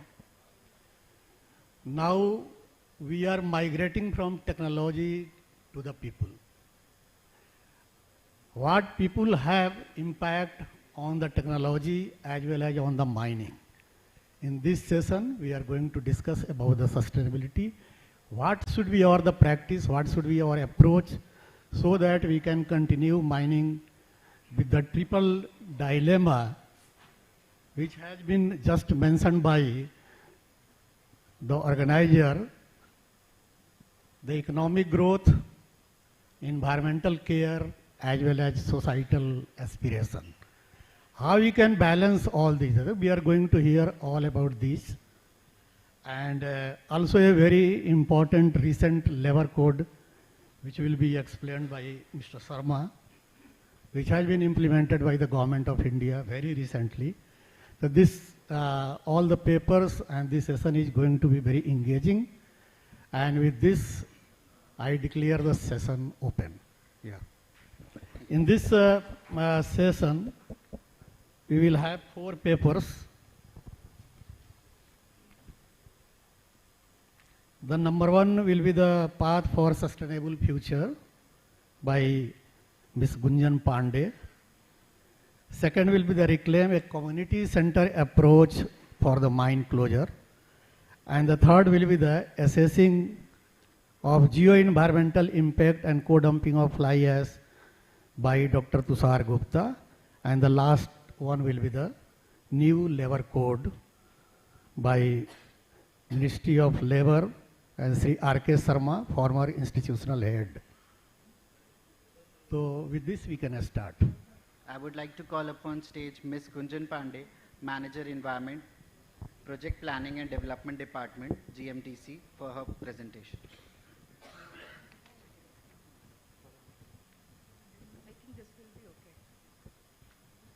Or a hand mic will also work.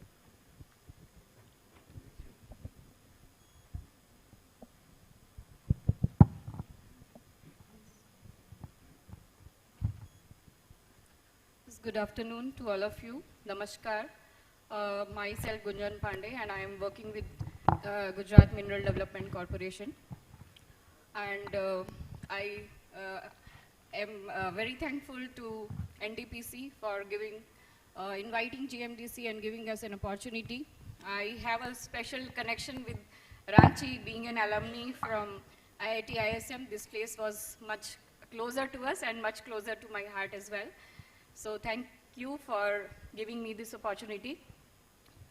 So in this presentation, I'll take you to the journey of sustainability, what GMDC has adopted by embracing the ESG, that is the talk of the town nowadays, environment, social governance into our core.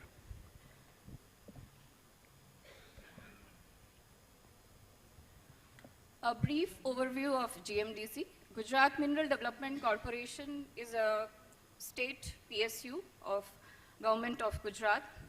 We are in mining business since last 6 decades, and we have a diversified portfolio of power generation as well, with thermal and renewable powers. And now we are expanding our operations from Gujarat to Odisha, with the allotment of 3 new coal blocks, and among them, one coal block is expected to be operationalized in the next financial year, as we have received many statutory clearances. And we have certain forward integrations in limestone mining, in strategic minerals of copper, that is in our Ambaji area, and the RE, and in coal gasification.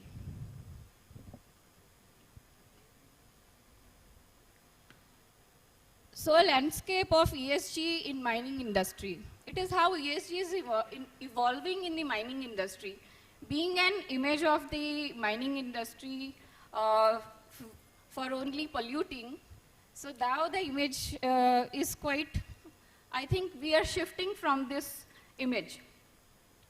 Not only there is a shift in thoughts, like extensive extraction of minerals to the short term of doing a business in a particular area, like Khodo and Jao wala thinking.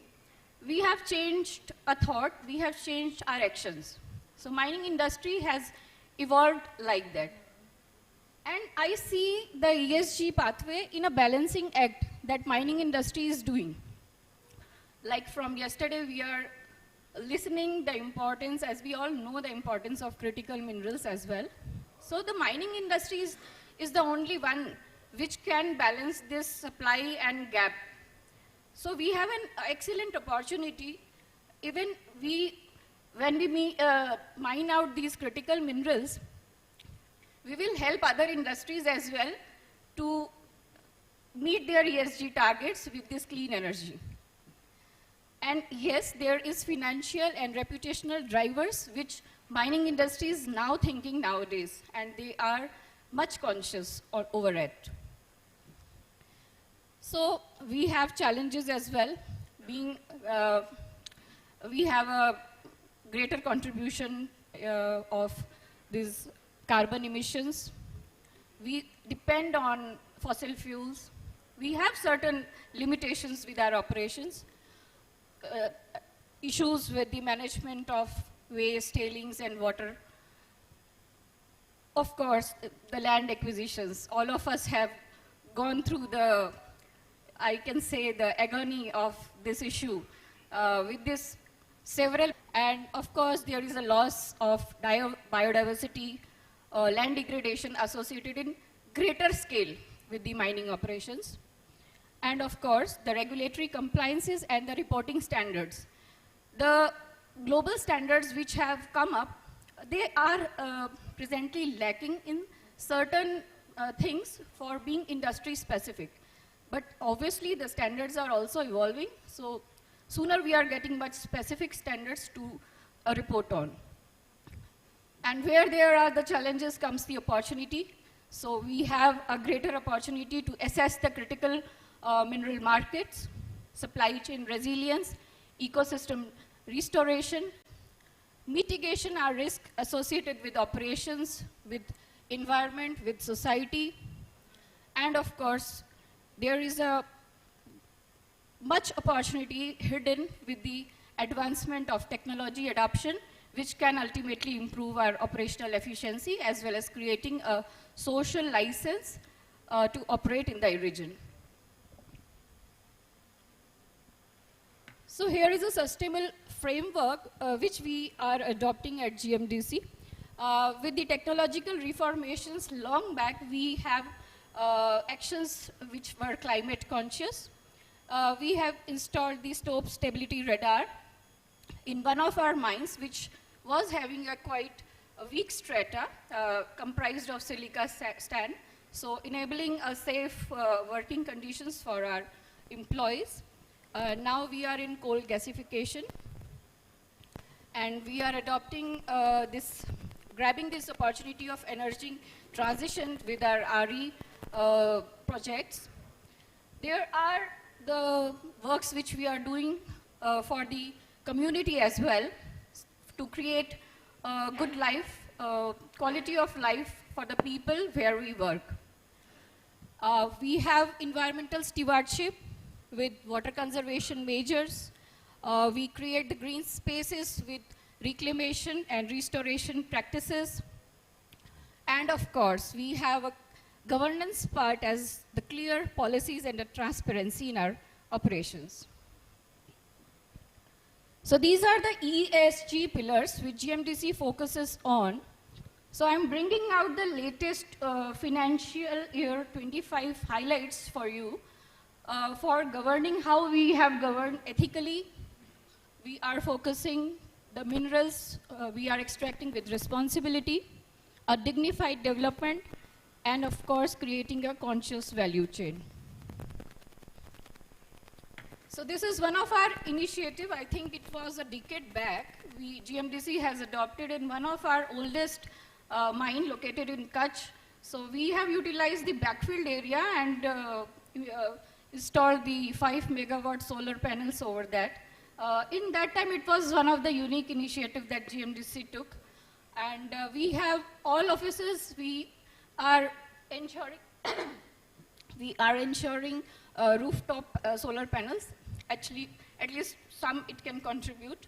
And we have capturing the coastal belt energy. So we have wind power also, installed 200 megawatt. And future collaboration plans of 270 megawatt. So you can see the carbon capture reductions which we were able to do. These are few more initiatives. A coal gasification, my colleague yesterday, she spoke on this initiative of GMDC. We have introduced electric vehicles, presently only for the commute of the employees. And now we are focusing on the zero emission trucks. The studies are underway with IIT Madras. On the water conservation sector, we focus on two things. One is harvesting of rainwater, and the second one is the treatment and reusing that water. So various mines of GMDC are located in Kutch region. Maybe several of you might have visited. There is a common tagline, Kutch nahi dekha to kuch nahi dekha. So the Kutch is a very arid region. It's an arid region and very water scarce region. Even forget about doing the plantation, people are thriving for getting drinking water. So with this initiative of GMDC, we were able to harvest a lot of water in the region, and the water level have increased. So a few pictures of showing the water conservation and the treatment. All of mines are zero liquid discharge. So it is a unique RO plant which I wanted to share with you all. This is a containerized system. This is just a simple model and plug and play, and it is it's a portable kind of structure. You just pack all the things and you can transfer it to one point to another as with the movement of the progression of your mine.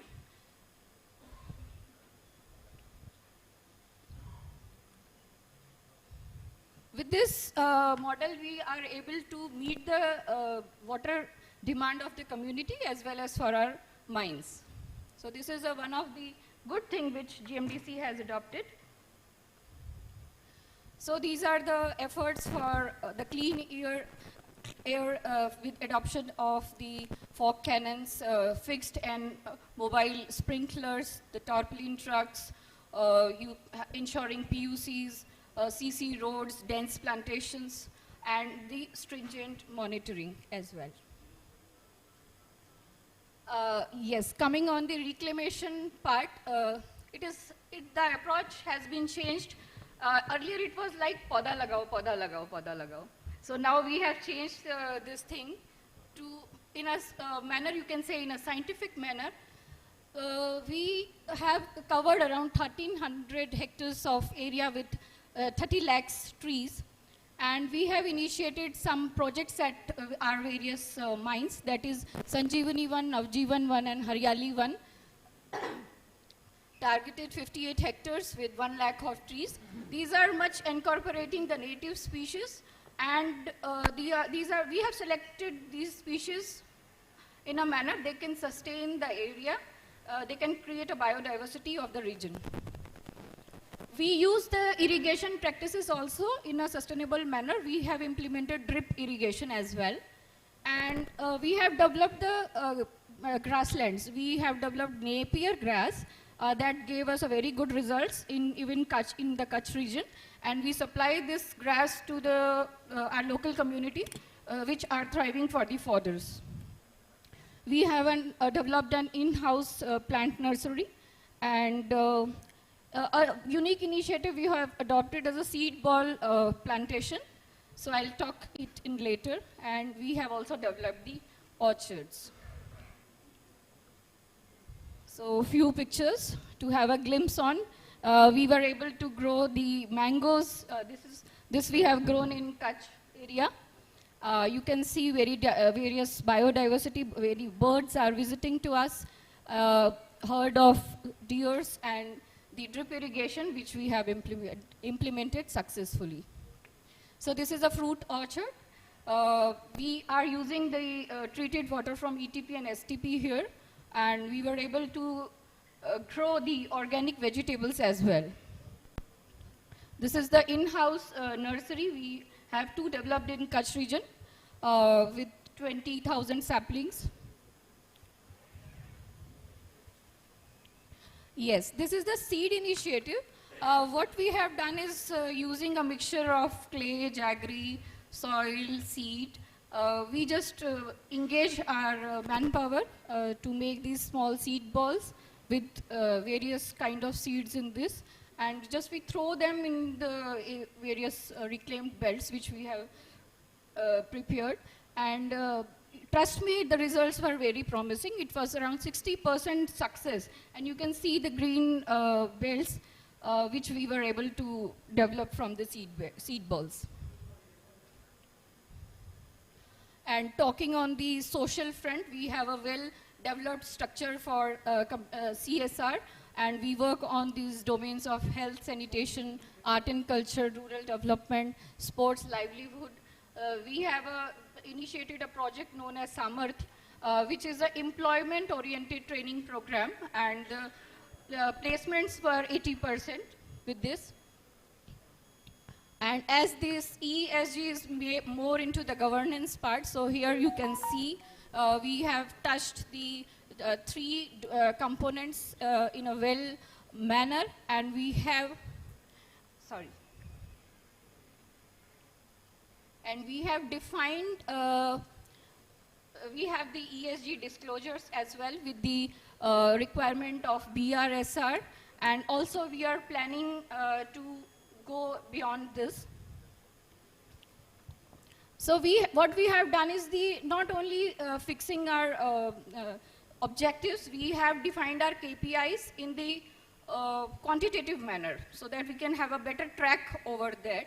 So these are the KPIs for environment, social governance. Like for this financial year 25, we were able to capture this much of carbon dioxide emission. We have developed the green spaces and much more, which I have already talked. So these are the highlights from financial year 25. We were able to reduce our water intensity, energy intensity, green cover with the social focus on employee trainings, CSR beneficiaries, and the material supplies to our MSME supporting the small sector, and the governance part. Yes, I am concluding. So here are the few recognition which GMDC has received in recent past, from recognized as a 5-star mines from Ministry of Mines, and several awards of national importance to us in the categories of environment, social governance. So thank you for your time and patient hearing. Thank you. Thank you, Ms. Gunjan Pandey. I will request the audience to write their question in their diary. We will take up the question after presentation of everyone. So next, I will call upon Mr. Gokul Halan on the topic of reclaim a community center approach in the mine closure. Yeah, Mr. Gokul.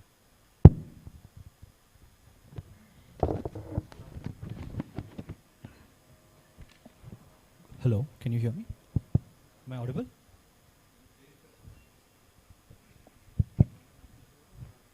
Is it working? Is it okay now? Okay, I'll try to be loud.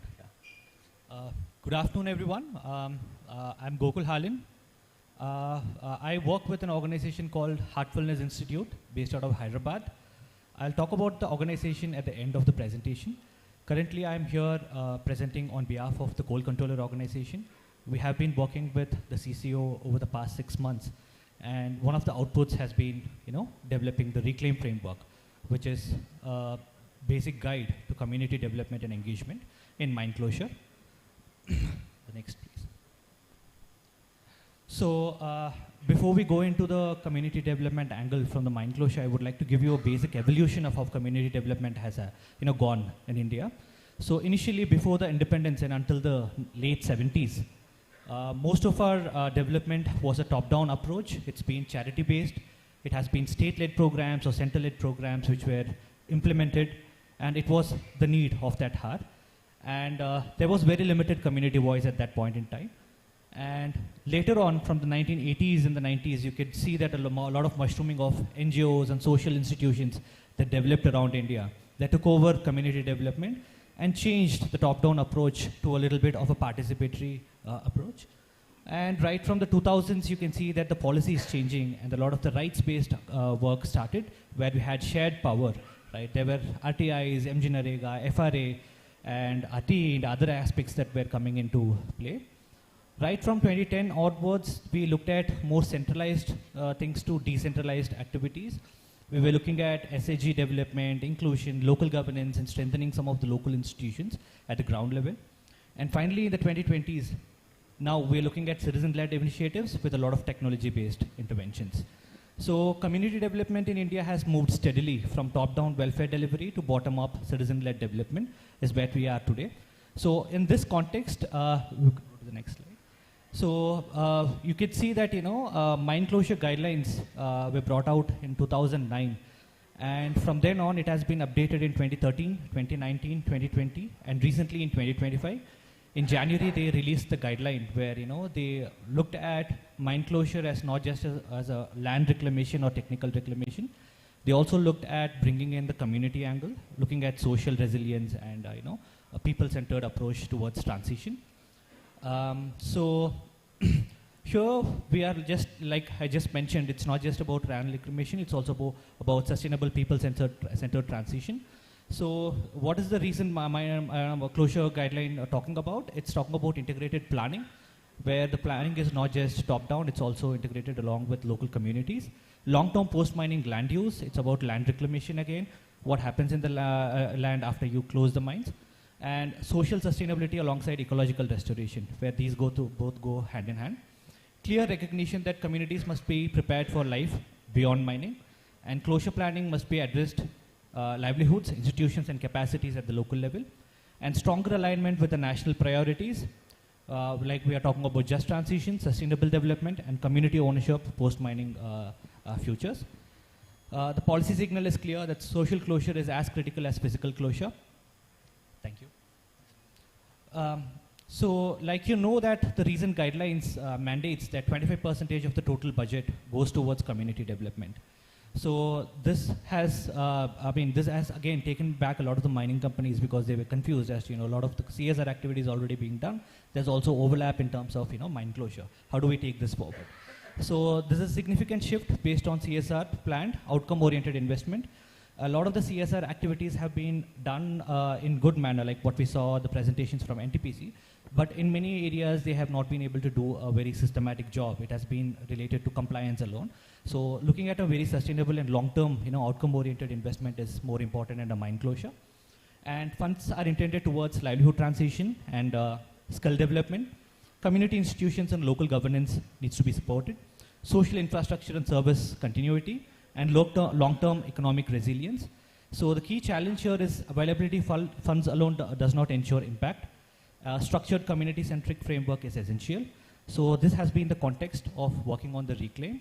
So why a framework was critical? This avoids fragmented short-term and compliance-driven interventions like we just mentioned, ensures community needs, shapes investments, and aligns company actions with policy timelines and ground realities. And it enables participatory planning. Like I said, communities are an integral part of the planning, and measurable outcomes, and long-term sustainability beyond mine closure. So this gap led to the development of Reclaim. So I'll get into the Reclaim framework now.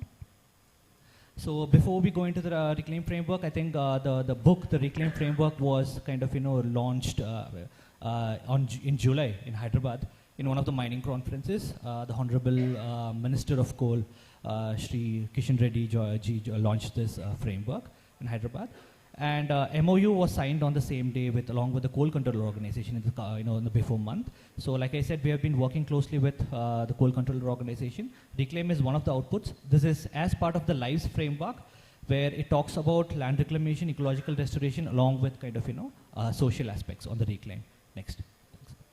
So the book is available online for you to download. It has multiple tools that you can use. This is a very practical guide to kind of community engagement and development.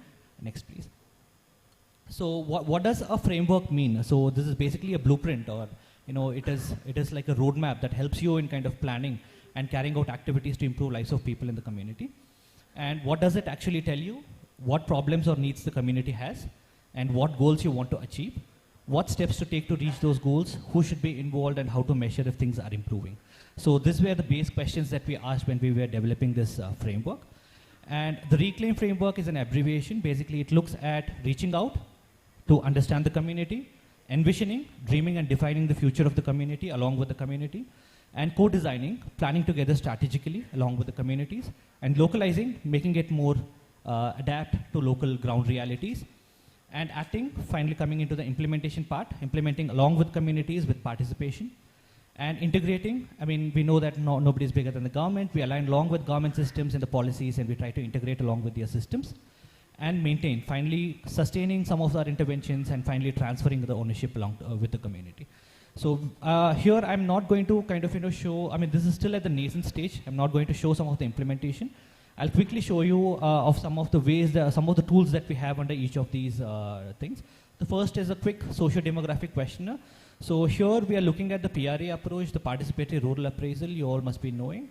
It was developed by Mr. Robert Chambers. It's been widely used across the developing countries across the globe. So we're looking at PRA models in identifying some of their goals and prioritizing this.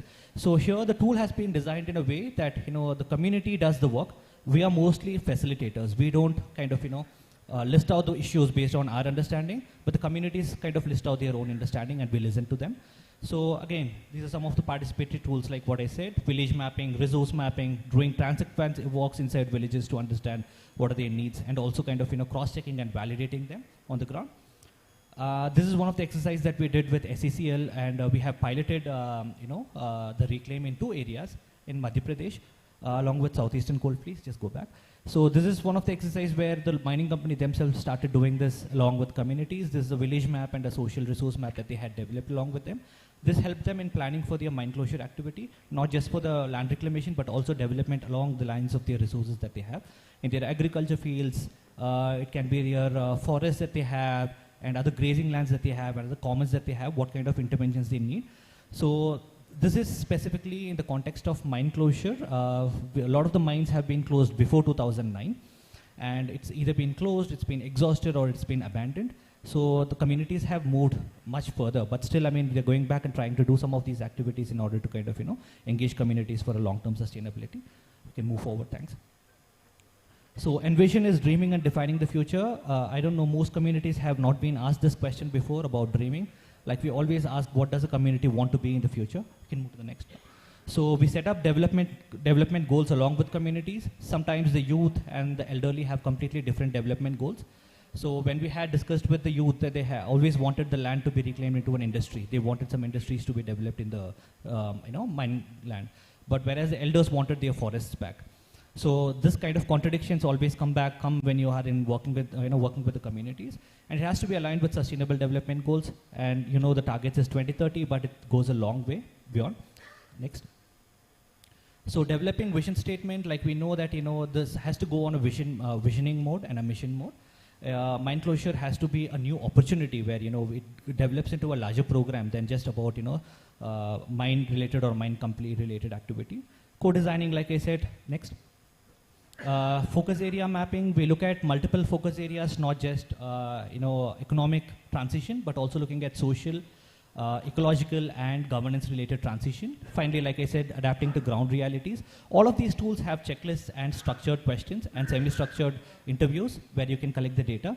So we do the ground reality check. If it's apt, the projects that we are planning, is it relevant to the local community? Is it culturally appropriate? Is also geographically and ecologically appropriate for that particular region, sometimes even politically appropriate. So that is even crucial. Next. Finally, we act when we implement with participation. There is an implementation planner where communities decide who implements the project and who kind of oversees the project. Next.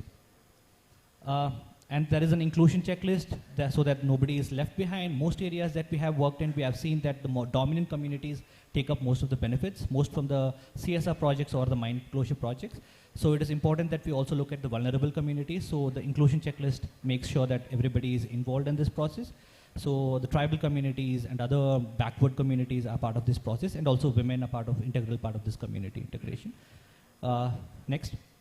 So integrating with governance systems, like I said, a lot of the programs that we are planning also has to be integrated with government programs that's already there.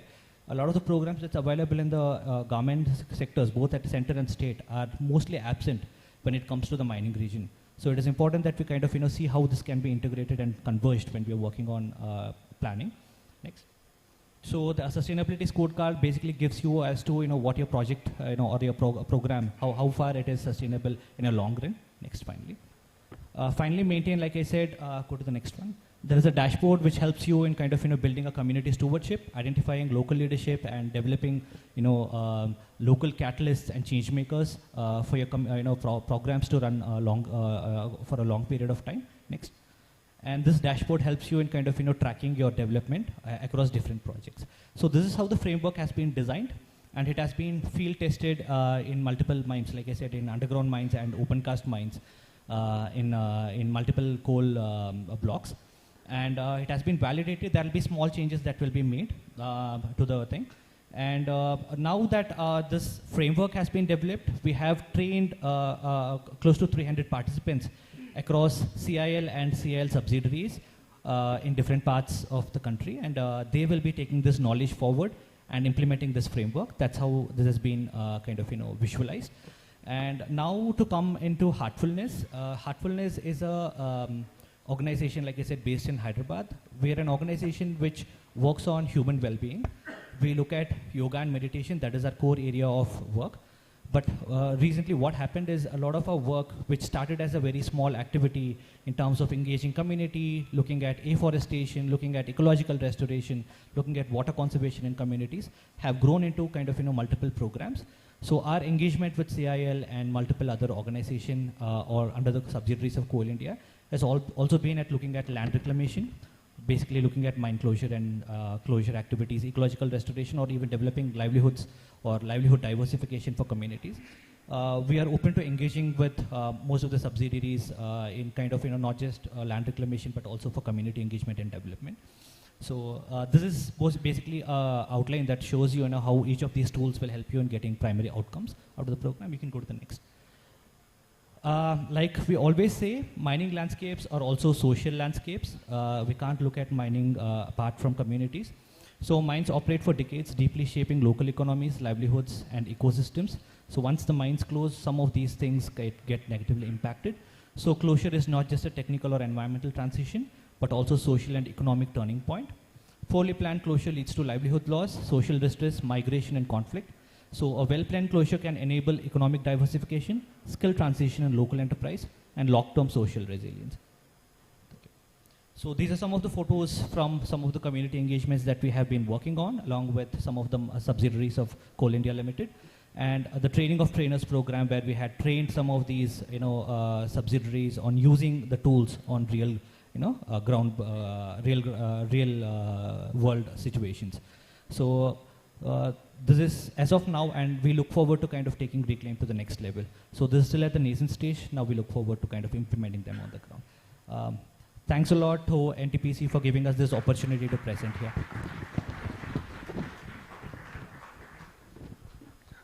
Okay, thank you, Mr. Gokul, for finishing the presentation within time. Now I will request Mr. Dr. Tushar Gupta. He will be talking about the geo-environmental impact on co-dumping of fly ash with overburden.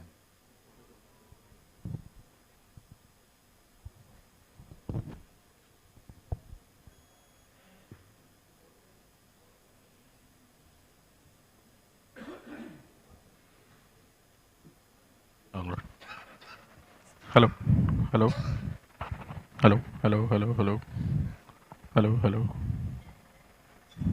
Yeah, working? Yeah, okay.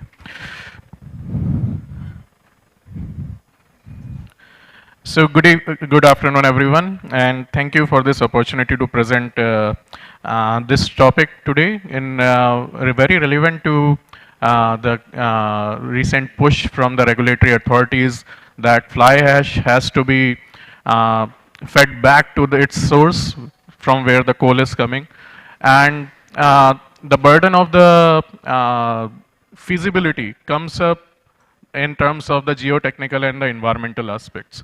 So today, I will be discussing on one of the case studies where we focused on one of the aspects in terms of the geo-environmental part of this ash co-dumping with the overburden. And I'll be quickly covering up some of the basic topics of what is and nature of the fly ash, why we are talking about voids and where actually we are planning to fill this ash up.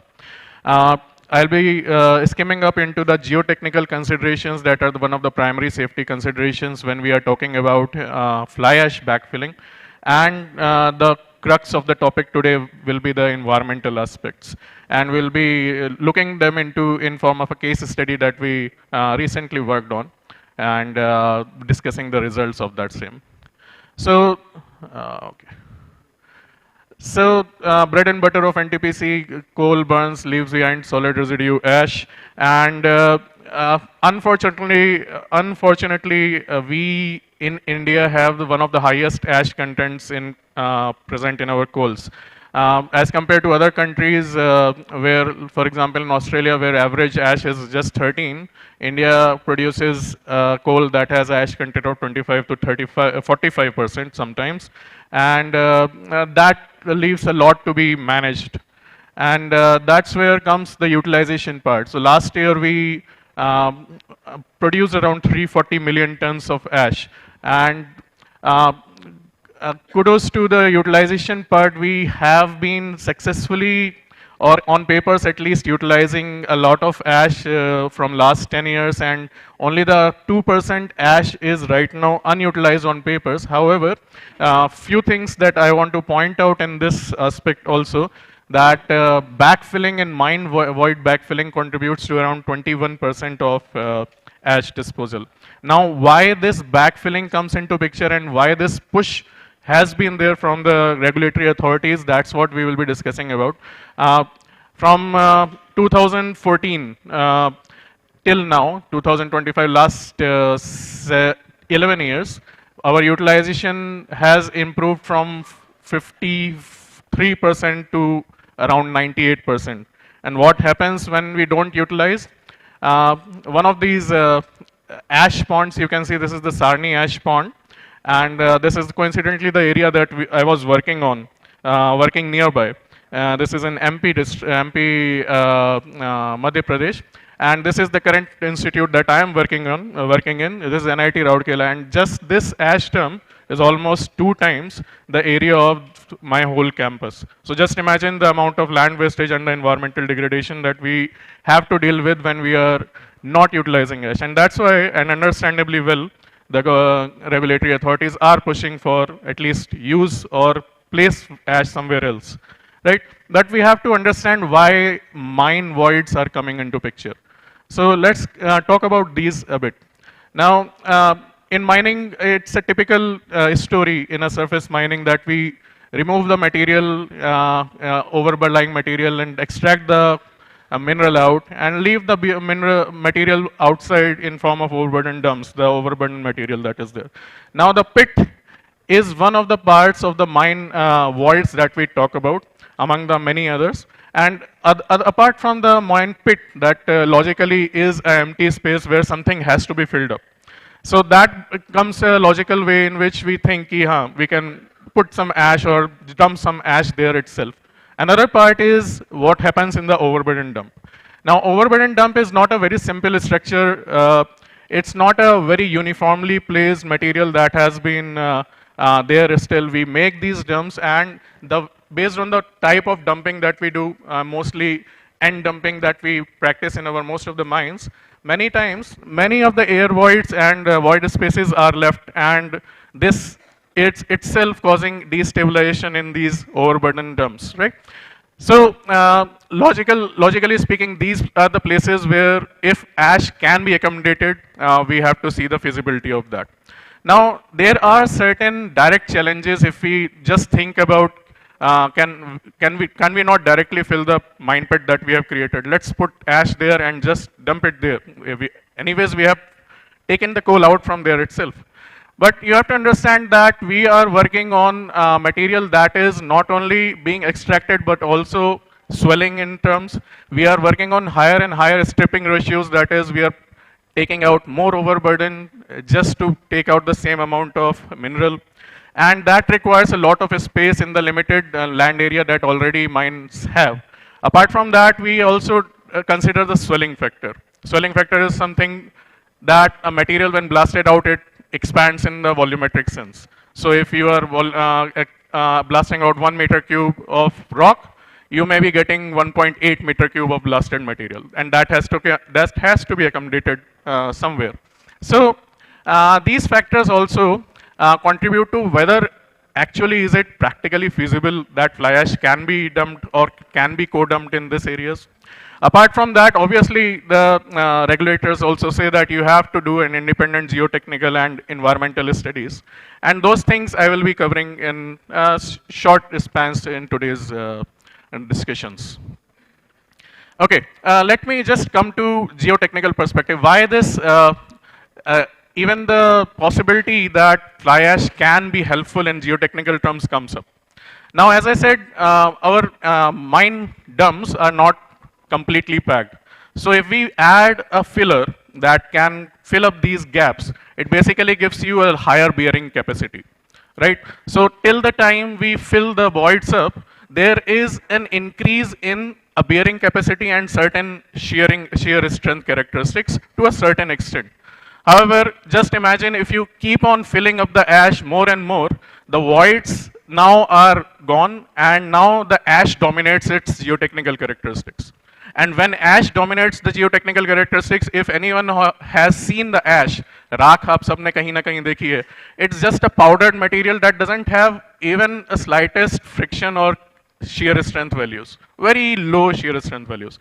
So when we increase these quantities, we may lead to further failures or further destabilization rather than possibility of a stabilizing scenario.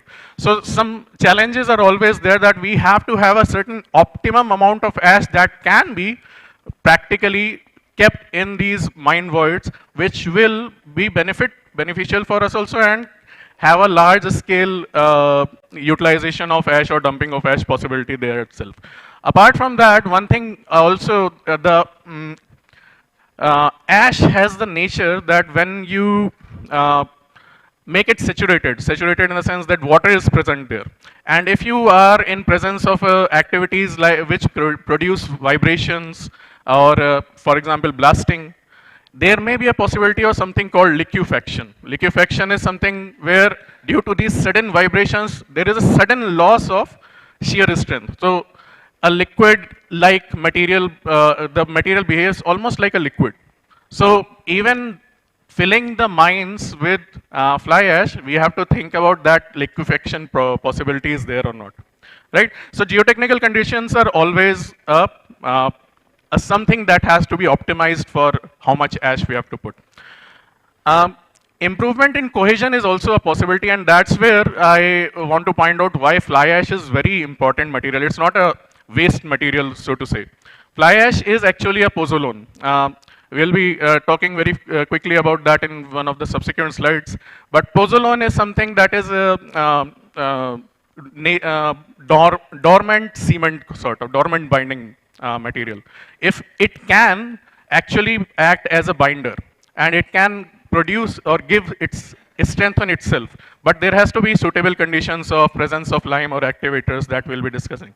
So improvement in cohesion is a possibility in case a high lime content ash is there, but unfortunately most of the Indian scenarios we don't have that. We have only class F fly ash that has low lime content. So how do we optimize this? Like we know that there is an optimum amount of ash that can be added, but how to do that? So what we approach is we try different combinations of fly ash and overburden. The amount of overburden and the type of overburden that we take is actually a representative of the size fraction of actual overburden material that we see in the field. So that has been reduced to the lab scale and then it is tested. These are combined to understand the strength characteristics. So we, in this, for example, in this study, we are working on shear strength and compressive strength type of testing. We test them and we understand what's the trend and what is the way in which the strength changes with addition of fly ash. Now, if you see in the last graph, just because we are skimming over the geotechnical aspects very quickly, the solid bars are your compressive strength bars. And the line that you see, line is your shear strength.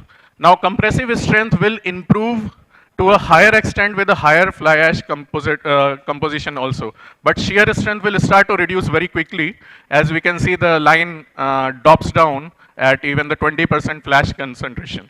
Now, shearing is something where you have a failure on the sliding side. Compression is something where you have a failure on the compression side. You push it, right?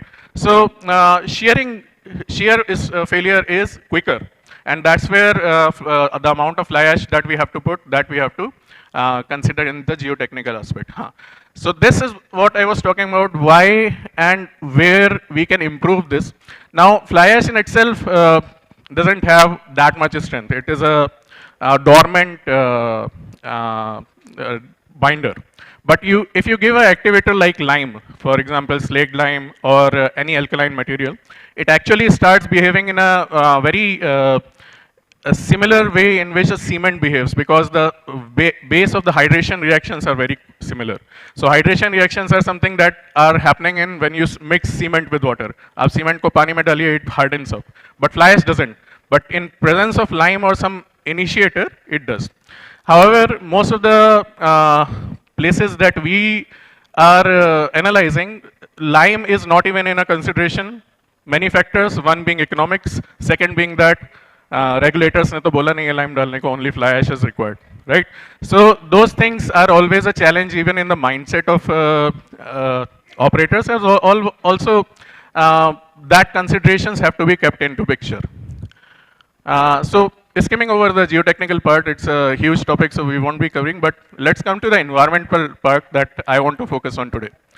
Now, environmentally, if let's say we have optimized fly ash, how much fly ash you have to put. Let's say you have decided that, okay, 20% is, or whatever percentage is decided based on the laboratory tests and everything. There are still many factors that you have to consider. One of the major factors is the nature of fly ash to become airborne. Fly ash, it flies. And that's the nature of fly ash. It goes through your flume and that's where you collect it. And wherever you do handling of fly ash, there this nature of fugitive dust will be there. So even in transport, even during the mixing processes, fugitive dust is always a problem.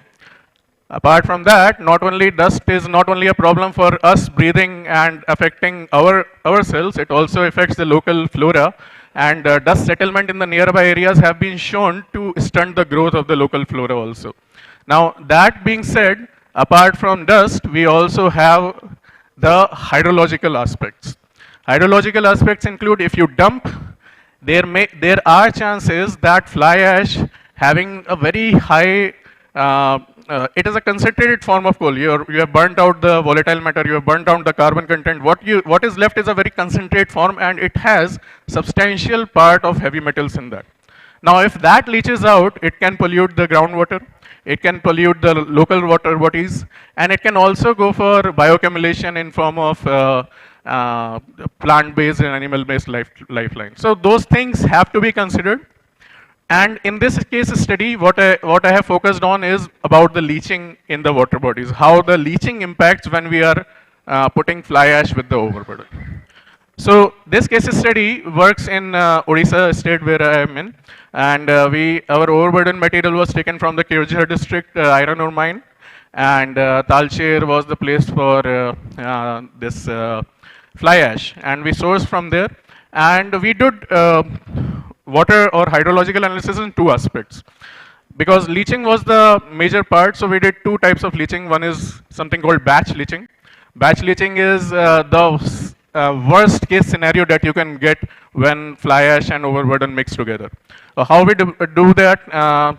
We start with mixing fly ash and overburden in certain percentages, give them or mix them with a known amount of water as per the standards that are there.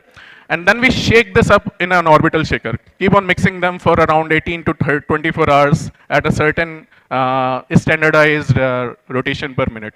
What happens, or what we get, is a leachant that has dissolved components as well as suspended materials. Now, after filtration, that is tested for its total dissolved solvents, total suspended solids, and ICP-OES is a machine or equipment that can test your elemental compositions. So that is the regime that we go for the batch leaching operation. Now, understand, batch leaching gives you what is the worst that can happen, what is the maximum that can come up, right? And some of the results I want to show you in this. So we see majorly two types of results, or the two types of trends that we see. Some of the minerals or some of the elemental compositions increase, or the elemental contents increase. And you can see these specifically in aluminum, boron, strontiums and selenium that are some concern areas. And surprisingly for general perception, some of the elements also decrease. And that is because of the nature of fly ash to act as an adsorbent. It also absorbs certain minerals. So some minerals like cadmium, iron itself, manganese, all these gets reduced after addition of fly ash. But our concern, because batch leaching we did to understand the worst case scenario, was in aluminum and selenium, which was, if you see the orange line, those are the permitted limits in drinking water scenario. So in selenium and aluminum, we saw that this elemental percentage slightly increased with higher addition of ash. So that has to be taken into consideration. Then we did the column leaching study. Column leaching study is something where you design a practical scenario where water will leach and pass through with a certain time. So we design certain columns like this, put the material in certain percentages, fly ash and overburden, and we have this setup, this column leaching setup, where you can maintain a constant water head, and water can be allowed to pass through, and that can be studied up. Now, I will compare the results between batch leaching and column leaching to show you what is the difference between those. And very quickly, I will conclude, sir.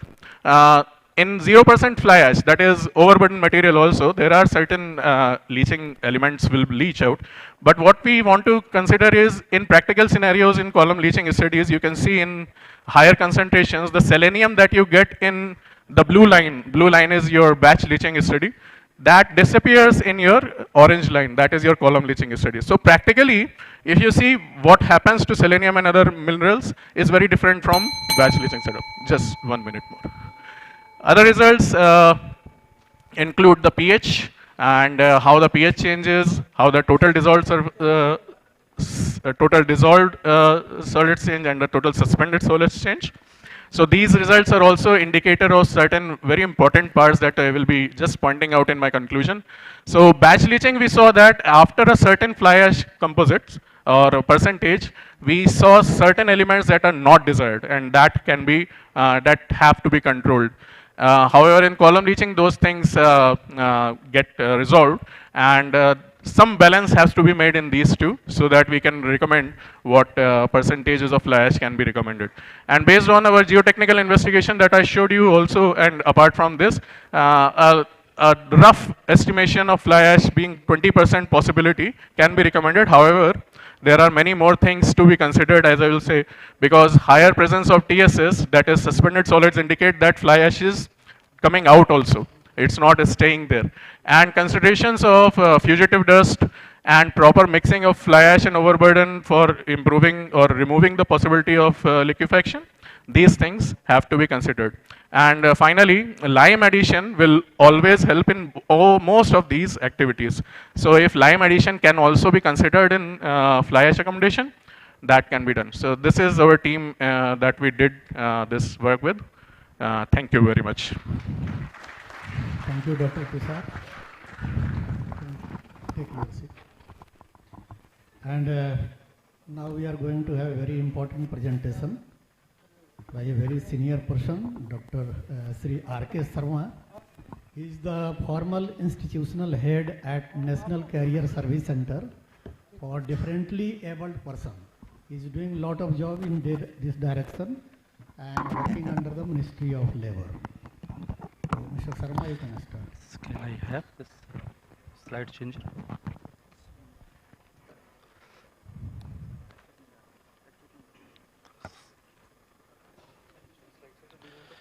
This is the forward. This is forward. No issue.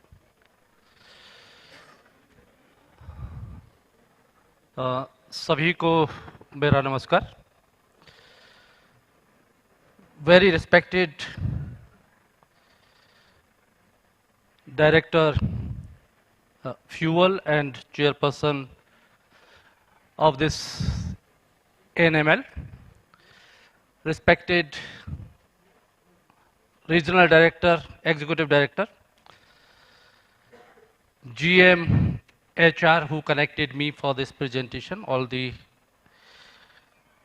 HODs. My presentation is last presentation. Being a social scientist, I may have the different style of presentation. मुझे कभी-कभी discipline के साथ में छोटा सा indiscipline भी अच्छा लगता है. उस इनडिसिप्लिन के साथ में थोड़े से आपके, मुझे उम्मीद है आप मुझे सुनने के लिए तैयार हैं. सुनने के लिए 4 चीज की जरूरत पड़ती है और ये new labour codes are infant baby. Everybody has to listen each other, all stakeholders. I will cite one of my own study about the listening. हमारी आदत है, मैं और मेरी वाइफ जब भी साथ में होते हैं 1 घंटे के लिए गपशप करते हैं सर, 7:30 से 8:30 बजे तक. गपशप क्या करते हैं, वो बोलती है, मैं सुनता हूं, और जब वो 1 घंटे बोल लेती है, मैं सुन लेता हूं, तो वो 24 घंटे के रिचार्ज हो जाती है. ये मैंने इंपैक्ट देखा है मेरी लाइफ पर. She was talking in 2012 about my sons career. I was reading the newspaper. I was listening. After some time she said, आप मेरी बात ध्यान से नहीं सुन रहे हो. मैंने पेपर पढ़ते हुए कहा कि मैं सुन रहा हूं. अपनी बात कहते जाओ. उसने अपनी बात जारी रखी और थोड़ी देर के बाद में उसके इमोशंस थोड़े हाई हो गए और बोली, आप मेरी बात बिल्कुल नहीं सुन रहे हो. मेरे भी इमोशंस ट्रिगर हो गए. मैंने कहा, अभी तक तूने जो बोला है सब बता देता हूं क्या क्या बोला है. इसके बाद में वो खड़ी हो गई और खड़ी होके जाते जाते बोली, दूसरे को सिखाते हो कम्युनिकेशन, पहले खुद सीखो, पहले खुद सीखो. That was that. But then I understood what is the communication, that how we have to listen each other. New labor codes are not very new. Lot has been talked about this.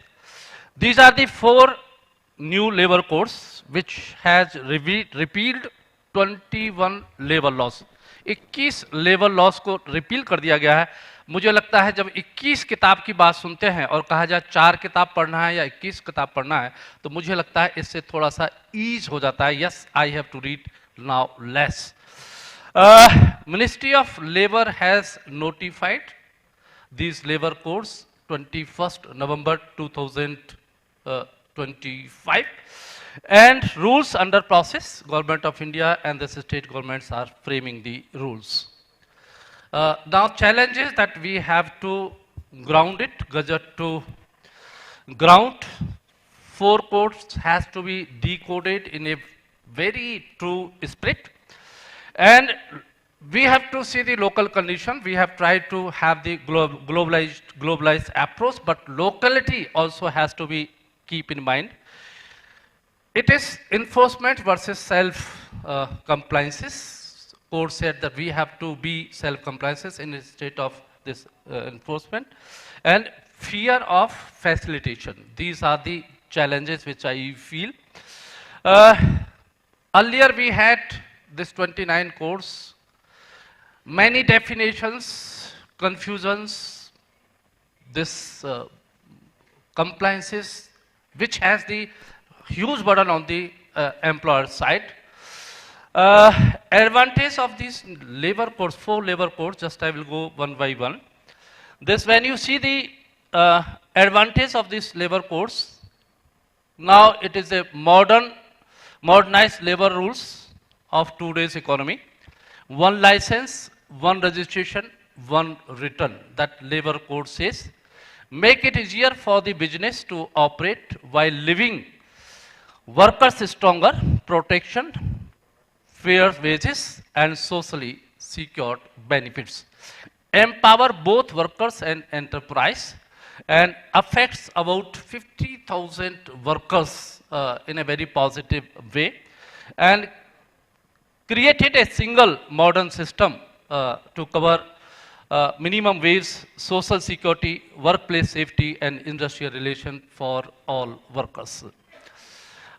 Say the wage code which was passed in 2019 by the parliament. This key benefit is that now every worker has the right to minimum wage, including this informal economy. The government will set up a national floor wage that no state can go below this minimum wage. Workers must get paid within 7 days or monthly. This new change that worker must get paid within 2 days if he resigned or he is been sent back. Within 2 days it has to be set along.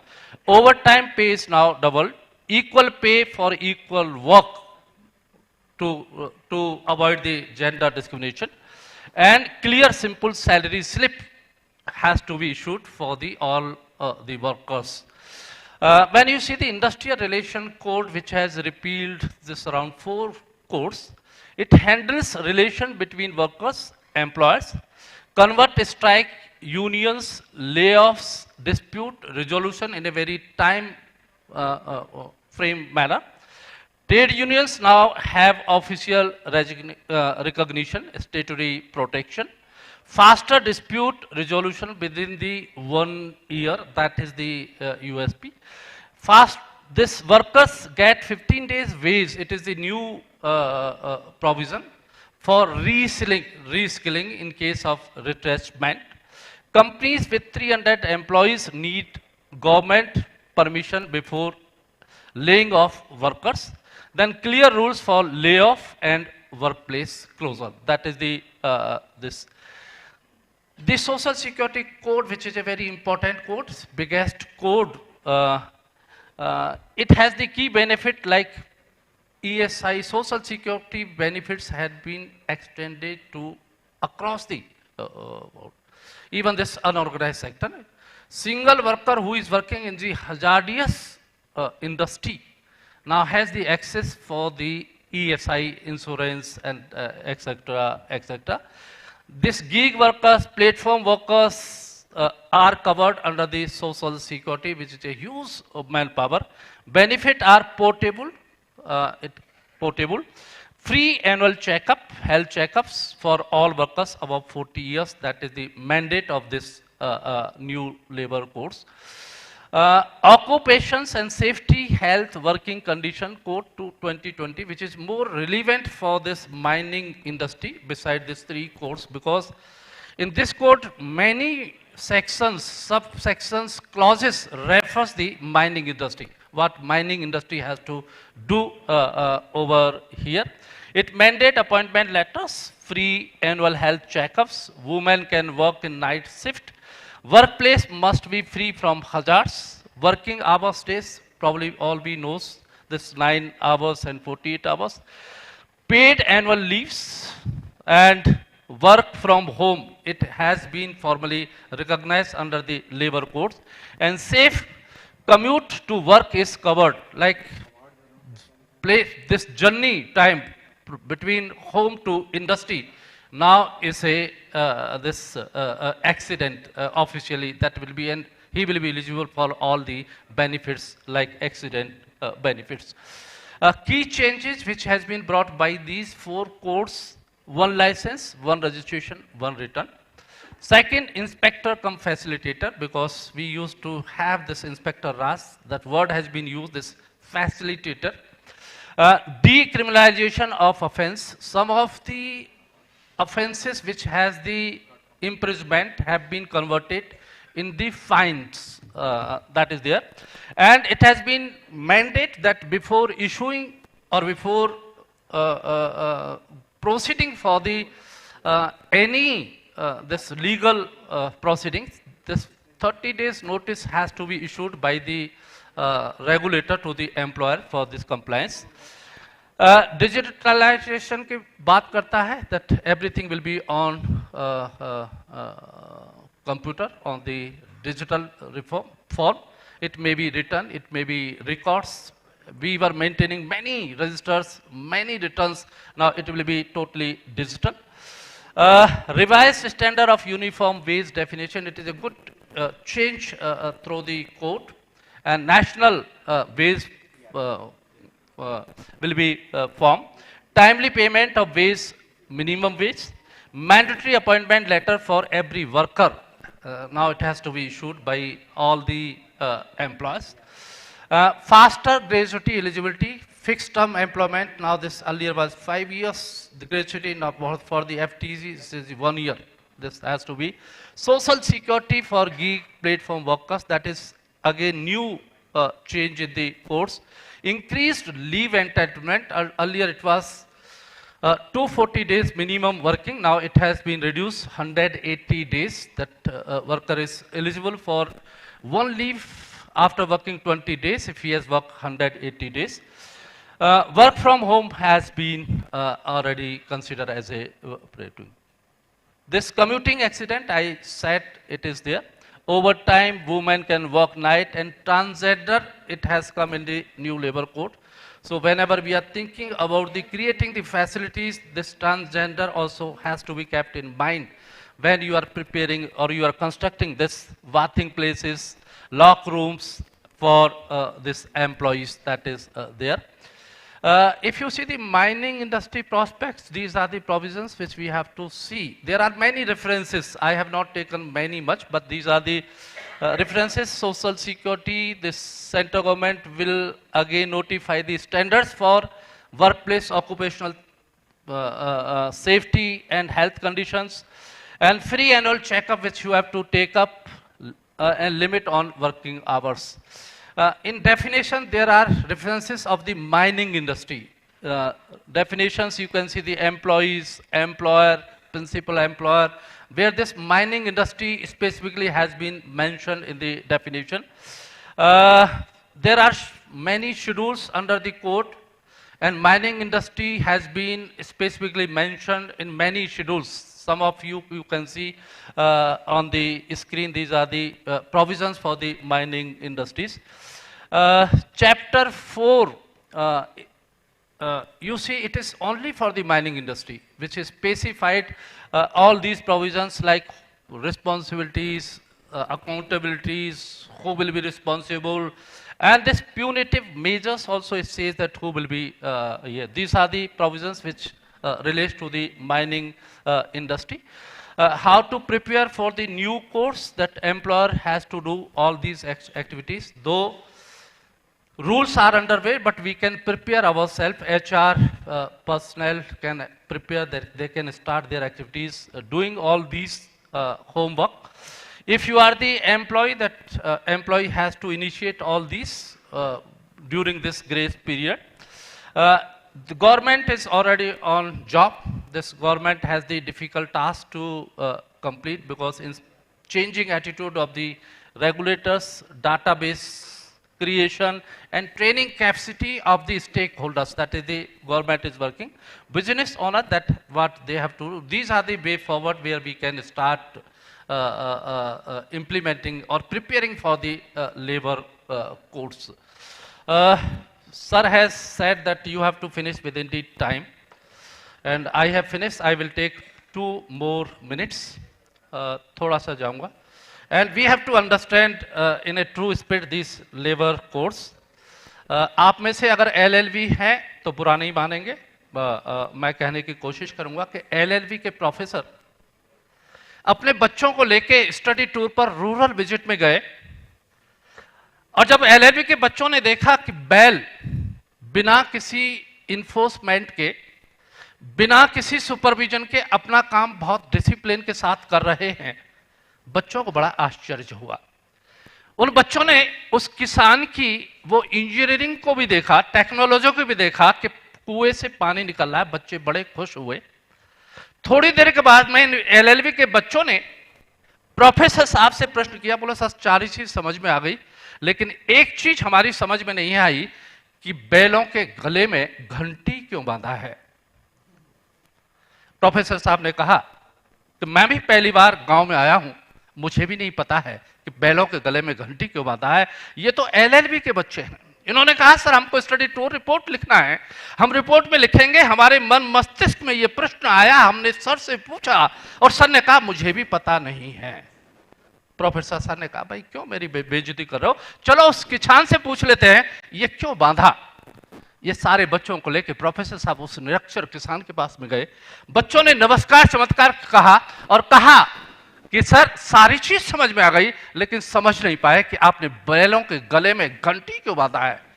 उस निरक्षर किसान ने बड़ा मासूम सा उत्तर दिया, बेटे मैं अकेला हूं, खेत में काम कर रहा हूं, जब तक ये बैल घूमते रहेंगे घंटी की आवाज आती रहेगी, मुझे पता चलेगा ये अपना काम कर रहे हैं। ये एलएलबी के बच्चों को गिल्ट फील हो गया, बेकार है हमारा एलएलबी करना, कोई मतलब नहीं है। ये कॉमन सेंस के क्वेश्चन का भी आंसर हम नहीं जानते हैं, लेकिन ये बच्चे तो एलएलबी के हैं। इन्होंने फिर थोड़ी देर बाद प्रश्न किया, बोला सर ये आपका बहुत अच्छा है, लेकिन एक बात बताइए सर, अगर ये बैल खड़े होके ऐसे ऐसे करेंगे तो फिर आपको कैसे पता चलेगा ये काम कर रहे हैं। इस प्रश्न का उत्तर उस निरक्षर किसान ने जो दिया, मुझे लगता है इससे बहुत रिलेटेड है, कोर्स से बहुत रिलेटेड है। उस किसान ने कहा कि बेटे तुम जो कह रहे हो ये बैल खड़े होके ऐसा ऐसा कर सकते हैं, यस कर सकते हैं, लेकिन एक बात सुनो, मेरे बैलों ने अभी तक एलएलबी नहीं किया है, नहीं किया है। Thank you so much for patience listening. I thanks to NTPC, Director sir, GM HR, RD sir for inviting me. Thank you so much. Thank you. Thank you very much. Let me quickly summarize the presentation before opening for the questions.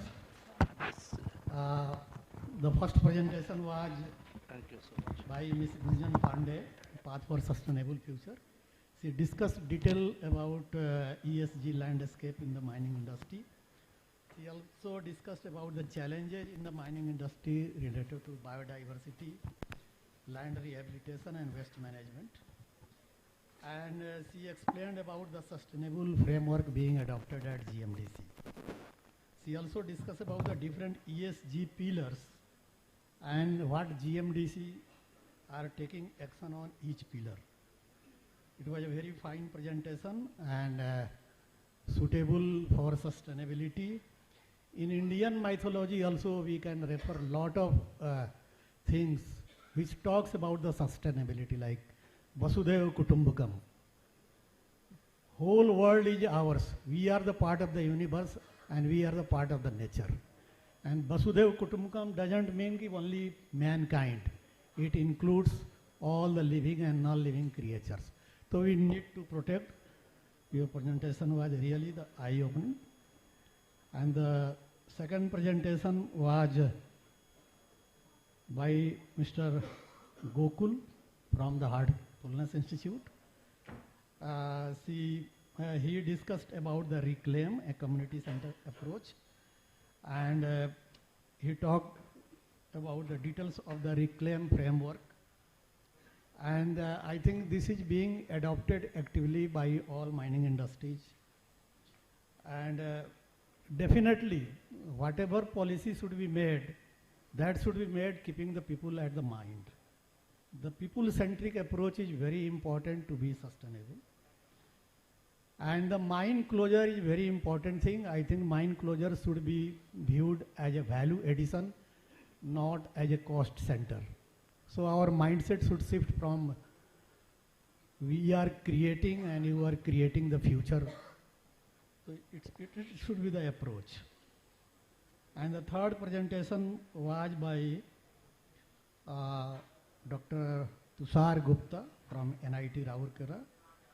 He talked about the geo-environmental impact on co-dumping of fly ash with OB in iron ore mine. He discussed about a case study, and he also discussed about the different challenges being faced in the backfilling with the fly ash. But it's a very risky decision so far coal mining is concerned. I think it's my opinion because we have worked in the coal mining. Lot of research is required before adopting fly ash with the OB dumping. And the last presentation was just concluded on the new labor codes. I think the government has initiated all these things only for the ease of compliance. It is suitable both for the industry as well as for the workers who are working in the industry. And it ensures the better remuneration and also ensures the gender equality. So it is a very suitable presentation up to the time, and we must focus the welfare approach. So these were the brief summary about all the papers. Now the house is open for few questions, but we should remember we are standing between lunch and this question answer session. So let's open it. Yeah.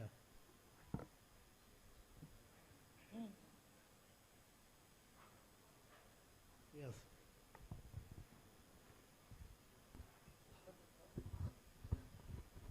Good afternoon, sir. This is T. Perumal, AGM Geology from Nardadu project. My question is to Dr. Tushar Gupta. It's a good presentation regarding the fly ash dumping with the OB. Yesterday also we heard some presentation regarding the fly ash से RE निकालना, critical minerals निकालना. And IMTT also they have explained that overburden dump of nickel deposits से हमको कुछ RE मिल रहा है. Now the present context, you have been explained about the OB dump with the fly ash, and fly ash में हम geotechnical properties analyze कर रहा है and for environmental. Whether now we have to reorient our strategy since the overburden of mines as well as the fly ash as a secondary source for critical minerals. Now before dumping for the fly ash, whether we have to reorient our strategy before analyzing like that. Whether you have undertaken such studies in your things. This is my question. Thank you.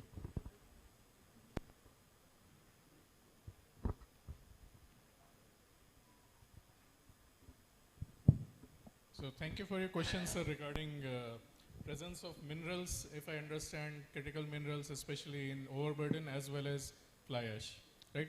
So, sir, as I said during the presentation also, fly ash is not a waste, and we would be very mistaken if we treat it that way.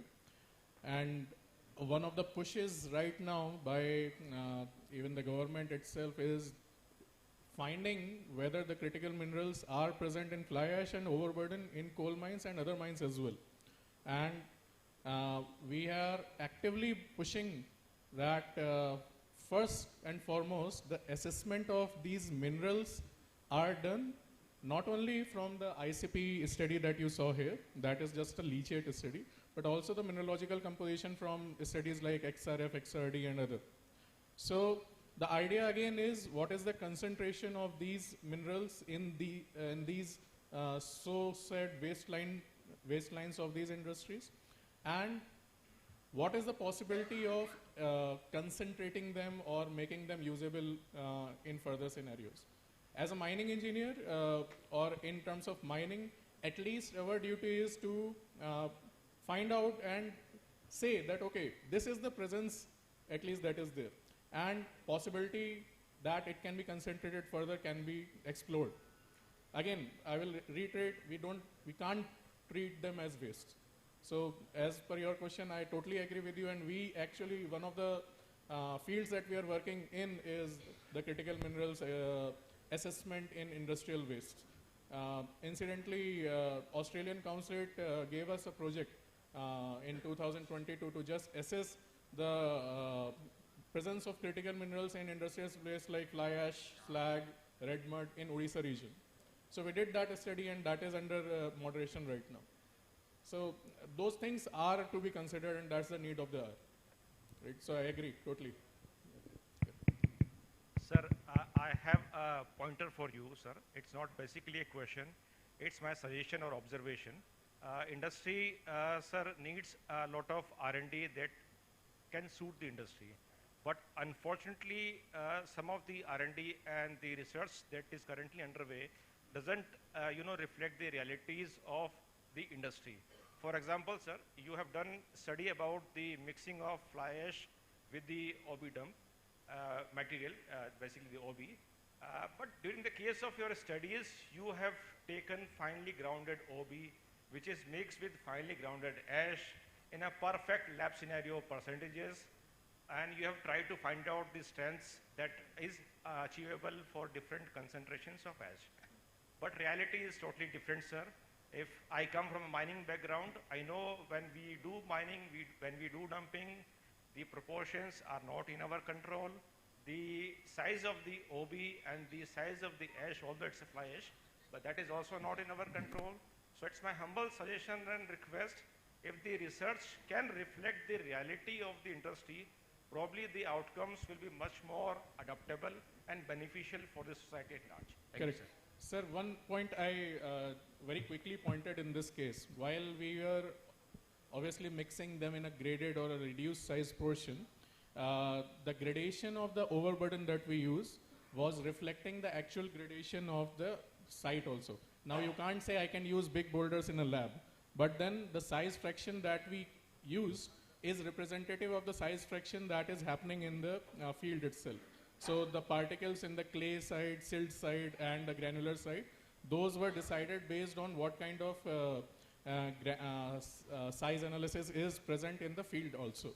And that was done by multiple, again, because geotechnical was not a part specifically covered in that, but we did multiple studies just to understand what is the average grade size distribution of the overburden also, including image analysis, including sieve analysis, including many other things. And that was actually the overburden that we used, that was a representative of that grain size. So I agree with you that it's not a one-to-one scenario, but in lab you have to reduce and scale down to see the results that are representative of that. And that's why we don't say this much kg you have to use or this much ton you have to use. We say this much percentage you have to use. And that's where these scaling down things come up, right? Okay.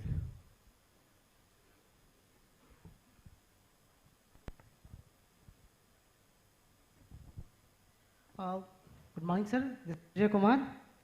मेरा question ये है कि जब हम इसको dump में mix करते हैं ओबी के साथ, तो क्या इसमें कुछ मॉइस्चर कंटेंट परसेंटेज होता है, क्या कंसीडर करते हैं हम लोग? हाँ, सो मॉइस्चर कंटेंट का क्या है कि इनहेरेंट मॉइस्चर कंटेंट हम लोग ओवरबर्डन ऑफ फ्लाई ऐश का पहले से मेजर करते हैं। जब हम लोग मिक्स करते हैं तो इसमें अलग अलग प्रपोर्शंस पे वाटर दिया जाता है to make them consolidated, and that is representative of what kind of water is there in the field also, मतलब कितना रेनफॉल हो रहा है, वहाँ का कितना इनहेरेंट है, and that's how we create the samples, right. एक चीज़ आपको ध्यान रखनी होगी यहाँ पे कि अभी हम लोग इस स्टडी में खासकर सिर्फ फ्लाई ऐश और ओवरबर्डन को ही मिक्स कर रहे हैं, लेकिन फ्लाई ऐश अपने आप में कोई स्ट्रेंथ नहीं देता है उसको, जैसा मैंने बताया था। अगर हम लोग कुछ एक्टिवेटर्स डालते हैं, जैसे लाइम डालते हैं, तब पानी का महत्व बहुत बढ़ जाता है, क्योंकि पानी उससे रिएक्शन में पार्ट लेता है। अभी यहाँ पे सिर्फ फिजिकल फिनोमेना हो रहा है, एक बाइंडिंग हो रहा है, मतलब एक कंसोलिडेशन हो रहा है, गैप्स फिल कर रहा है वो। लेकिन जब आप ऐसी रिएक्शन की बात करते हैं तो वो एक केमिकल फिनोमेना हो जाता है, तब वहाँ पे पानी का इंपॉर्टेंस बहुत ज़्यादा बढ़ जाता है, राइट। सो यहाँ पे जो स्टडीज़ हैं, यहाँ पे पानी का रिप्रेजेंटेशन है जो हम लोग फील्ड में देखते हैं, लेकिन जब ऐसी स्टडीज़ होती हैं जहाँ पे बाइंडिंग नेचर भी देखना है, एक्टिवेटर्स भी डालना है, तब हम लोगों को पानी को कंट्रोल करके रखना पड़ता है, वो स्टडीज़ अलग हैं। ओके सर, एक चीज़ और था कि जैसे कि हम पावर प्लांट से जब उसको लेते हैं, अपना माइन तक लेके आते हैं, तो transportation, so please limit your question. Sir limit, तो सर क्या ट्रांसपोर्टेशन हम कर further question? Okay, thank you sir. Gupta, या you can ask the question to the other panelist.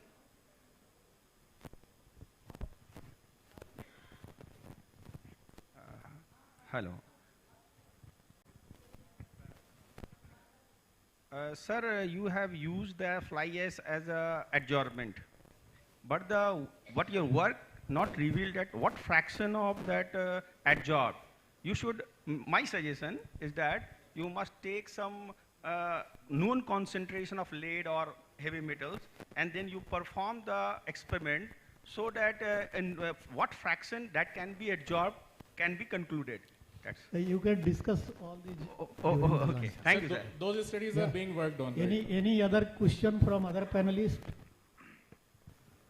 I think there is no question. Yeah, sir. Yeah, yes, sir. Yes, sir. Hello. I've got one question from Gunjan GMDC. You have shared that in your presentation you have shown that there was absolutely no complaints, grievances from outside world. So what kind of structured feedback mechanism do you have to take feedback from the society? Yes, sir. We have a defined policy in which we have a grievance readdressal mechanism in place. So we track them with various departments are having. Yes, yet now we are not having a structured software kind of a system, but we are, yes, developing this in the software also, where every department can lodge these kind of complaints in the system. Zero, I mean, it was a kind of very good figure. Yes, Absolutely yes. no This is the exercise was being done for a year, and in this we have collaborated all the data collected from our operational sites. So yes, we are able to achieve this. That's great. दूसरा एक आपने जो बोला ये seed ball plantation. Is it a different technique used by NDMC or is it a standard kind of thing, or where Sir, it is useful? Yeah, there are various papers you can get, sir, the seed ball techniques. Actually, we have just done some kind of hit and trial basis. We have adopted this technique. Various places are there which are being the left out places in mining. So we are not having a proper approach roads and all that, and we have dump areas in a barren shape. So we thought of adopting this technology. Yes, it is being adopted by other mines also. So we have achieved, initially it was in just a trial basis, but now we are achieving 60% results from this. Okay, thank you. Okay. Okay. Dance. I had a small request to all of you. That our Ministry of Labor is on the way to prepare the FAQs. So my humble request will be on labor codes, whatever questions you are having, if you can forward to our ministry, that you will get the legal answers, exact answer from the nodal ministry. So my humble request will be, please forward your questions to the ministry. Thank you so much. Thank you. Okay, thank you, sir. I think just being aware the time of passive awareness is over. We must take concrete action to ensure the sustainability and for the better future. So with this, I hand over the mic to Avira. Yeah. Thank you, sir. With the completion of the session presentations, I would like our session chair, Shri R.B. Prasad, sir, to facilitate our speakers.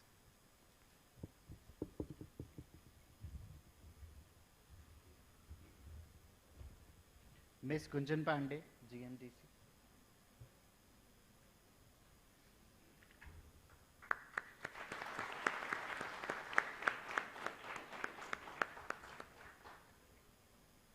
Mr. Gokul Halan from Heartfulness.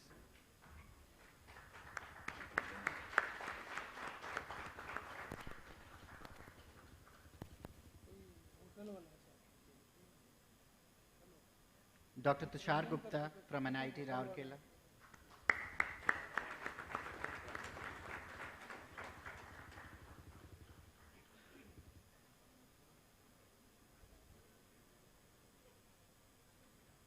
And Mr. Ramkishore Sharma, sir, from Ministry of Labour.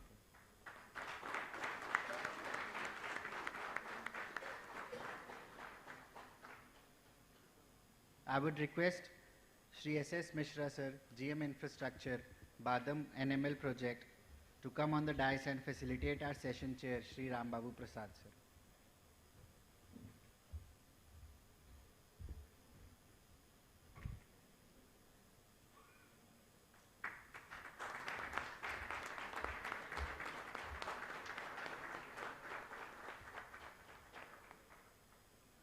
Thank you, Mishra, sir. With the end of our final session, I would request Karan to come on the dais to take our proceedings further.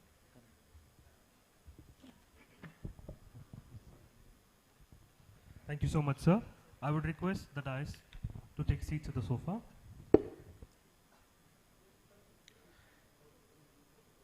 Let's have a group photograph first.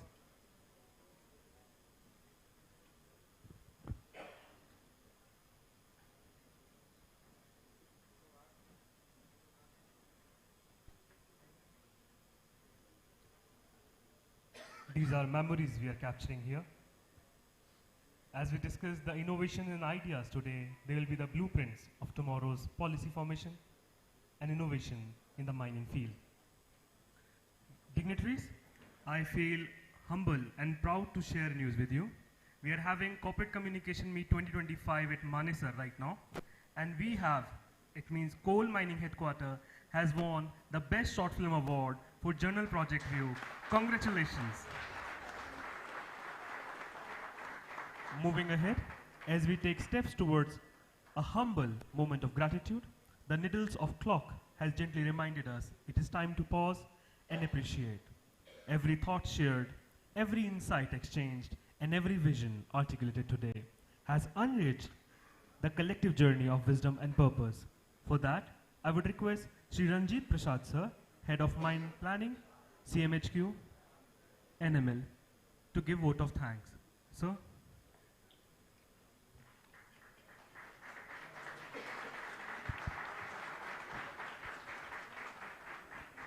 Thank you, Karan. Good afternoon to all, ladies and gentlemen.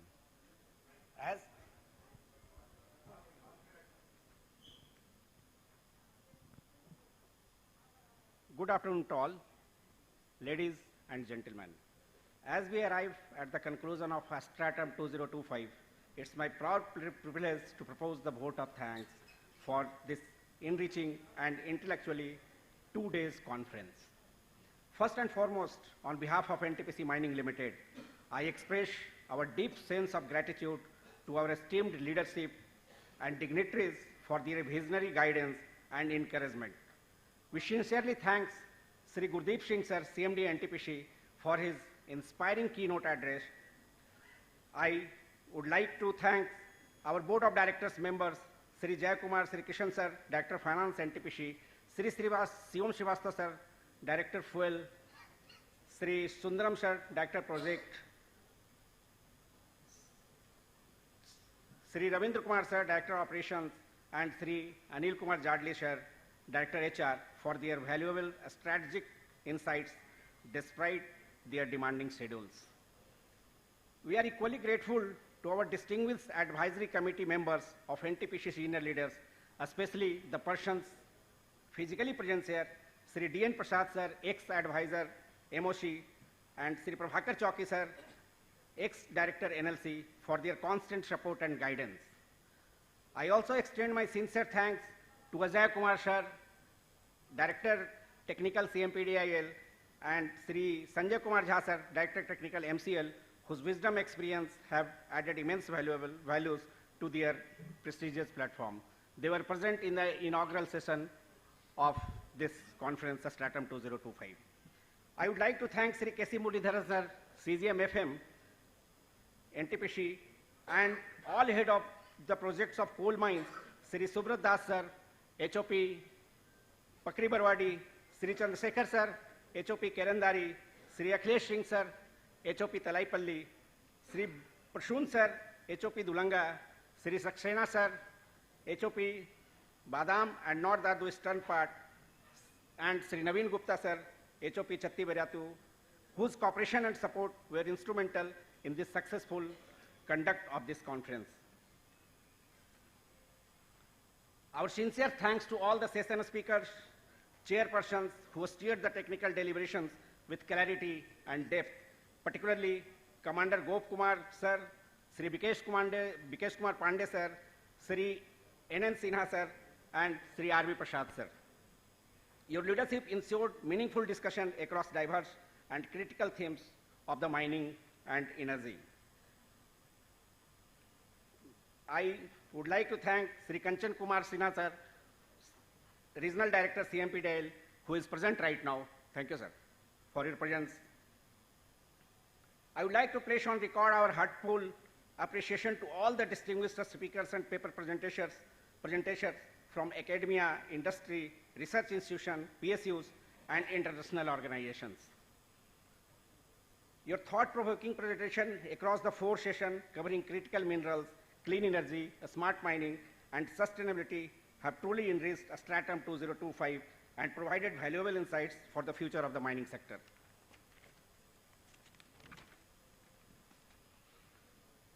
I would like to thank very much to our delegates to this conference from academia, industry, research institutions, PSUs like CMPDIL, CIL and its subsidiaries, DGMS, Ministry of Labour, JEMCL, BEML, MECON, Eastern Central Railway, BHEL, SAIL, NLC, SCL, NIOT, CSIR, IMMT, Tata Steel, GMDC, academia like IIT ISM, IIT BHU, NIT Rourkela, KPMG, JSW, Adani Enterprises Limited, Jindal Steel, TKIL, our partner, BTL, Solis Energy Private Limited, 21st Century, Tree Altamaria, Argo Exercy, Technology Canada, Forest by Hartful Institutes, etc., and our partners, MDO, like Triveni Sainik Mining Private Limited, BZR, Sainik Mining, and other partners.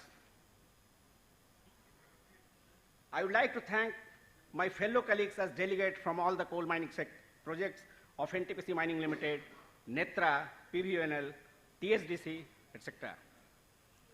We also extend our sincere thanks to all contributors for submitting quality papers for the Stratum 2025 souvenir and for the coffee table book, which was released yesterday by the dignitaries, which will remain lasting knowledge, resources, and reflections of our collective efforts.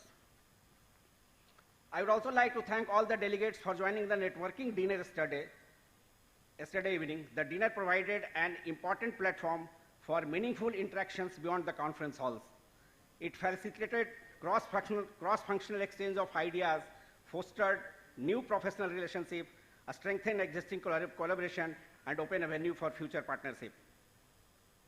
Our special gratitude to all organizing committee, technical committee, reviewers, moderators, whose meticulous planning and tireless efforts ensured the smooth conduct of every session. A special word of appreciation goes to NML team, support staff, IT team, HR team, event coordinators, management team, and hotel management team, BNR Chanakya, for their dedicated efforts behind the success.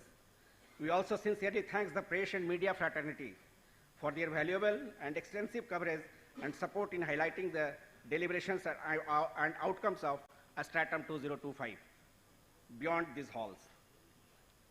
I would like to thank my sincere appreciation and deep respect for Sri Shivam Srivastava sir, Director Fuel, NTPC and Chairman, NTPC Mining Limited.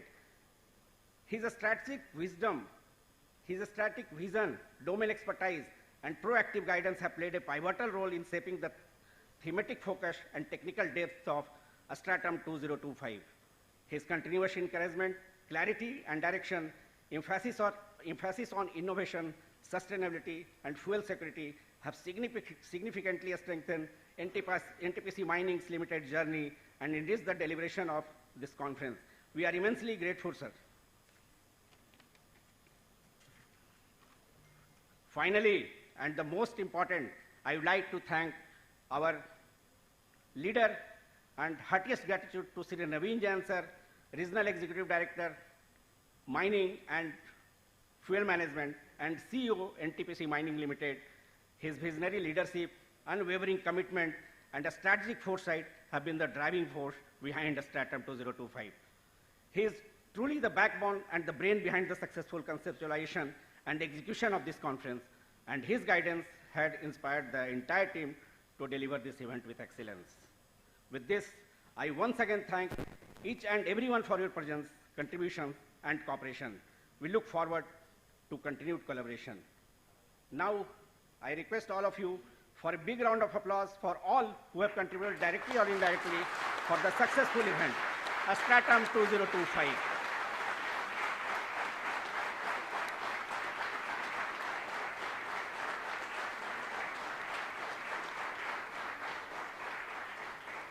Thank you very much. Now I would like to hand over the podium to Sri Karan.